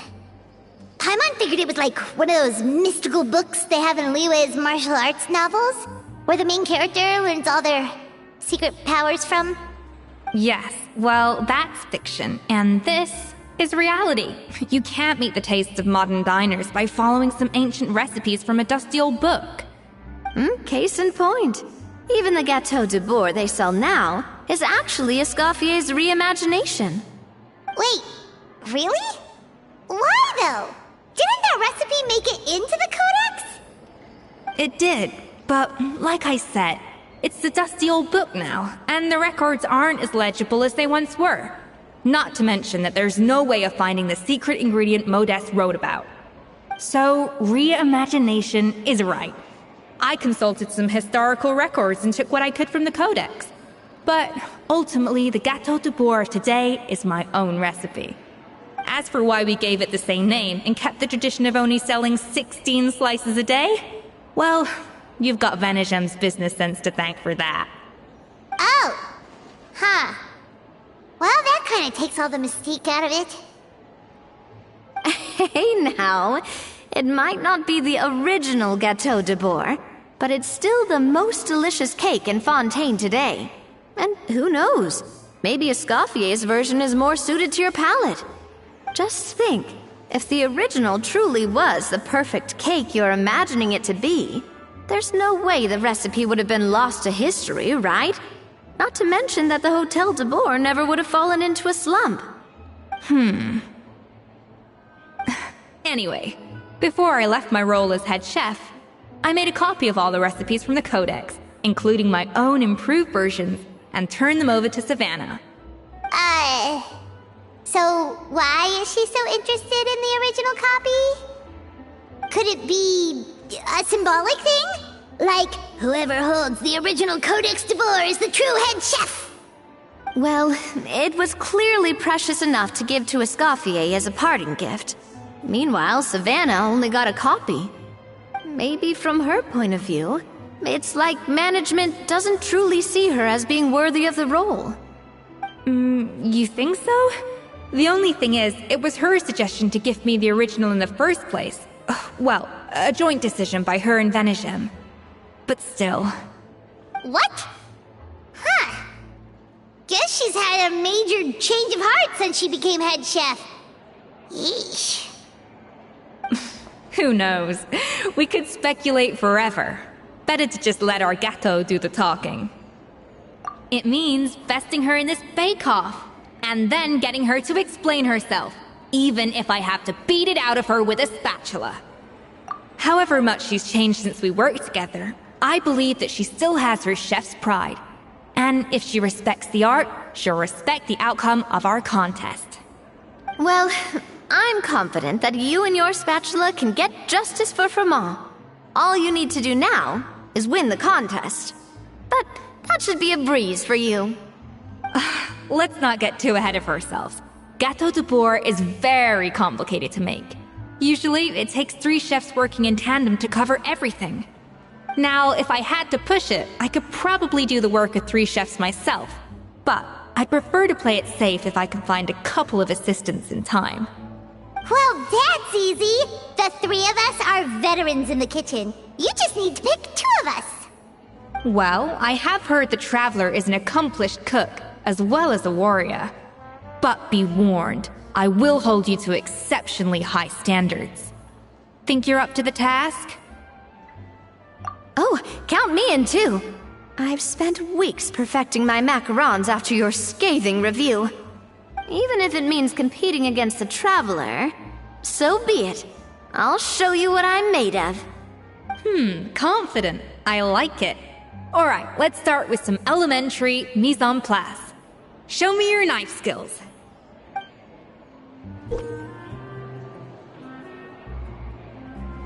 I've always called it chopping stuff up, not mise en place. But it's basically the same thing, right? Oh, Navia. The difference in your case is that mise en place is... Looks like you found that easier than I expected. Yeah, thankfully it was pretty straightforward in the end. You made it sound like we'd be carving statues out of fruits or something. Well, brace yourself, because the next step is anything but straightforward. I'll be using this cold press to extract flavor compounds from the ingredients. A kind of special food processor I got the Fontaine Research Institute to make for me. It uses cold temperature extraction to isolate the essence of cooking ingredients, which can then be used to flavor dishes more precisely. But this isn't exactly standard kitchen equipment, so that probably didn't make a whole lot of sense. Let me give you a demonstration instead.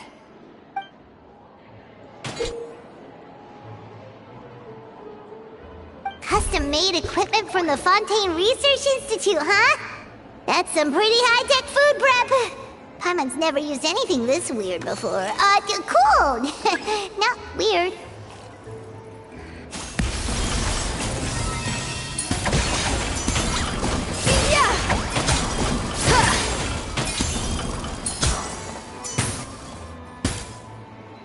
And done. These are the flavor compounds extracted from our ingredients. I processed all the fruit you chopped up earlier. Wow! Even the smell is so much more concentrated. What next? Do we add all this stuff in? Absolutely not! Throwing everything in at once will ruin the balance of flavors. We have to go slowly and carefully to calibrate the exact flavor we want. I'll demonstrate again. Now, watch closely.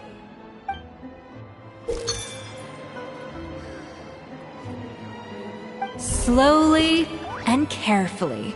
Not.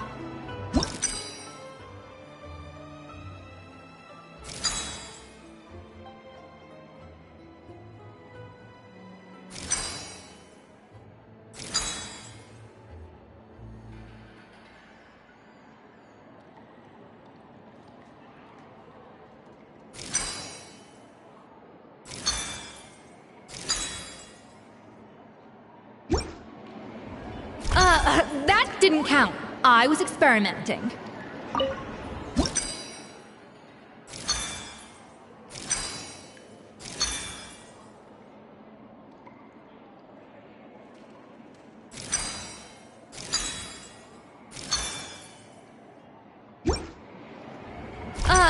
That didn't count. I was experimenting.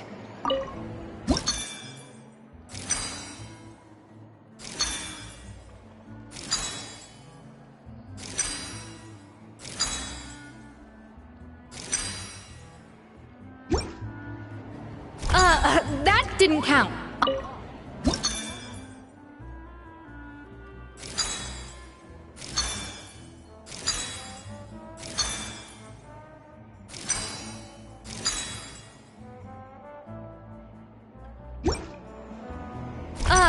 That didn't count.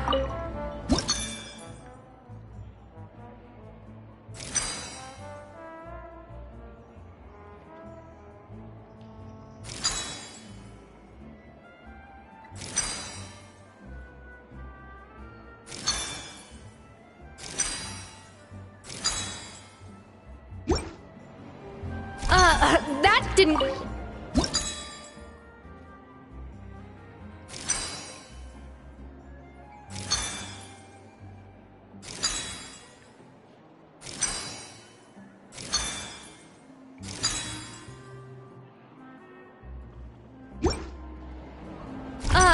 that didn't...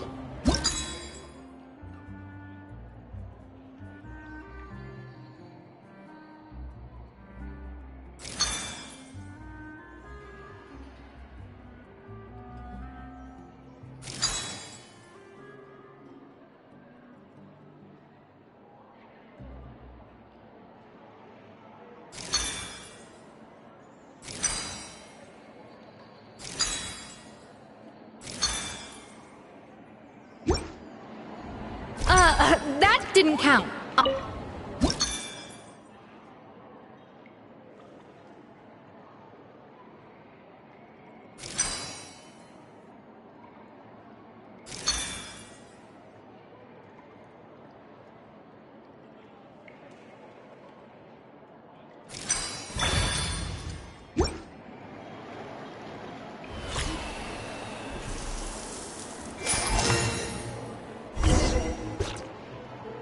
And voila! Now it's your turn.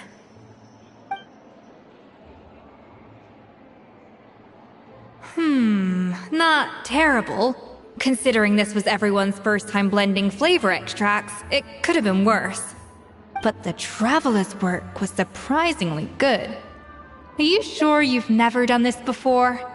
You got almost perfect results on your first try. That goes without saying. Still, credit where credit's due. You did well. Alright, now for the part I've been looking forward to. I want each of you to cook something from the Hotel du Bois' current menu. I'll judge your submissions and give you a final score. That's right. The true test of your cooking skills is the finished product. It'll be good practice for the contest itself. Now get to it. Chop chop!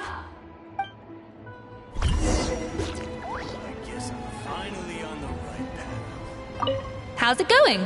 Have you picked a dish yet?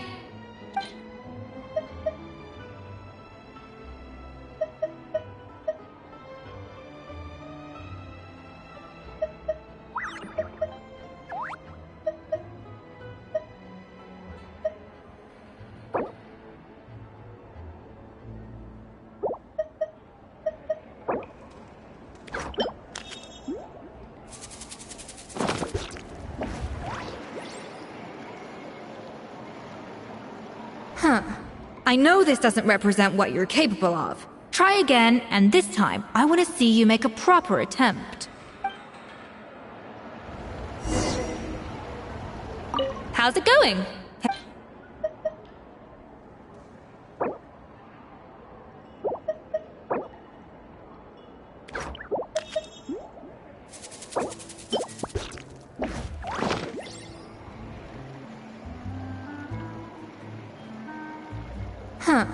I know this doesn't represent what you're capable of. Try again, and this time...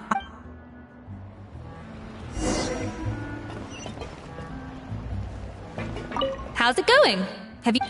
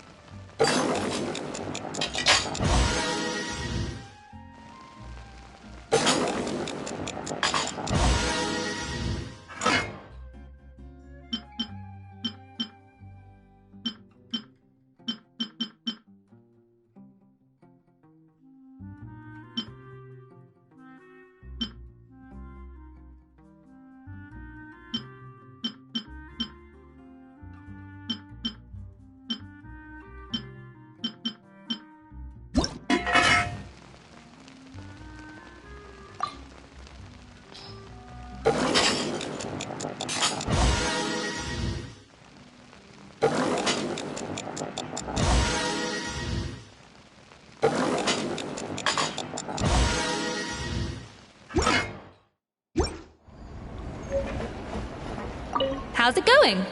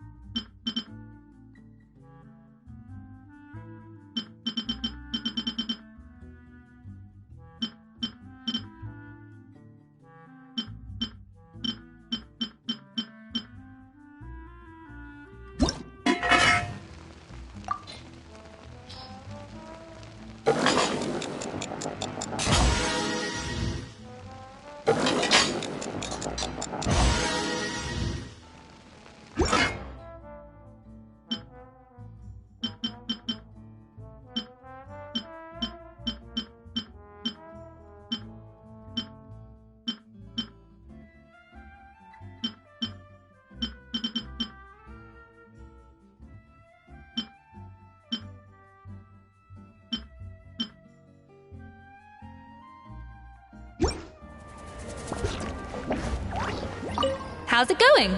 Have you picked...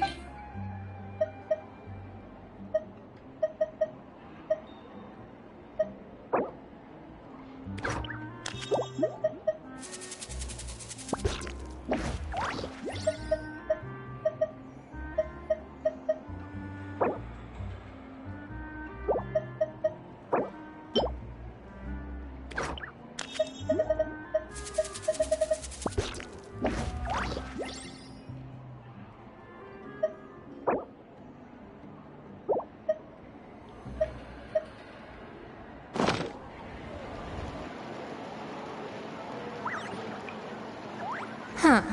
I know this doesn't represent what you're capable of. Try again, and this time, I will...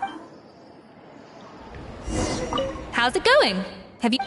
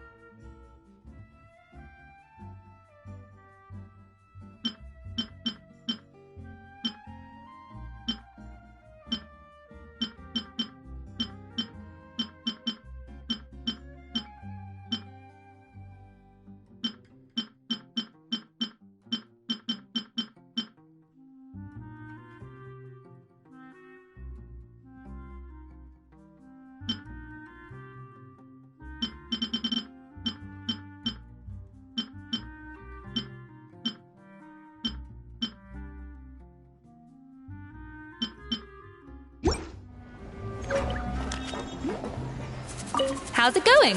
Have you picked a dish?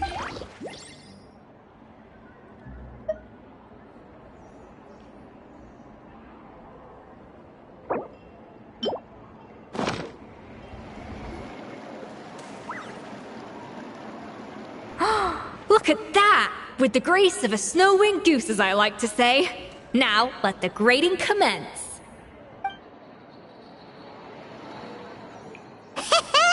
Pretty good, right? Not to brag or anything, but Paimon's a bit of a connoisseur when it comes to la food. 6 points. What? Oh, well, fair enough. Paimon doesn't cook all that often, so as long as it's a pass. That's 6 out of 100. What?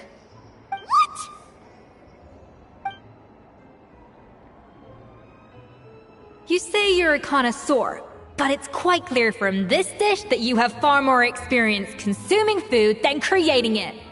By that logic, I suppose you think listening to Lady Farina on repeat every day would make you an opera singer. Aww. Me next.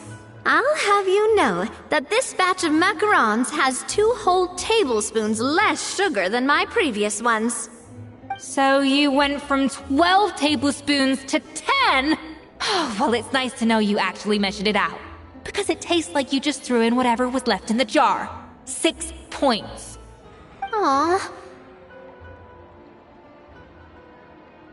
Now to the final dish. So, what do you think? This is our last hope. 8 points. Darn! That's barely higher than what we got. Not exactly. The color is spot on. Beautiful aroma. Excellent presentation.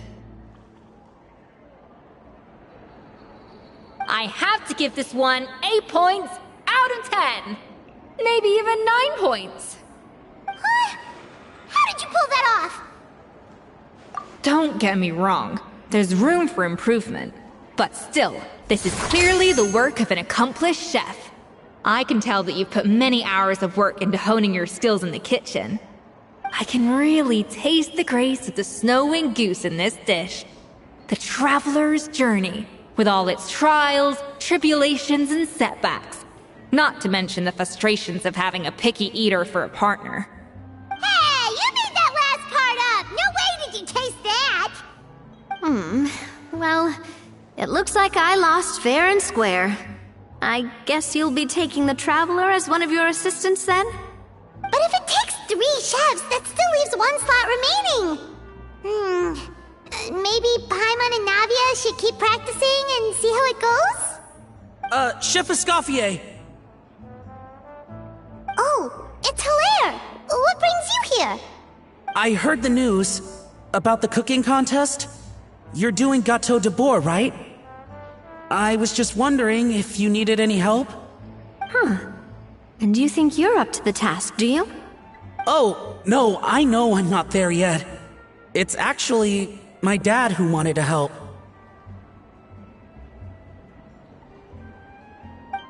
Firma, last I heard, you could barely get out of bed. Chef Escoffier, Navia, Traveler, thank you all so much for everything you're doing for me and my family. I've had enough of sitting around at home while you run yourselves ragged. If you let me, I'd like to help you win this cooking contest.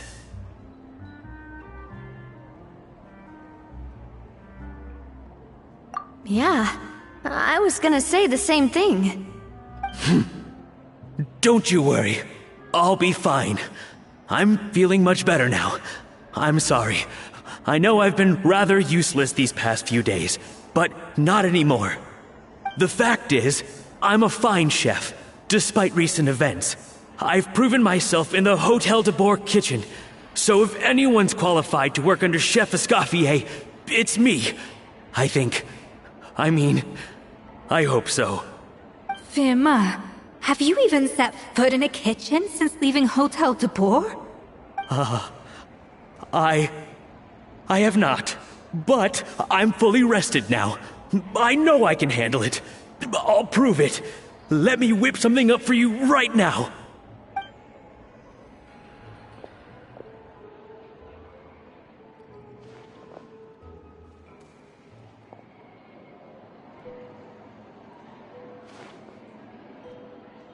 Huh? That's strange. Why are my hands shaking? What do you call this, Verma? I can't seem to grip my knife. Do it again! Again! Again! I... Hopeless. Get out of my kitchen yesterday.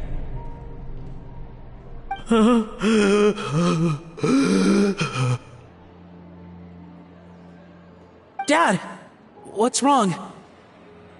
I don't understand. I was feeling so much better, and then Will I never be able to work in a kitchen again? Dad, talk to me. What happened? I think the real issue here is not physical exhaustion, but psychological trauma. Monica, when did you get here? Probably because you were all concentrating so hard on your cooking. I didn't want to interrupt your flow. But anyway, Verma, I'm so sorry. If only I'd known how serious your situation was, I would have stood up for you sooner. You have nothing to apologize for, Monica. During those long nights of redoing every order, you were the only person who looked out for me. Oh, come on. All I did was make you some tea. I doubt it was much help. Savannah was so ruthless toward you. I probably should have brought you something stronger. She sounds like the worst. All right, another Savannah horror story. Let's hear it. She's been getting harsher and harsher on us ever since she heard about Escaffier's new role in the Fleuve Cendre. Seems like no matter what we make, she'll find something wrong with it. What is this? It looks like a dog's been at it. In the trash now! Then she orders us to redo the dish again and again, but we never know what's going to make her happy. Do it again, do it again, do it again! Every time you remake it, you just get another earful from her. Either straighten yourself out, or get out of my kitchen! So now, it seems like just picking up a kitchen utensil gives me flashbacks of her yelling at me. Oh man, that must be awful. The more I want to get it perfect, the more my hands shake, and the more scared I am of making another mistake. How can you give up so easily, Firma? You weren't a quitter when you were working for me.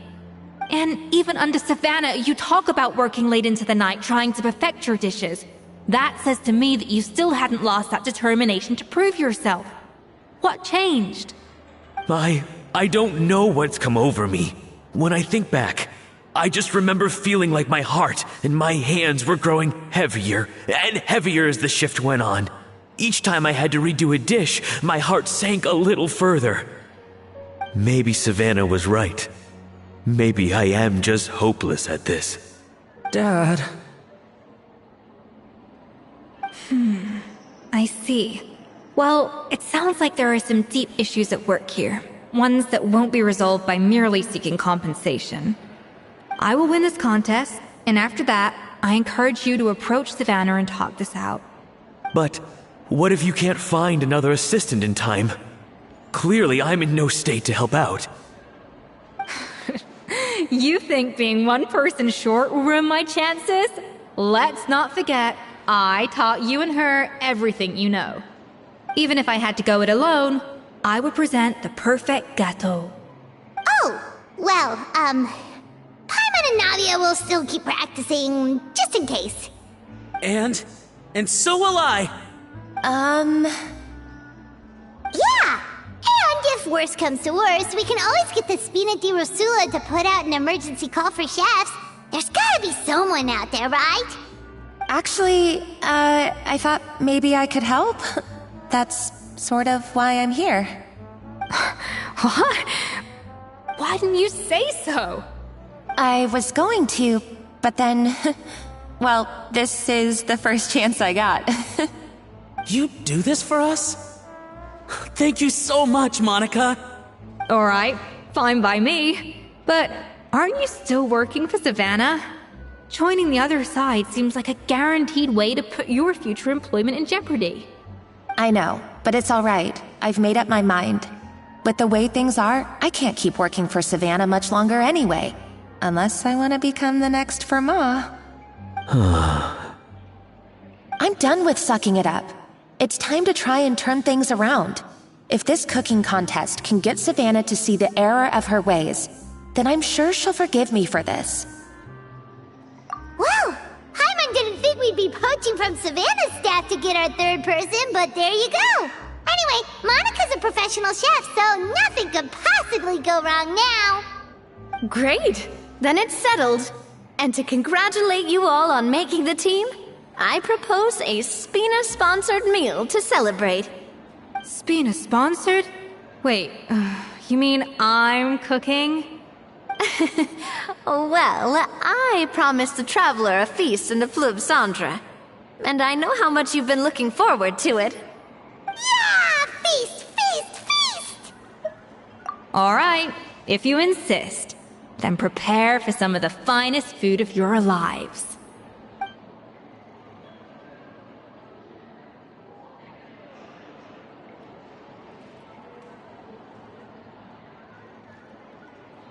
That's not a bad idea, actually. Wait, hold on. You need to finesse that further.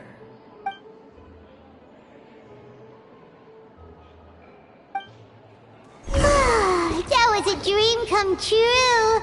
Paimon never knew Fontanian cuisine could be this good. I wish I could eat that all over again. It's not often that Escoffier goes all out like this. And it's all because of you, Traveler. So, this is what Chef Escoffier is truly capable of.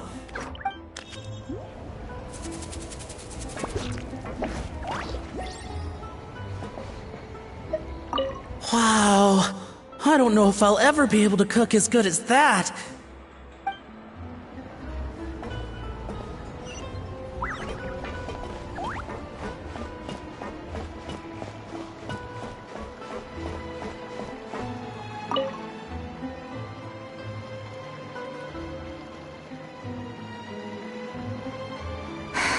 Why, Savannah?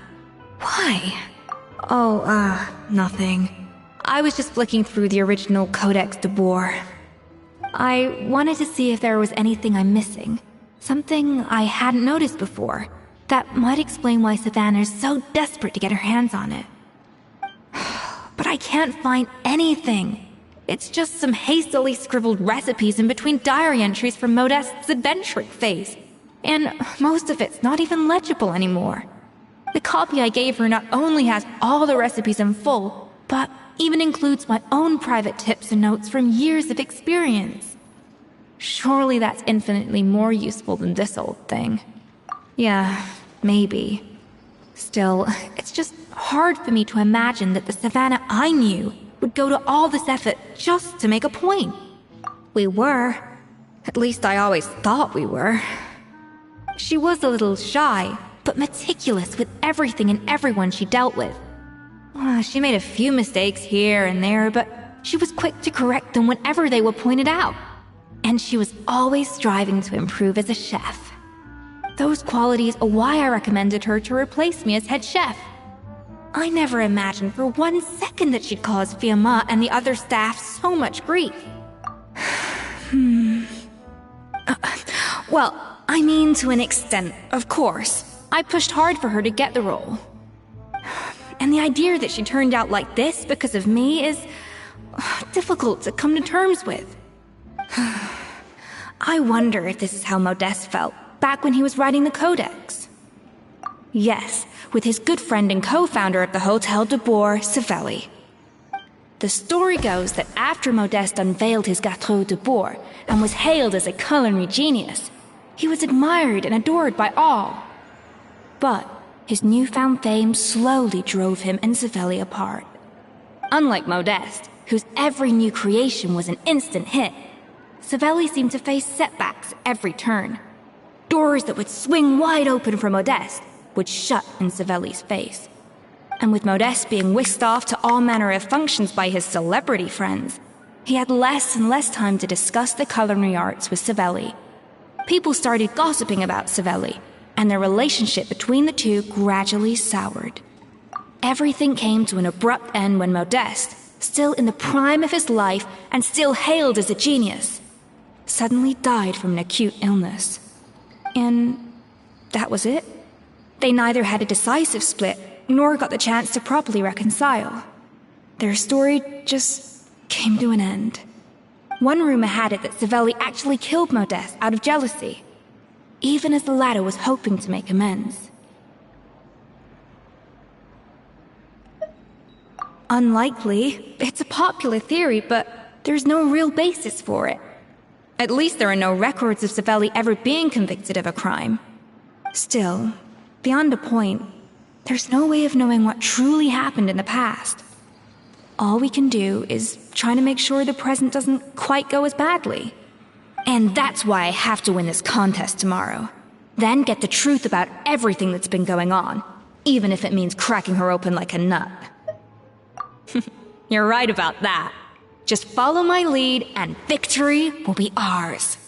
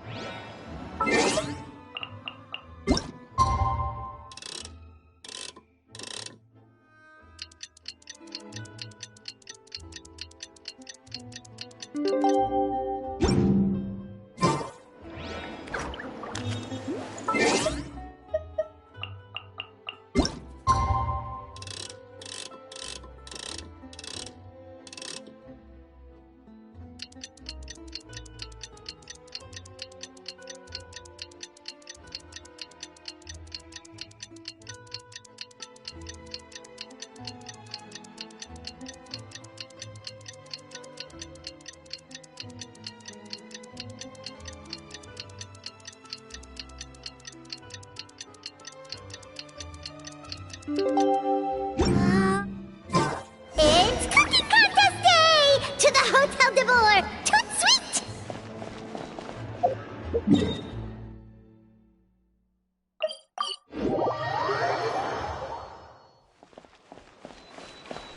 Did you hear the news? Escoffier's coming back for a cooking contest. Wait, seriously? Escoffier in a cooking contest? Now that I've got to see. I don't get it. Why would anyone in their right mind challenge her to a cooking contest?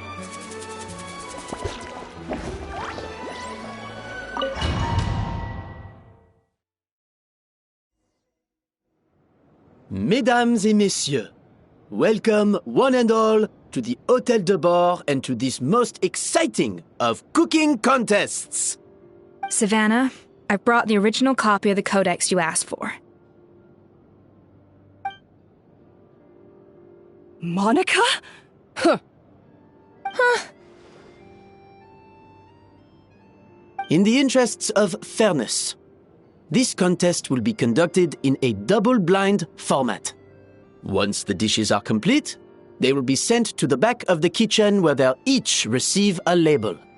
The labels will be placed out of sight underneath the plates, only to be revealed after the judges have sampled them and reached a final verdict. This is to ensure that no one will know which dish is made by which contestant. As one of the judges, I promise to be fair and impartial.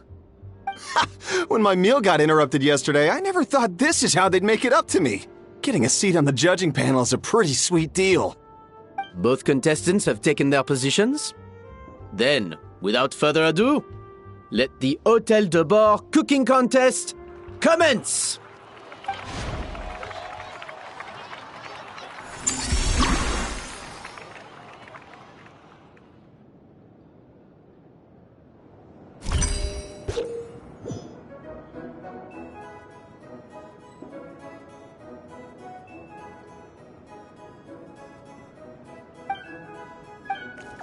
Monica, Traveler, even the best chef in the world can't flavor their food without prepping the flavoring.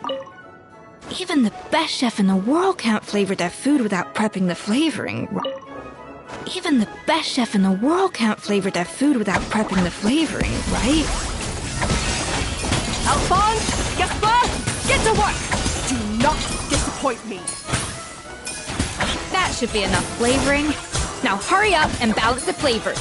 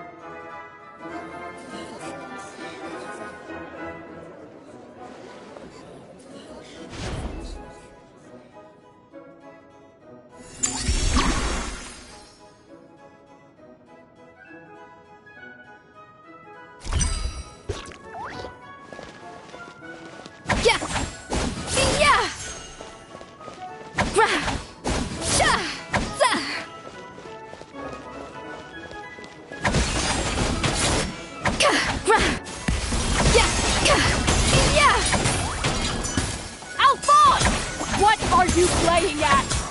Not how I taught you to do it! Stop horsing around and do it again! Yes, chef! Oh, tension in the ranks on Team Savannah. Will this slow their progress? For goodness sake, Savannah, what are you doing? Oh, forget it. I've got to focus on my own dish.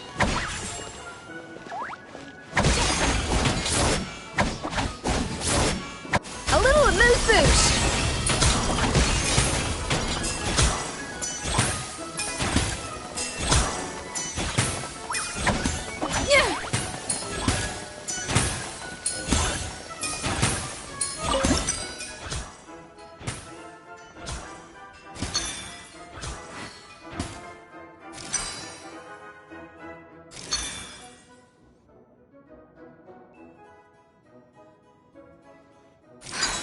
Stay calm, Escoffier. There has to be a way to balance the flavors.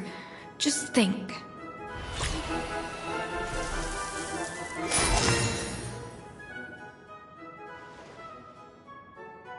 So, what do you think?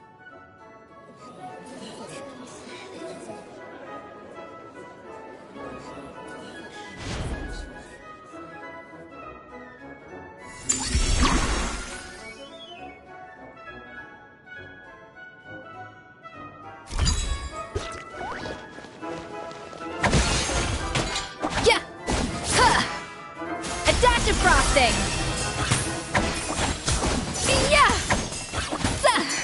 Escoffier is already on the final step of the recipe. Let's check on Savannah's progress.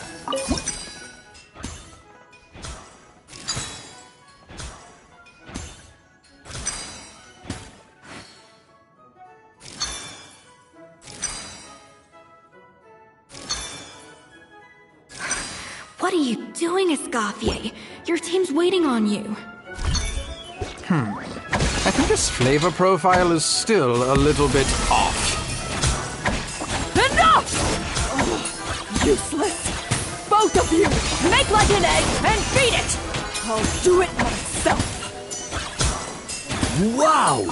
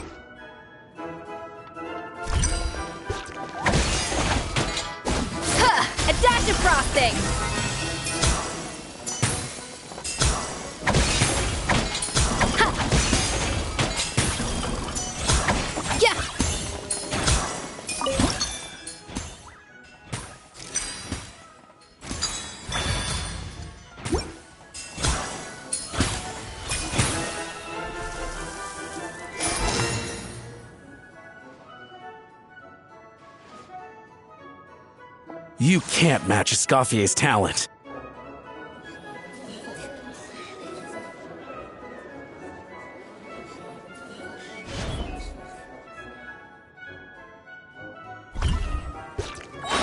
I present to you Gâteau de Bourg. Deuce on the loose!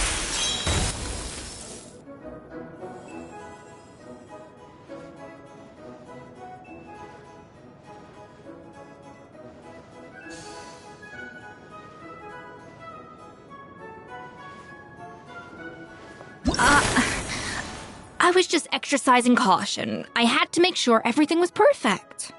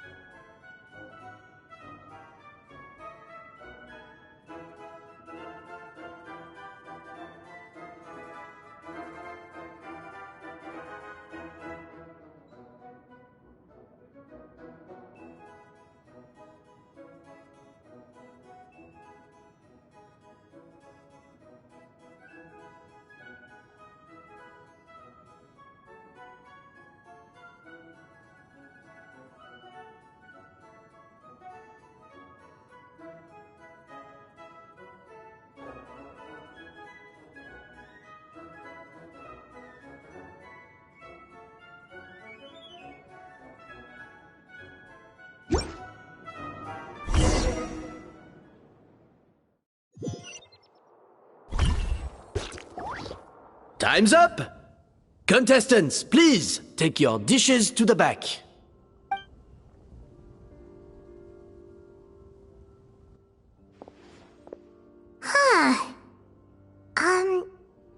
That guy was right. You really can't tell whose is whose just by looking at them. We both made the same dish after all. For all her flaws, Savannah's a talented chef who earned my recommendation for good reason. She wouldn't screw up something as elementary as the cake's appearance. Whoa! This is really rather good. Wonderfully soft and fluffy. Beautifully sweet. This is a masterclass in how to make Gâteau de Bourg. I would give this one at least 9.9 out of 10! Only because there's something about the flavor of the base. It's just a little different from the recipe I'm used to. Huh? Really? I couldn't tell.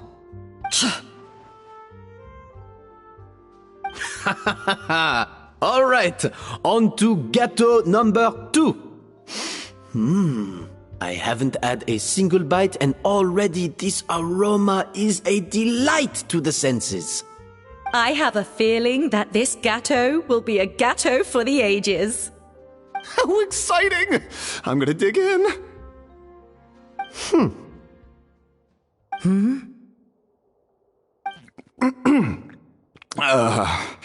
I think maybe someone got a little carried away when they were adding the sugar. Not just the sugar, it's the flavors too. This is all over the place. Who made this? It appears the decision is unanimous. This gâteau is far below the standard we would expect. And Paimon thought this might actually be close. Turns out she can't bake to save her life. Something's not right here. Savannah may not be perfect, but no way is she this sloppy. I can now declare that the creator of the first gâteau has won this cooking contest. Now, all that remains is to turn the plate over and reveal the chef's name underneath. What? It's Savannah? No! That's impossible! Hey, Savannah! You cheated, didn't you? You cheater! What did you do? Oh, you swapped the plates, didn't you? Well, someone's a sore loser. These cakes went from the oven to the judge's table without me ever laying a finger on them. And everyone here can attest to that. It was Van Gem's staff who labeled them in the kitchen. If you're looking to accuse someone, why don't you start with them? Isn't it more likely that Escoffier's lost her edge? Oh, or maybe her assistants let the team down. You take that back! Judges, we demand a rematch.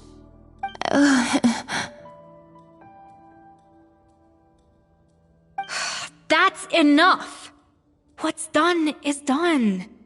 As head chef, or rather as team lead, I take responsibility for the dish I served. Whatever went wrong and however it happened, I should have spotted it. Savannah, I didn't think you'd stoop this low just to beat me in a bake-off. What happened to your chef's pride? I don't know what you're talking about. If you want the Codex de Boer that much, you can have it. Escoffier, no! But you must promise me that you'll apologize to Firma and compensate him for everything you put him through.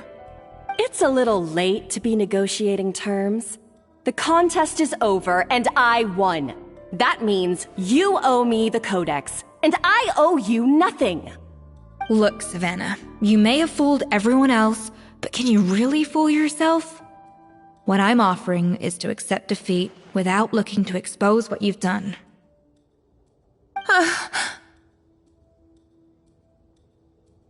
But only on the condition that you promise to stop putting so much pressure on your staff. Fine. I'll treat this as your final handover of duties from one head chef to the next. So, will that be all, ex-head chef? Or is there any other unfinished business you'd like to leave in my hands? I didn't mean that to be a scolding from your former boss, just a word of advice from a fellow chef and a friend.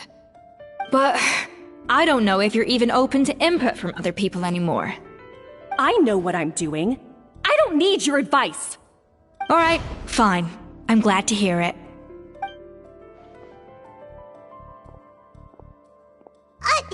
Escoffier! The Codex de Boer! Finally.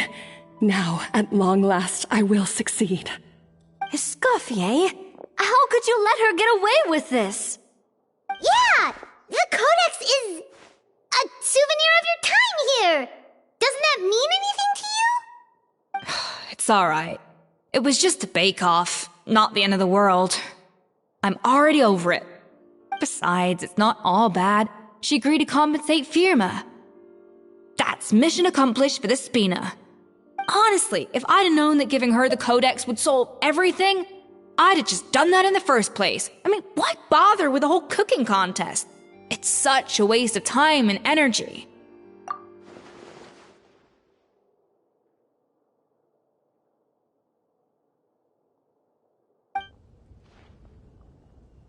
No. No! This doesn't make any sense! Huh? That's it? No secrets, no nothing? I don't believe it! This can't be happening. Oh, Chef Savannah! Savannah?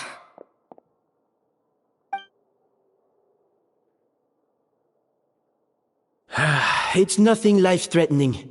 Just a lot of pent-up stress and exhaustion. Oh, I knew it. Pent-up stress? The truth is, however hard she might be on the rest of us, the person she puts the most pressure on is herself. Yes, there are nights when she makes us redo things over and over into the wee hours. But for her, it's every night. She'll hide herself away in the kitchen, working on new techniques and recipes, and only realize how long she's been at it when we come to work the following morning. But why? Why would she do that? Our best guess is she doesn't want to be seen as less of a chef than Escoffier. And there it is. Even so, that's no excuse for taking her anger out on the rest of you. Yeah, and it's definitely no excuse for cheating in the cooking contest. About that, we honestly have no idea how she did it. We were focused on our own work the whole time, like she asked. Leone and Argalia were the ones I tasked with labeling the cakes. I've already spoken to them both. They're at a loss to explain it too. Not to worry. Come on, join me downstairs. I'll interrogate the guilty Gateau myself.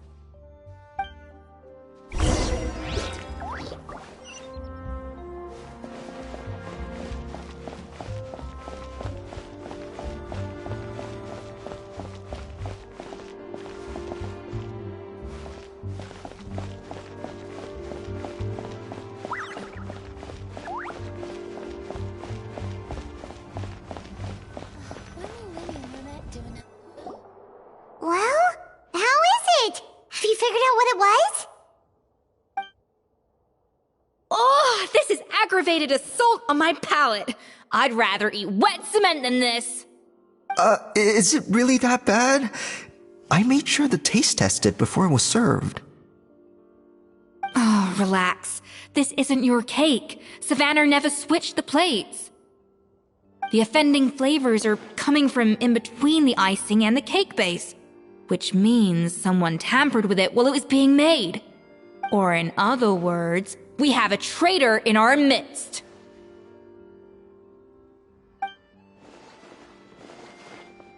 I'm sorry. I was forced into it. It was Chef Savannah. She said if I didn't cooperate, she would... Calm down, Monica. I've already accepted defeat. And if I wanted retribution, I would have brought this up when the results were announced. Whatever's going on with you, just spill the beans. There's no need to hide it. I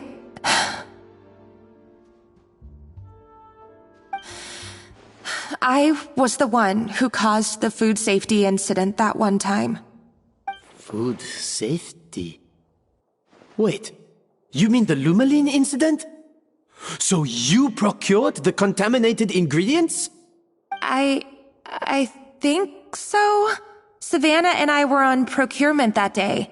I didn't check everything as well as I should have, and so I let contaminated ingredients make it into the kitchen. But I swear I didn't do it on purpose. I had no idea there was an issue with them, and I didn't know it would end up with Escoffier going to jail. But the last thing I expected was for Savannah to use it as leverage to blackmail me with... This is crazy! So Savannah pressured you into sabotaging Escoffier's cake by threatening to expose your secret if you didn't? I know, it's terrible. I'm so sorry. I was so scared.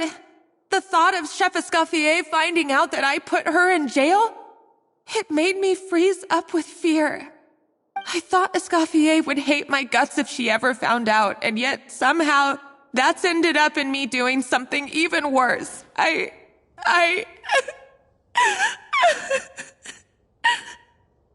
Seriously? All this fuss over a little slip-up? Huh? Firstly, it's not like I got a life sentence. I did my stint at the fortress, and now I'm out.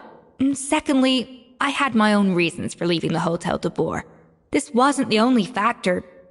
So, you don't need to feel ashamed or frightened or anything like that. Any more than you need to add butter when you're pan-searing foie gras. You mean... you forgive me? Oh, well, I'm not saying you don't have to take responsibility for your mistakes. You should tell Vanagem to mark down your performance for the past few months. Then do some digging and find out exactly where those contaminated ingredients came from. Sure, you've made mistakes, but now's the time to fix them. Understood? Understood.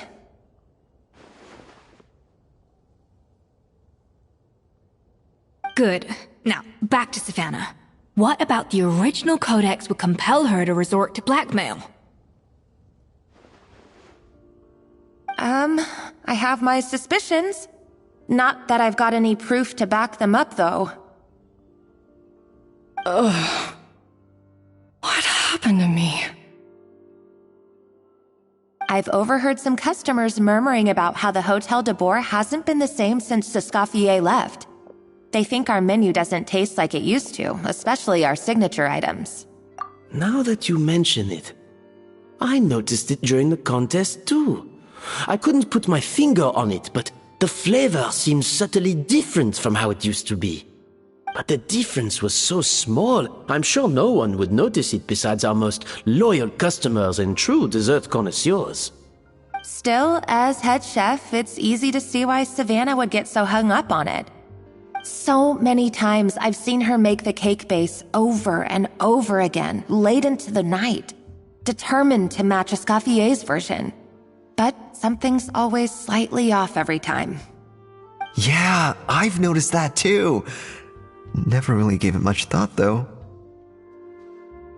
Thinking back on it now, it's clear that Savannah's been in a downward spiral ever since Escoffier left.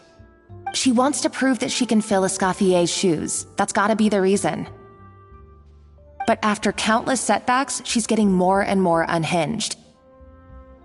And at some point along the way, she switched from doubting herself to doubting Escoffier. Doubting Escoffier? For what? Yeah, it would explain why she was bent on getting the original at any cost. She must have thought Escoffier purposely omitted key details from her recipes when she copied them out. Also, she could retain her place as the #1 chef in Fontaine, the only one privy to all the secrets of the trade. Oh, for goodness sake, what a stupid idea. Of course. Then she finally got the codex only to discover that the secret recipes she's been pining for don't exist at all. Seeing how utterly wrong she was must have been a real shock to the system. It probably brought up everything at once. It overwhelmed her, and she passed out. There's still one thing that doesn't make sense, though. If Savannah had the real recipe all along, how come it tasted different? She might not be on the same level as Escoffier, but surely after like 50 attempts, she'd get it right one of those times. You'd think so, but geniuses like Escoffier are in a league of their own.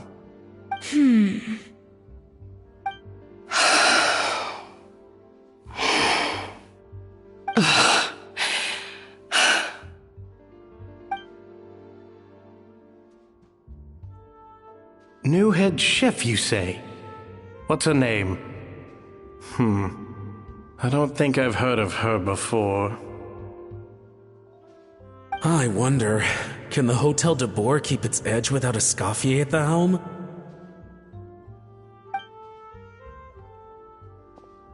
This tastes different from last time. Is it undercooked or something?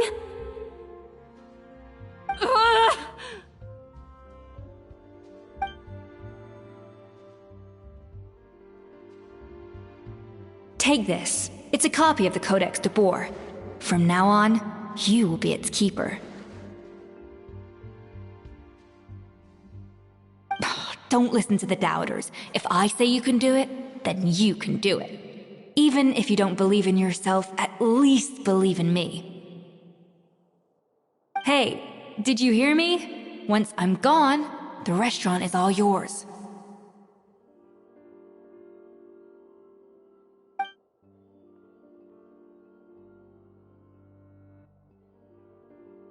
All this time, I've been blaming other people, but maybe I'm the problem.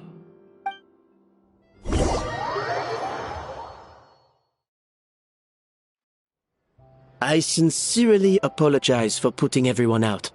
Savannah's awake now, but I don't think she's ready to speak to anyone yet.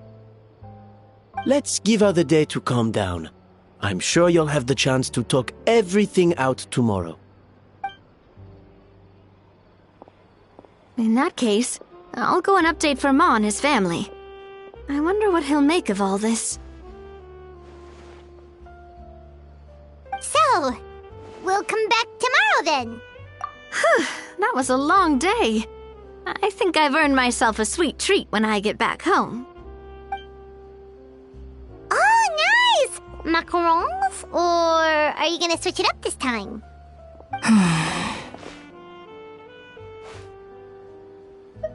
Traveler, how much do you know about the snow-winged goose? every year they migrate long distances in search of a suitable home. There's always one goose at the front whose job is to lead the flock. Fontaine poets often use the image of that goose to explore the ideas about leadership and genius. They usually imagine someone who's a cut above the rest, a model of perfection. But what those poets don't know is that during a migration, the lead goose is always changing.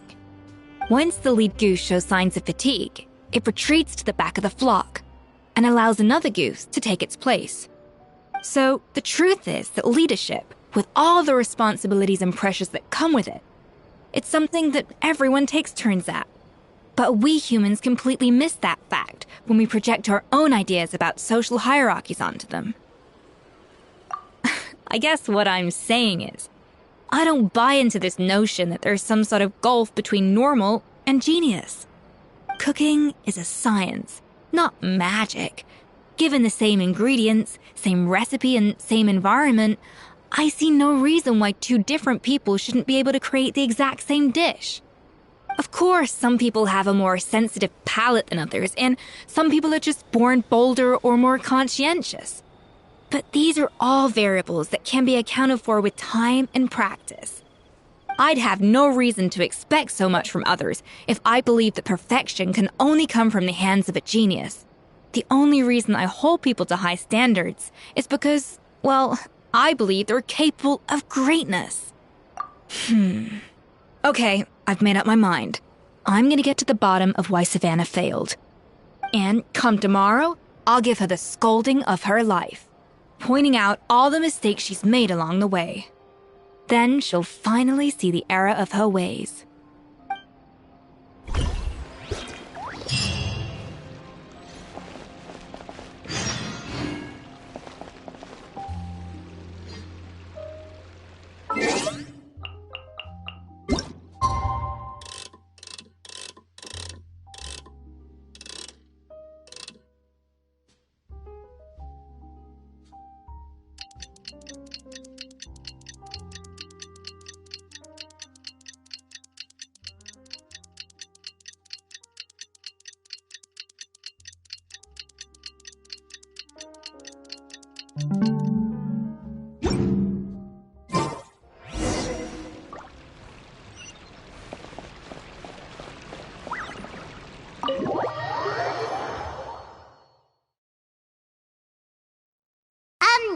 Why are we here so early? Our meeting with Vanagem isn't for a while. Check on her? Why? What happened? Oh no. Escoffier, are you alright?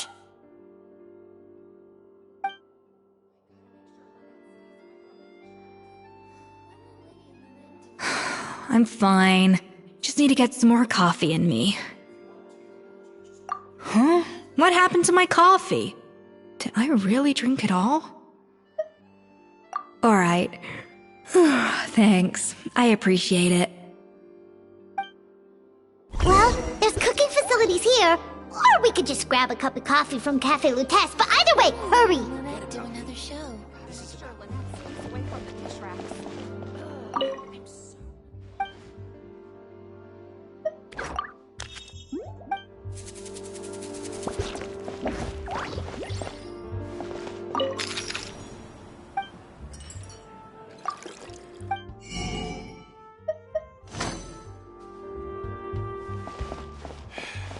If you want tea or water, just look yourself.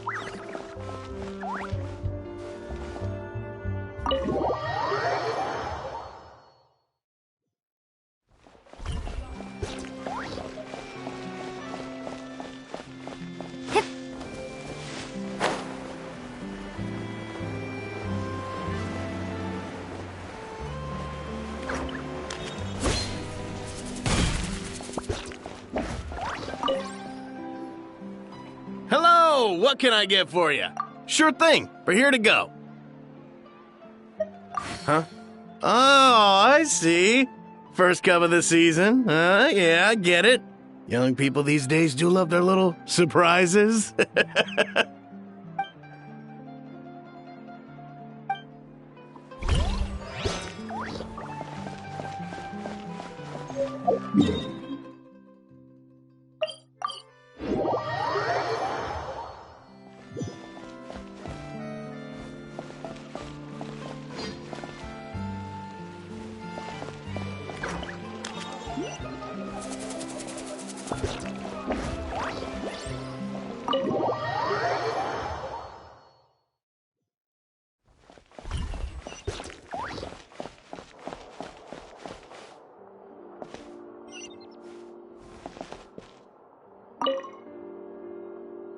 Coffee. Need coffee.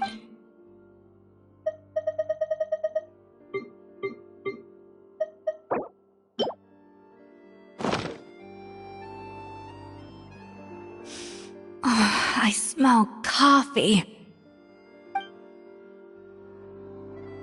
I feel much better now. Thank you so much, Traveler and Paimon. Glad to hear it, but make sure to catch up in your sleep when you get the chance. I think I figured out where the problem lies. Honestly, it's ridiculous. I don't know whether to laugh or cry. Wait, what investigation? What are you guys talking about? I'll save it for when everyone else gets here. It's so stupidly small, I can't believe it's caused so much drama. Yes, except my failures were stepping stones to success. Escoffier, have you seen Savannah? Huh? No, not since yesterday. Why? What's wrong? After seeing her home yesterday, we were all a little concerned about how she was doing. So, I dropped by her place early this morning to check on her. Only to find an empty house with the doors wide open. I left Alphonse and the others to keep watch at her home while I checked the Hôtel de Bord. I'm worried something bad might have happened. If she's not here, then where could she be? Boss, Escoffier, bad news. Alphonse? You're supposed to be keeping watch at Savannah's house. We were, but then, just after you left, we found this stuff in her house. Oh, looks like a map with a bunch of random places circled. What does it mean? Wait a second. This feels familiar. I'm sure these places are all connected somehow. Of course, from the Codex. They're all places that Modeste explored on his adventures. Yeah, but I don't understand. The adventure logs in the Codex are too fragmented to be of any use. How come this map shows all the missing details? The Codex de Bord? Then, this place marked in red out at sea. Could that be the fabled birthplace of Gâteau de Bord? Seriously? So now she set her sights on finding the original recipe and beating Escoffier that way? Geez, Savannah. Anything to overcome a Gâteau plateau, huh? Ugh, idiot! Does she have a death wish? Those ruins are thousands of years old. Hold on, there's more. Besides the map, we also found these letters.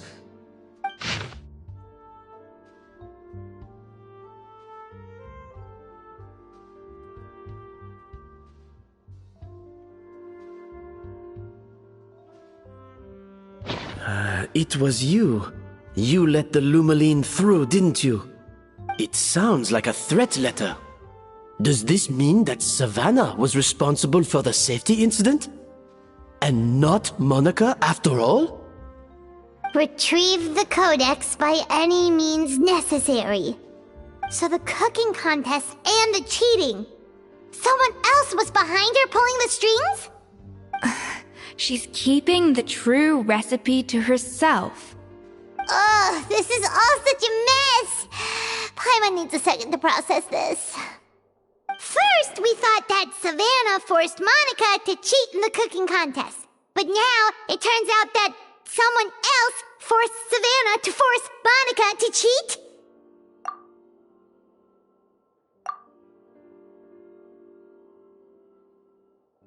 You're finally here. Of course. I should have put two and two together as soon as I read your threat letter. The food safety incident, the demand for a cooking contest, the instruction to blackmail Monica. even the suggestion that Escoffier was keeping secrets from me. It was all part of your grand plan, wasn't it, Monica?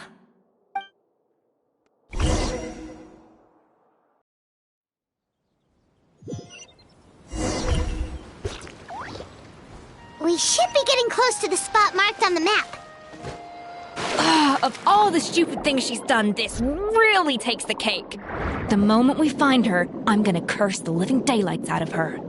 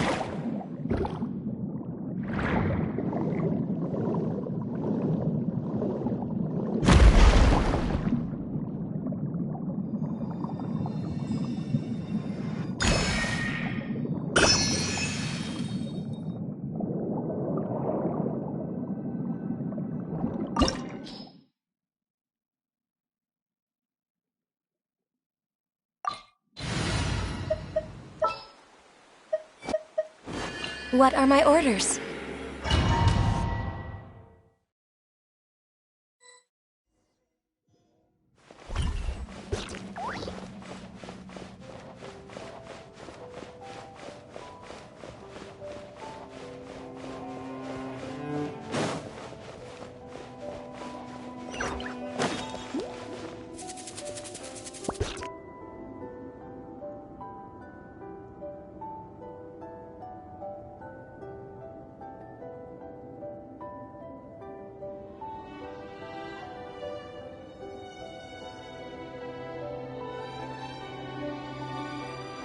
Whoa! This place looks like an underwater restaurant, doesn't it? Is that a Suddenly, the idea of an adventure chef finding secret ingredients makes a whole lot more sense. I think Modest's codex mentioned this place. A public bath from the time of Remoria. So yeah, definitely the kind of place that would have served food and drinks. Huh? Some blubber beasts have come to join the party? How did they get here?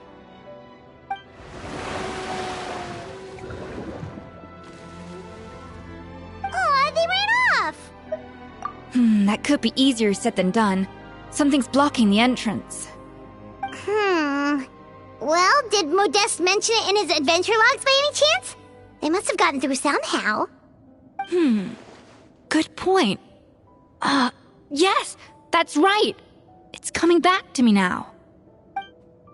We prepared a banquet for our shy little guests, and as the food flowed away on the current, they broke into a joyous chorus, and the path opened to us. We have to feed the blubber beasts? With what? There's nothing here besides rocks, romaritime flowers, and lumitoile. See, this is why you should always bring snacks. You never know when you're gonna need them. Now we have to head all the way back to shore and grab some. There is no time for that. Romaritime flowers and lumitoile will have to do. They may not look appetizing to us, but who knows? They could be blubber beast delicacies. Wait, we're seriously gonna try this?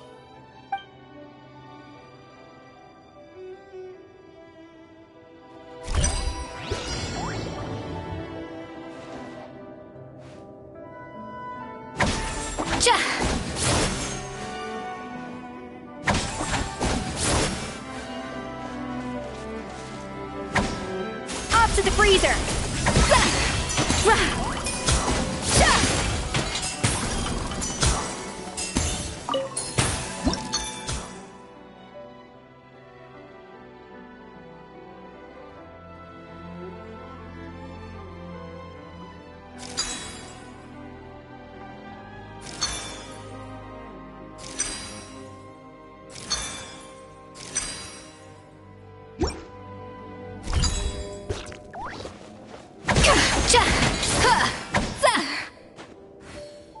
A dash of frosting!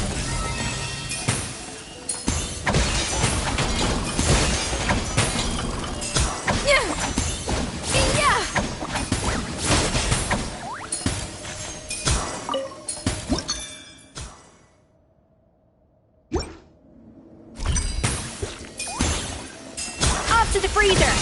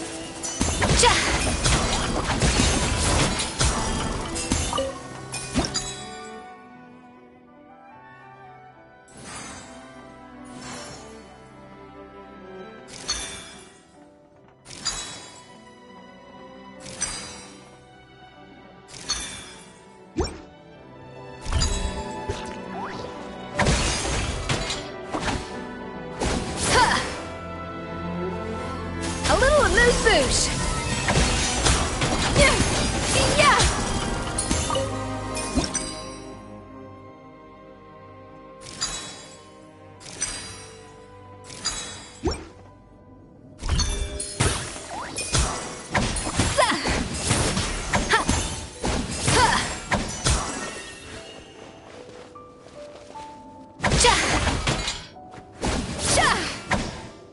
A dash of frosting!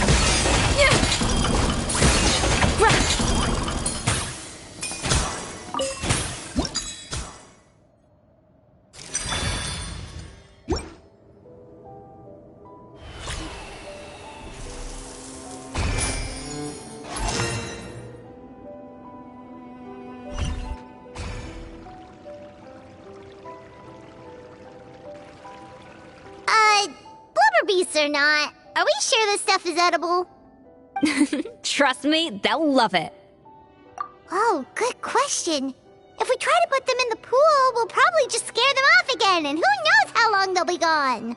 Yes, we can't afford to wait for them to double back. Oh, what was it that Modeste said again? Something about the food flowing away on the current.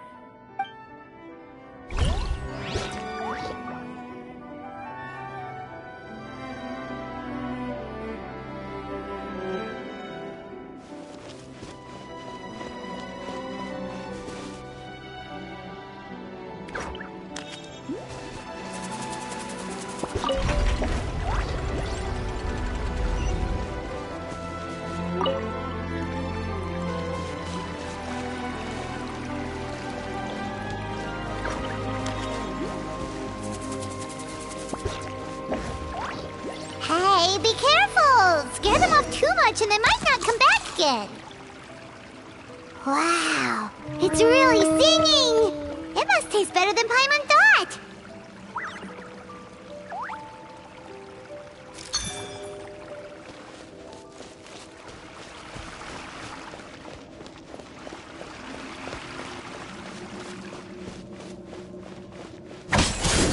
The tracks turned back again. Ugh, so annoying.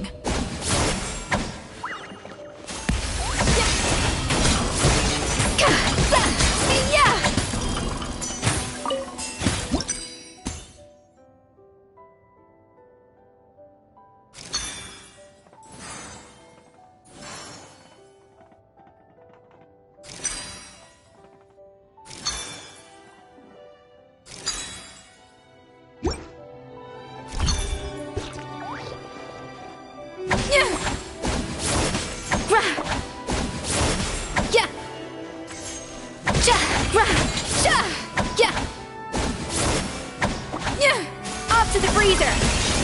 Yeah!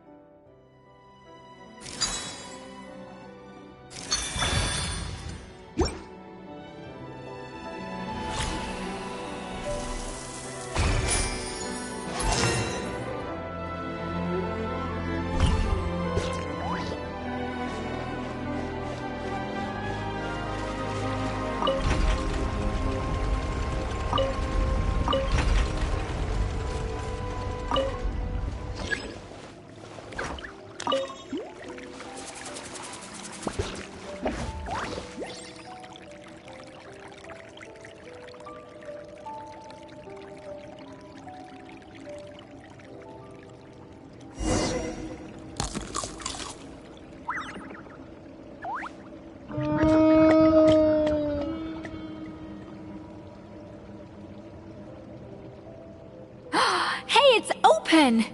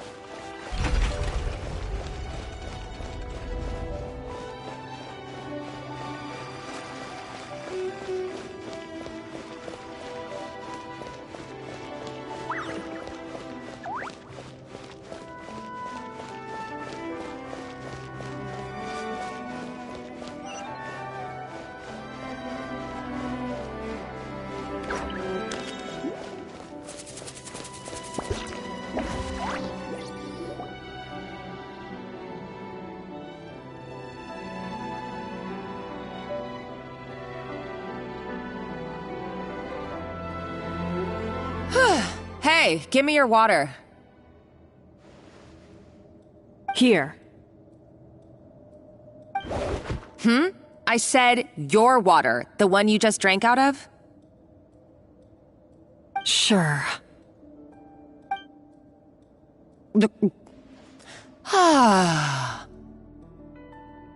All those years slaving away under Escoffier, and then you. Today, it's finally paying off. Not only have I found the ruin that Savelli kept hidden, but I also get to boss you around like my little lapdog.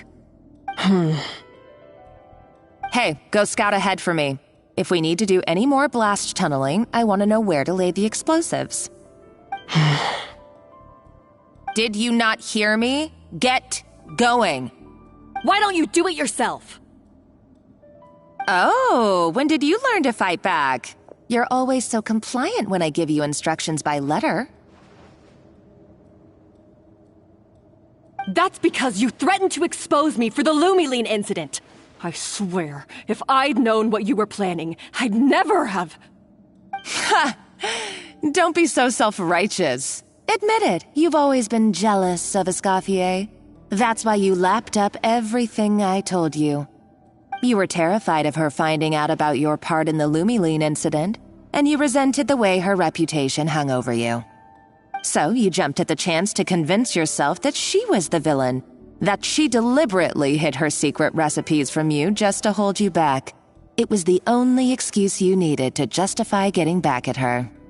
First, idolization, then jealousy, suspicion, and self-deception. That's what this comes down to. It was the same story with Savelli and my ancestor. He offered Modeste his friendship only to murder him out of vanity. He promised to explore the world with him, only to later destroy all records of their adventures. It's a miracle I even found this place. You have no idea the countless hours I spent piecing it all together.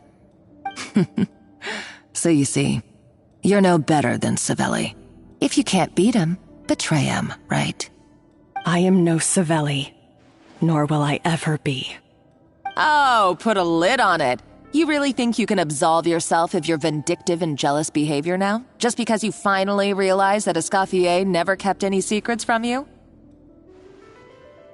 You didn't show any remorse when she left, or in the cooking contest. Why start now? You have no right to redemption. You're right. I don't deserve her forgiveness. But I am done being bullied into submission by you! Ooh, feisty. But you should watch your tone. Talking to me like that could get you in big trouble. I somehow doubt that. Since I poisoned both our water bottles. What? Ever since I learned the truth, I've been biding my time, waiting for this moment. You've played me like a fiddle for so long, and now this is payback! But you drank it too! It's what we both deserve. This is the price we must pay for betraying Escoffier. You'll die here with me, Monica! You.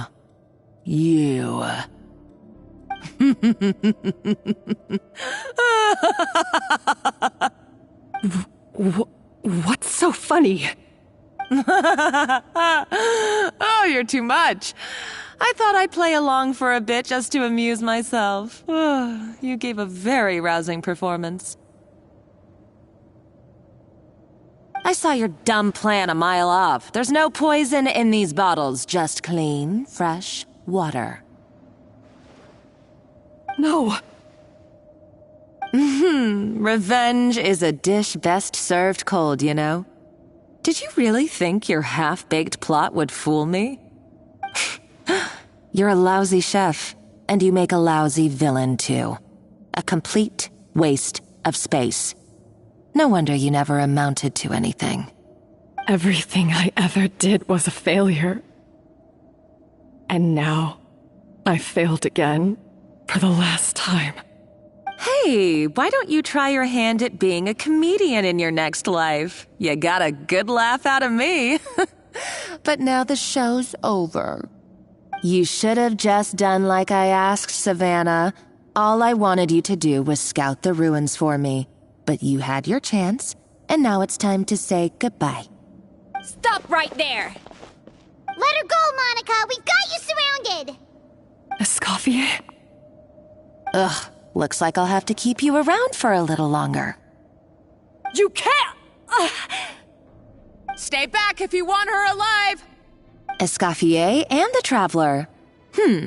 I can't take you both on in combat, but if you so much as flinch, I can end Savannah's life in a heartbeat. Monica, what are you hoping to achieve by this? you're about to commit murder, and for what? A recipe? A recipe? Ah, you chefs are all blinded by your myopic focus on kitchen affairs. Well, some of us actually have bigger fish to fry. Modeste had a secret. The truth behind his so-called genius, the je ne sais quoi factor in his Gâteau de Bourg, and it's right here in these ruins. Are you serious? You're here because of a Gâteau de Bourg obsession? You've gone completely mad! I couldn't care less about the cake itself. No, the real treasure is the secret ingredient that Modeste sourced from these ruins. He and Savelli were fools. A priceless treasure of Remoria in the palms of their hands, and they thought, ooh, this would go great in our cake mix. We're talking about a powerful stimulant that also sharpens the senses. That's no cooking ingredient. It's a groundbreaking drug. That's right, I've done my research. It was a drug that Remoria developed for their war machine. I could make a killing by selling it to the treasure hoarders or the Fatui. Will you listen to yourself? You're completely delusional. My eyes are wide open. Just wait till I get my hands on this treasure. You'll see what a fool you've been.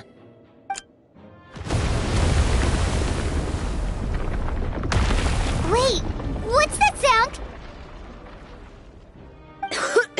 Just when I thought she couldn't get any crazier. She's lucky the whole place didn't collapse. Uh-oh, Savannah's gone too! Monica must have taken her. Oh, what a coward. She's only taken her hostage because she knows that she's no match for you. That's true. Even if she finds the treasure, she'll need Savannah alive if she wants to get out of here in one piece. Oh, well, our path's been blocked, so let's look for another route.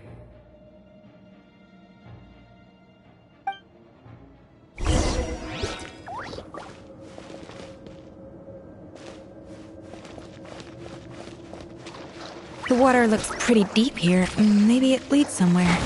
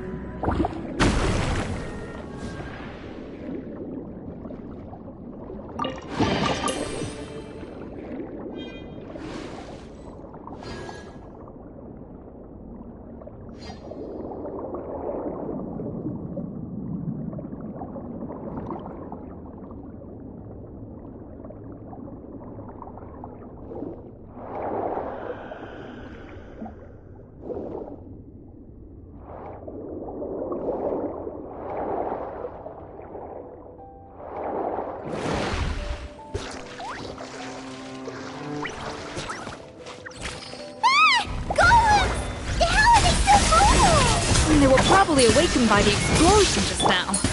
Alright, Knife Skills 101. Time for some rough chopping.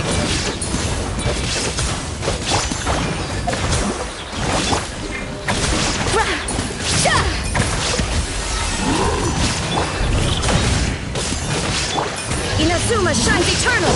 There is no escape! For Rex Lepus!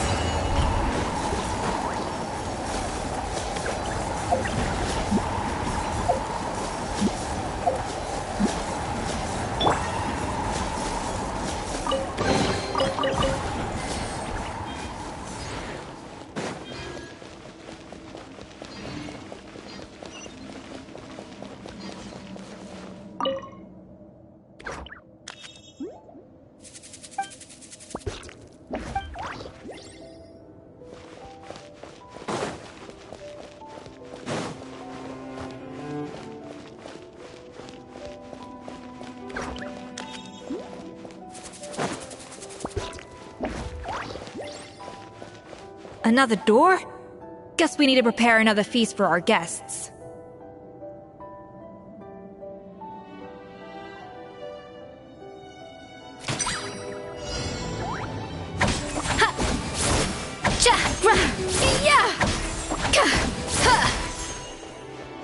A little amuse-bouche!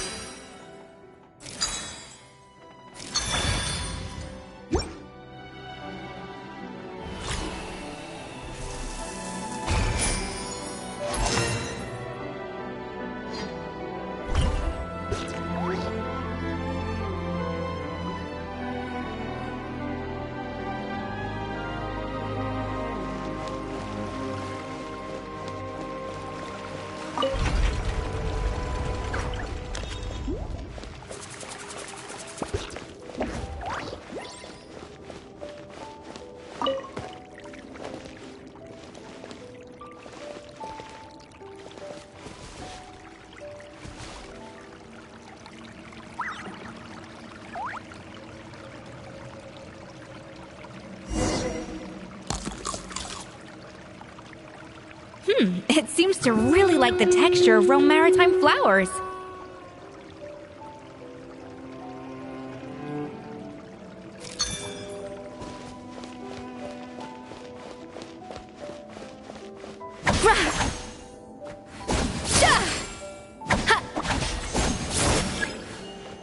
A dash of frosting!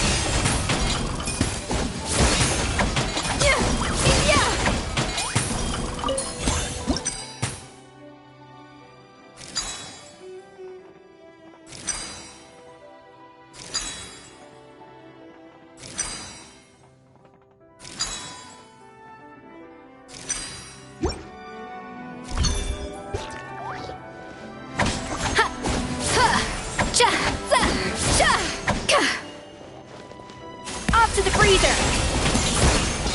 Yeah!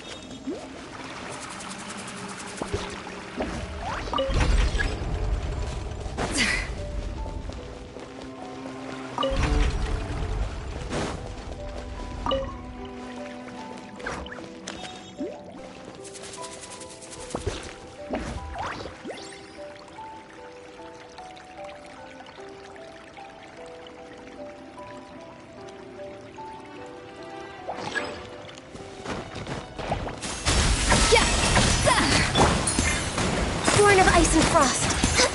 Billowing surge! Hold the line!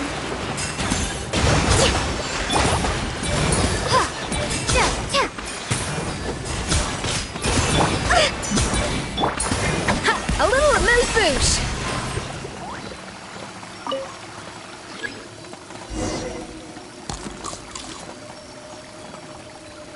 I never knew you could process Lumitol like that. Alright, I've got to jot this down. Limitols and Romaritime flowers. This could open the door to a whole new world. Yep, that's literally the plan. Wait, hold on. Which door are you talking about?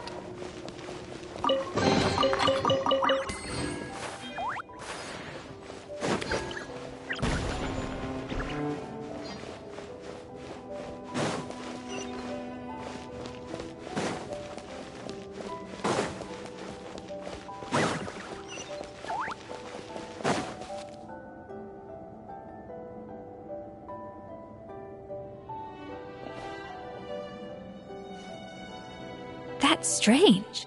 These don't look Romorian to me. More like last century Fontaine. Adventurers from last century Fontaine, huh? Oh, Modeste and Savelli, do you think they camped here? By the looks of it, this was a one-person camp. They adventured together, but maybe one of them came back alone at a later date. Huh, you really think so? Trust our adventurers' instincts. We're pros at this stuff, just like you're, Okay, well, the Traveler has more adventuring experience overall, but Paimon's definitely a pro rummager from all those treasure chests. Darn it! Paimon was just about to show off her rummaging skills! Huh, no kidding. Are all adventurers so obsessed with journaling? I mean, I guess I take a lot of notes when I'm cooking as well, but I thought that was just me. Anyway, let's find out who was here.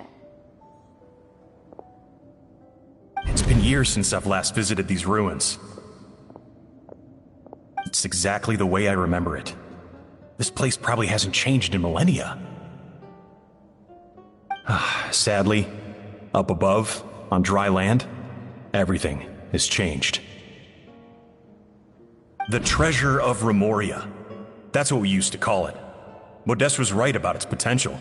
It turned Gâteau de Bourg into a national sensation. Our limited stock of the substance meant that the gâteau could only be produced on a small scale, but this only drove up the popularity all the more. Modeste was right about that too. He predicted all of it. He was praised as a genius, while I, as the one person who'd ever disagreed with him, was labeled a talentless fool. Modeste tried his best to console me, but I knew better than anyone just how great the gulf was between us. Our conversations grew scarce, and we saw less and less of each other. I didn't fight it. He had new friends and a career of his own. Why invite further disdain by inserting myself where I did not belong? I told myself that maybe one day, when I finally created a masterpiece of my own, I'd be able to face him without shame. Or maybe one day, when I've put these feelings of self-loathing behind me, I'd be able to ask him with a smile on my face, how about we go on one more adventure, for old time's sake? Unfortunately, that day will never come. So it was Savelli. From the sounds of it, he came back after Modeste had already died. I always thought it was just a legend. But if it's true, then this must be the place where they found their secret ingredient, the birthplace of Gâteau de Bourg. In that case, what does that say about the death of Modeste? If it's all true, maybe Savelli really did have something to do with it. The taste of Gâteau de Bourg has changed. Modeste was convinced of this, even though everyone swore they couldn't tell. Being the perfectionist that he was, he refused to accept even the slightest flaw in his work. He stopped all sales of the product, locked himself away in the kitchen, and worked day and night, vowing to find out where he had gone wrong. But as he baked and taste tested over and over again, he found he only strayed further and further from the original taste. It was only when he was sipping on coffee one day and realized he could not taste the bitterness that the truth finally dawned on him. What had changed was not the gâteau, but his sense of taste. The treasure of Remoria stimulates the senses, taste included, and invigorates the spirit. In the short term, it offers people the ultimate gourmet experience, but in the long term, it dulls their senses entirely. In hindsight, it made perfect sense. After all, why would a culture that sought liberation from the constraints of their bodies care for the loss of their senses? But we realized it too late. We were just too late. Over the course of his many culinary experiments, Modeste exhausted the remaining supply of the treasure of Remoria. He consumed it all himself. The finest culinary talent of his generation now faced a future in which he would never be able to taste anything ever again. Finally, in despair, he took his own life. And because we had become estranged, I could not be there to stop him, to offer some words of comfort, or even to say goodbye. Yet despite everything, he sent me his final letter. The treasure of Remoria? Guess Monica was really onto something. It really was a kind of drug. So, Modeste chose to end his own life. Then, why all the rumors that Savelli murdered him? Also, neither the Codex nor any other contemporary records make any mention of the treasure of Remoria. It's almost as if someone deliberately erased it from history. Modeste told me everything in his final letter. His was a tale of how even a genius could fail, and how much more devastating it is when it happens. Did he hope I would gain some personal catharsis from knowing the truth? Or maybe he wished for me to warn the public about the dangers of Gâteau de Bourg, proving that I had been right all along.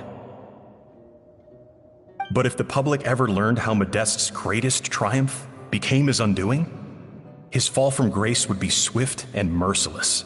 1 minute a genius, the next a joke. It would surely spell the end for his restaurant, too. What would be his legacy then?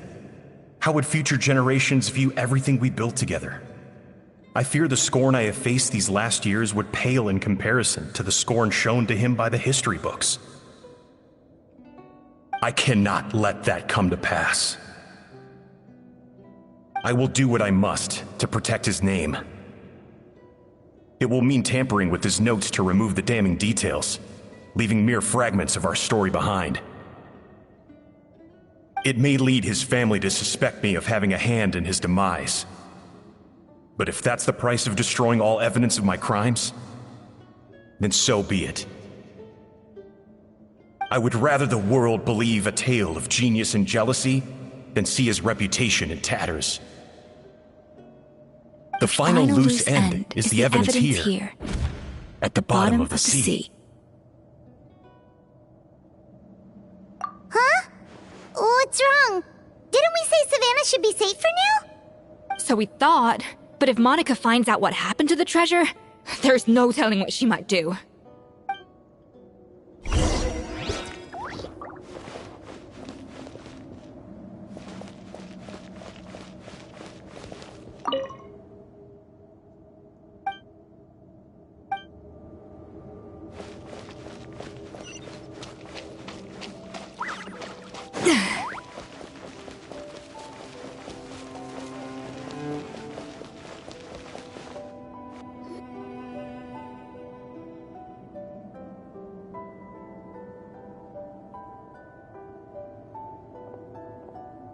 The treasure of Remoria.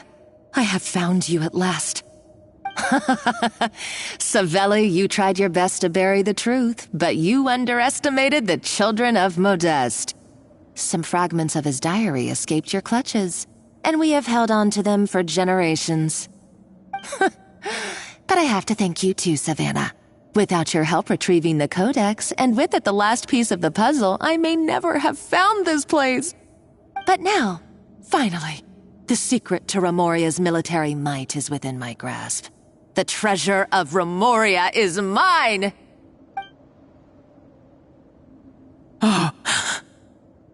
It's empty. It's empty? Monica? Oh, we were seconds too late. Escoffier? What's the deal with that jar? Savelli's final act! He wanted to conceal the secret of the treasure forevermore and make sure it would never harm anyone again. So he came here after his friend's death and destroyed every last shred that remained. This can't be happening. All the years I spent piecing together the truth. All my painstaking planning. All that for an empty jar? Monica, don't do anything stupid. This ruin is more dangerous than you realize. Oh, shut your pie hole! Praise be to Lord Remus. You barbarian shall be slain.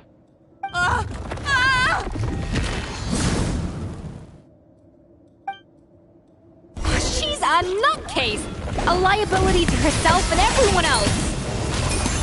Well, now it's up to us to clean up the mess she's made. Take these golems out!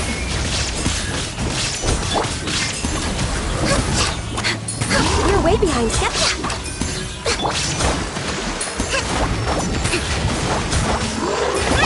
Blaze over.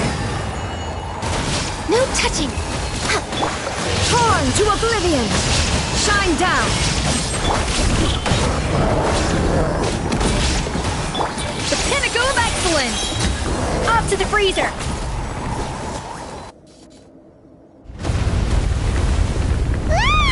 Why is this place still shaking? Either way, it's all her fault. Enough chit-chat. Let's get out of here, Traveler Escoffier, come on! Okay, I'm coming.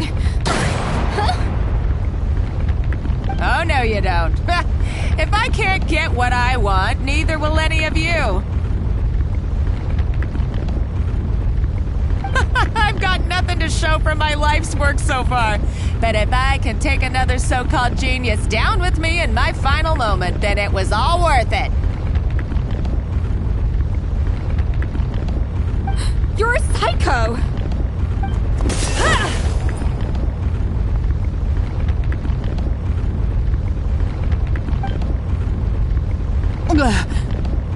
Savannah? When did you wake up?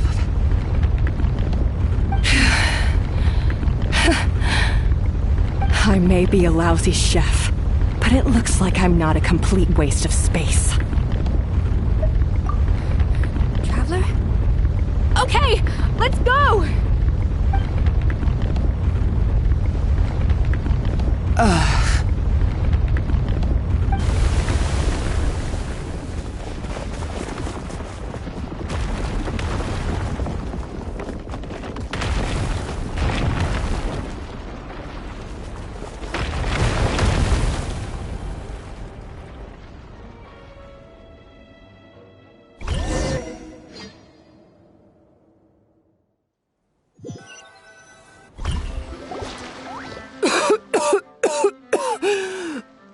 Escoffier! Savannah! Traveler! And Paimon! Venegem! What are you all doing here? What did you expect us to do? Stay at the restaurant and sit on our merry derrieres? While the Traveler and Escoffier were out here risking their lives? We had to do something. Even though that something ended up being, well, waiting for you here instead. I don't deserve any of you. And I certainly don't deserve to be your head chef. It was my fault Escoffier had to leave. Then I couldn't live up to her standards. I acted like a tyrant in the kitchen. And now I almost got myself killed. Come back, Escoffier. Come and be our head chef again. I'll never be able to replace you. Okay, so everything I said to you the day I left, It just went in one ear and out the other? Huh? Sorry, I was kinda in my own head at the time. All I could think about was the Lumiline situation. What was it you said again? Forget it. It doesn't matter. Anyway, I didn't leave this job because of you. And you're not nearly as awful a chef as you think. If you were that bad, why would all your staff show up here for you? Escoffier's right. Sure, you nitpick our work and get us to do things over a lot. But when it comes down to it, you're the one who's always doing whatever it takes to make sure the customers get served on time, every time. Things were pretty rough after Escoffier left, and Savannah's the only reason we've been able to make it through. Our customers know that Escoffier doesn't work for us anymore. But the fact is, they keep coming back. If that's not an endorsement of your work, I don't know what is. At the end of the day, we're all human, and we all make mistakes. All we can do is recognize where we get it wrong and do our best to improve. That's all that's humanly possible. No, I get what you're saying, but what I did to Firmin and to Escoffier, it's unforgivable.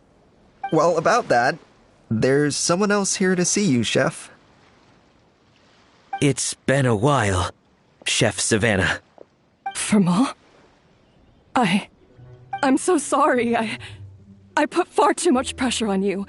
And the way I stubbornly refused to go and see you after you fell ill. There's no excuse. But I'm too late, aren't I? The damage is done. I heard that you can't even hold a kitchen knife anymore. Actually, I think I'm going to be just fine. Huh?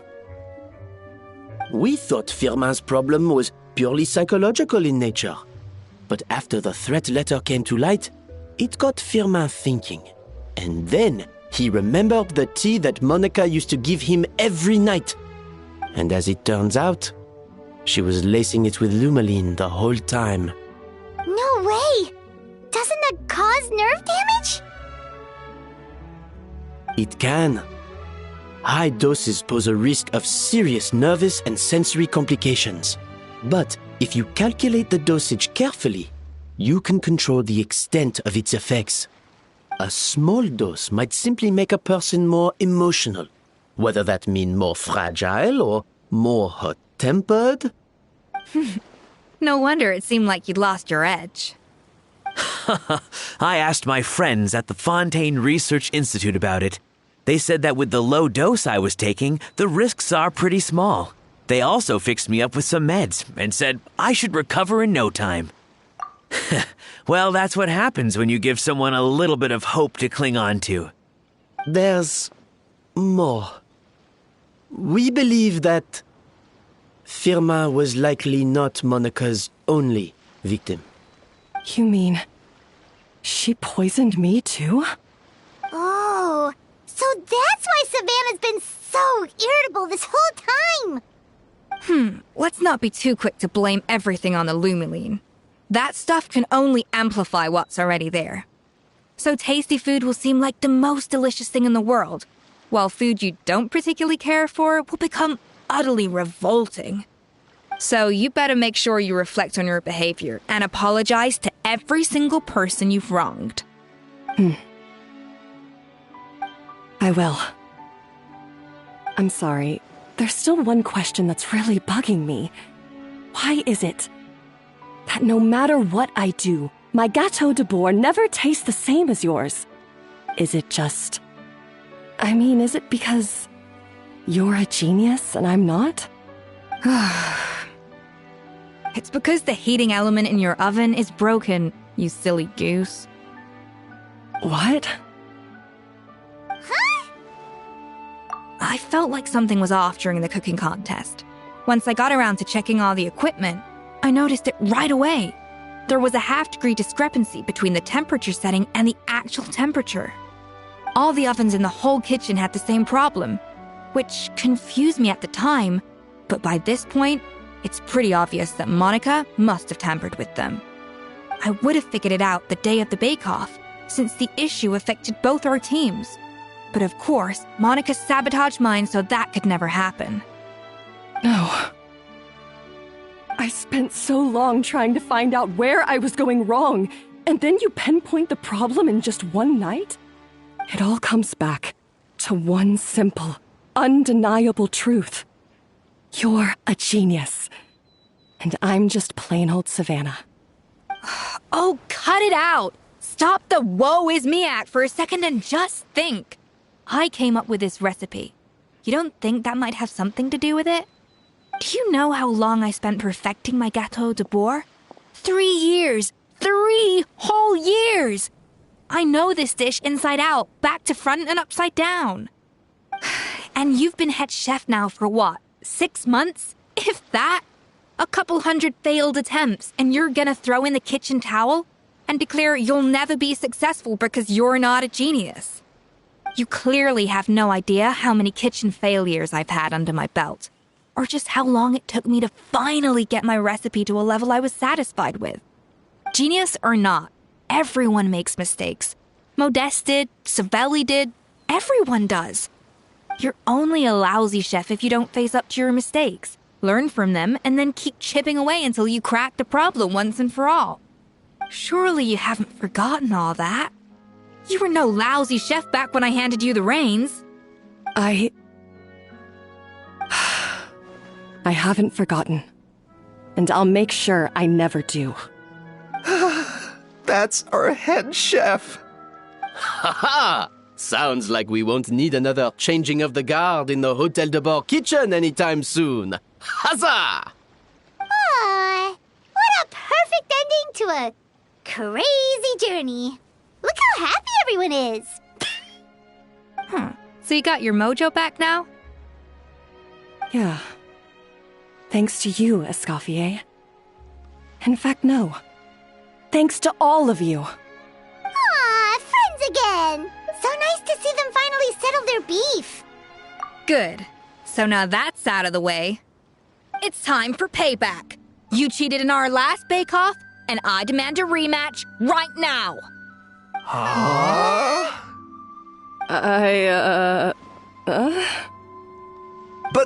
But that was mostly Monica's fault, wasn't it? Right. And also, does it have to be right now? Savannah's only just got her mojo back, and you barely escaped from a death trap. No excuses. This is a cooking contest between 2 top chefs, and nothing will stand in its way. So grab your spatula and get ready, because this rematch is happening today, right now, this instant. Hey, so, this whole time you were salty about losing? The second cooking contest commences now! This time, no more games, and no holding back!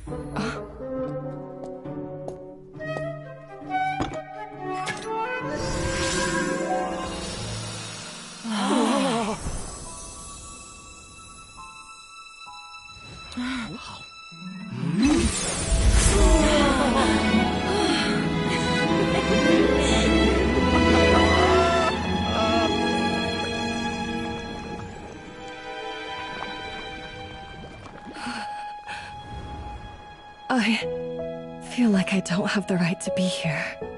Hey, what are you so afraid of? You can't unbake it now. And if you don't serve it, then good or bad, you'll never find out how to improve. If you're too scared to fail, you'll never know what real success tastes like. So? Embrace your failure. Taste it. Digest it. That's the way to success. I don't know. Sounds like it's easier said than done.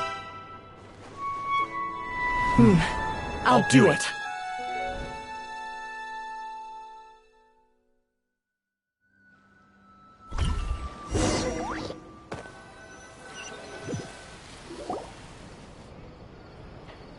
The results are in! A landslide victory for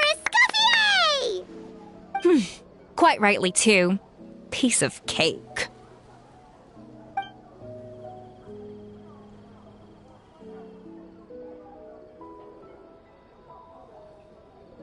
Oh yeah, look at that! Savannah looks pretty chipper too, considering she lost. Now, where were we? Yes. Do you have any more questions for me after everything that's happened? I thought Navia would have filled you in. And actually, I said all this to Savannah before I left. Although, as we saw, I don't think any of it sank in. I had 2 reasons for leaving. One was the food safety incident, of course, but the other was that the Hotel de Boer had reached a point where it didn't need me anymore. So I decided to step down and look for new opportunities to improve myself. Improve how? Well, a while back, I got to know a fellow chef from Liyue, and in her, I saw so many new possibilities. She has that same adventurous spirit that Modeste and Sibeli had in their youth. Slime mucus, lizard tails. With her, nothing's off the table. There's a whole world of new flavors out there waiting to be explored, hiding away in ingredients we overlook. Case in point, remember those Romaritime flowers down in the ruins? I used them in the cooking contest just now. Did you taste the difference? What? Paimon didn't notice at all. Half of the art of cooking is dissecting the recipes of previous chefs and figuring out the exact constellation of elements that gave their work its signature taste. And the other half, it lies in freeing yourself from the confines of the kitchen. You've got to go out and explore the endless possibilities out there. Uh-oh. Paimon's suddenly not sure she wants to try your cooking anymore. Hey! Don't worry, it's not going to be a free-for-all like in Modeste's time. Before I put anything into my food, I'll obviously do my research, make sure it doesn't contain any harmful substances. In the meantime, take this. It's a recipe for Petit Gâteau de Boer revised version. I tweaked it to suit your needs as busy adventurers. Hope you enjoy, and remember, feedback is always welcome. All right! So, do you ever see yourself returning to Hotel de Boer? Oh, of course. I've already promised Banishem that I'll come back every once in a while to make sure the quality of the food remains at an acceptable level. You know, Paimon's still a little disappointed that we never got to see the treasure of Remoria. Surely Monica wouldn't have gotten drawn in so deeply if it wasn't for all the mystery surrounding the original Gâteau de Boer. She practically dedicated her life to finding the lost pieces of Modeste's diary. Then went to all that trouble to infiltrate the Hotel de Boer. And in the end, it was all for nothing. Since you mentioned the treasure, between Modeste's writings and what we saw in those ruins, I think I may have figured out the truth. The so-called treasure of Remoria was most likely a substance that the Remorians extracted from Lumitoiles, better known to us as Lumiline. Huh? So then, why all the hype back in the early days of Gâteau de Boer? Don't forget, it was a very different era. We could barely even refine sugar back then. So desserts were very much in their infancy. In a world of bland food, it's no wonder that the first thing to really excite people's taste buds took the world by storm. And as for the Lumiline, it may well have been somewhat valuable in ancient times. But these days, it's just another drug from the Fontaine Research Institute. Even if Sibeli hadn't destroyed it all, I doubt it would be worth that much these days. So after all that, there was nothing in those ruins but worthless junk. Feels strange to say it, but Paimon almost feels sorry for Monica. She sacrificed it all only to get nothing in return. Hey! Huh? Navia? You just got back from that underwater ruin, right? Well, check it out. they ran a special issue. Did you see anything like this down there? Freshly unearthed from the ruins of Rumoria, a magnificent jar thought to be over 1,000 years old. Experts say it has immense artistic and historical value. It could be worth an absolute fortune. Wait, isn't that the jar they used to hold the treasure? If only it was still in one piece. Some butterfingers must have dropped it or something. Ugh, it's such a shame.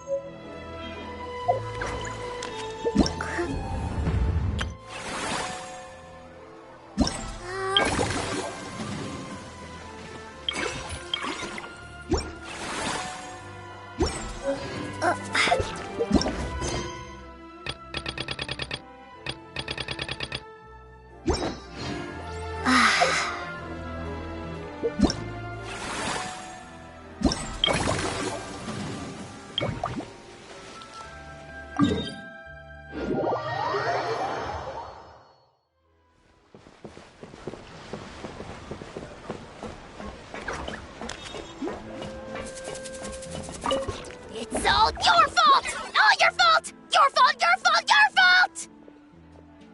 Stop yelling and get to the point. If you hadn't kept me locked away, I could have asked that judge to step in for me! He'd have backed me up for sure, and then we'd have kicked your sorry little butt! For real now? Did you even hear yourself? You'd better focus on outsmarting Kakuku first.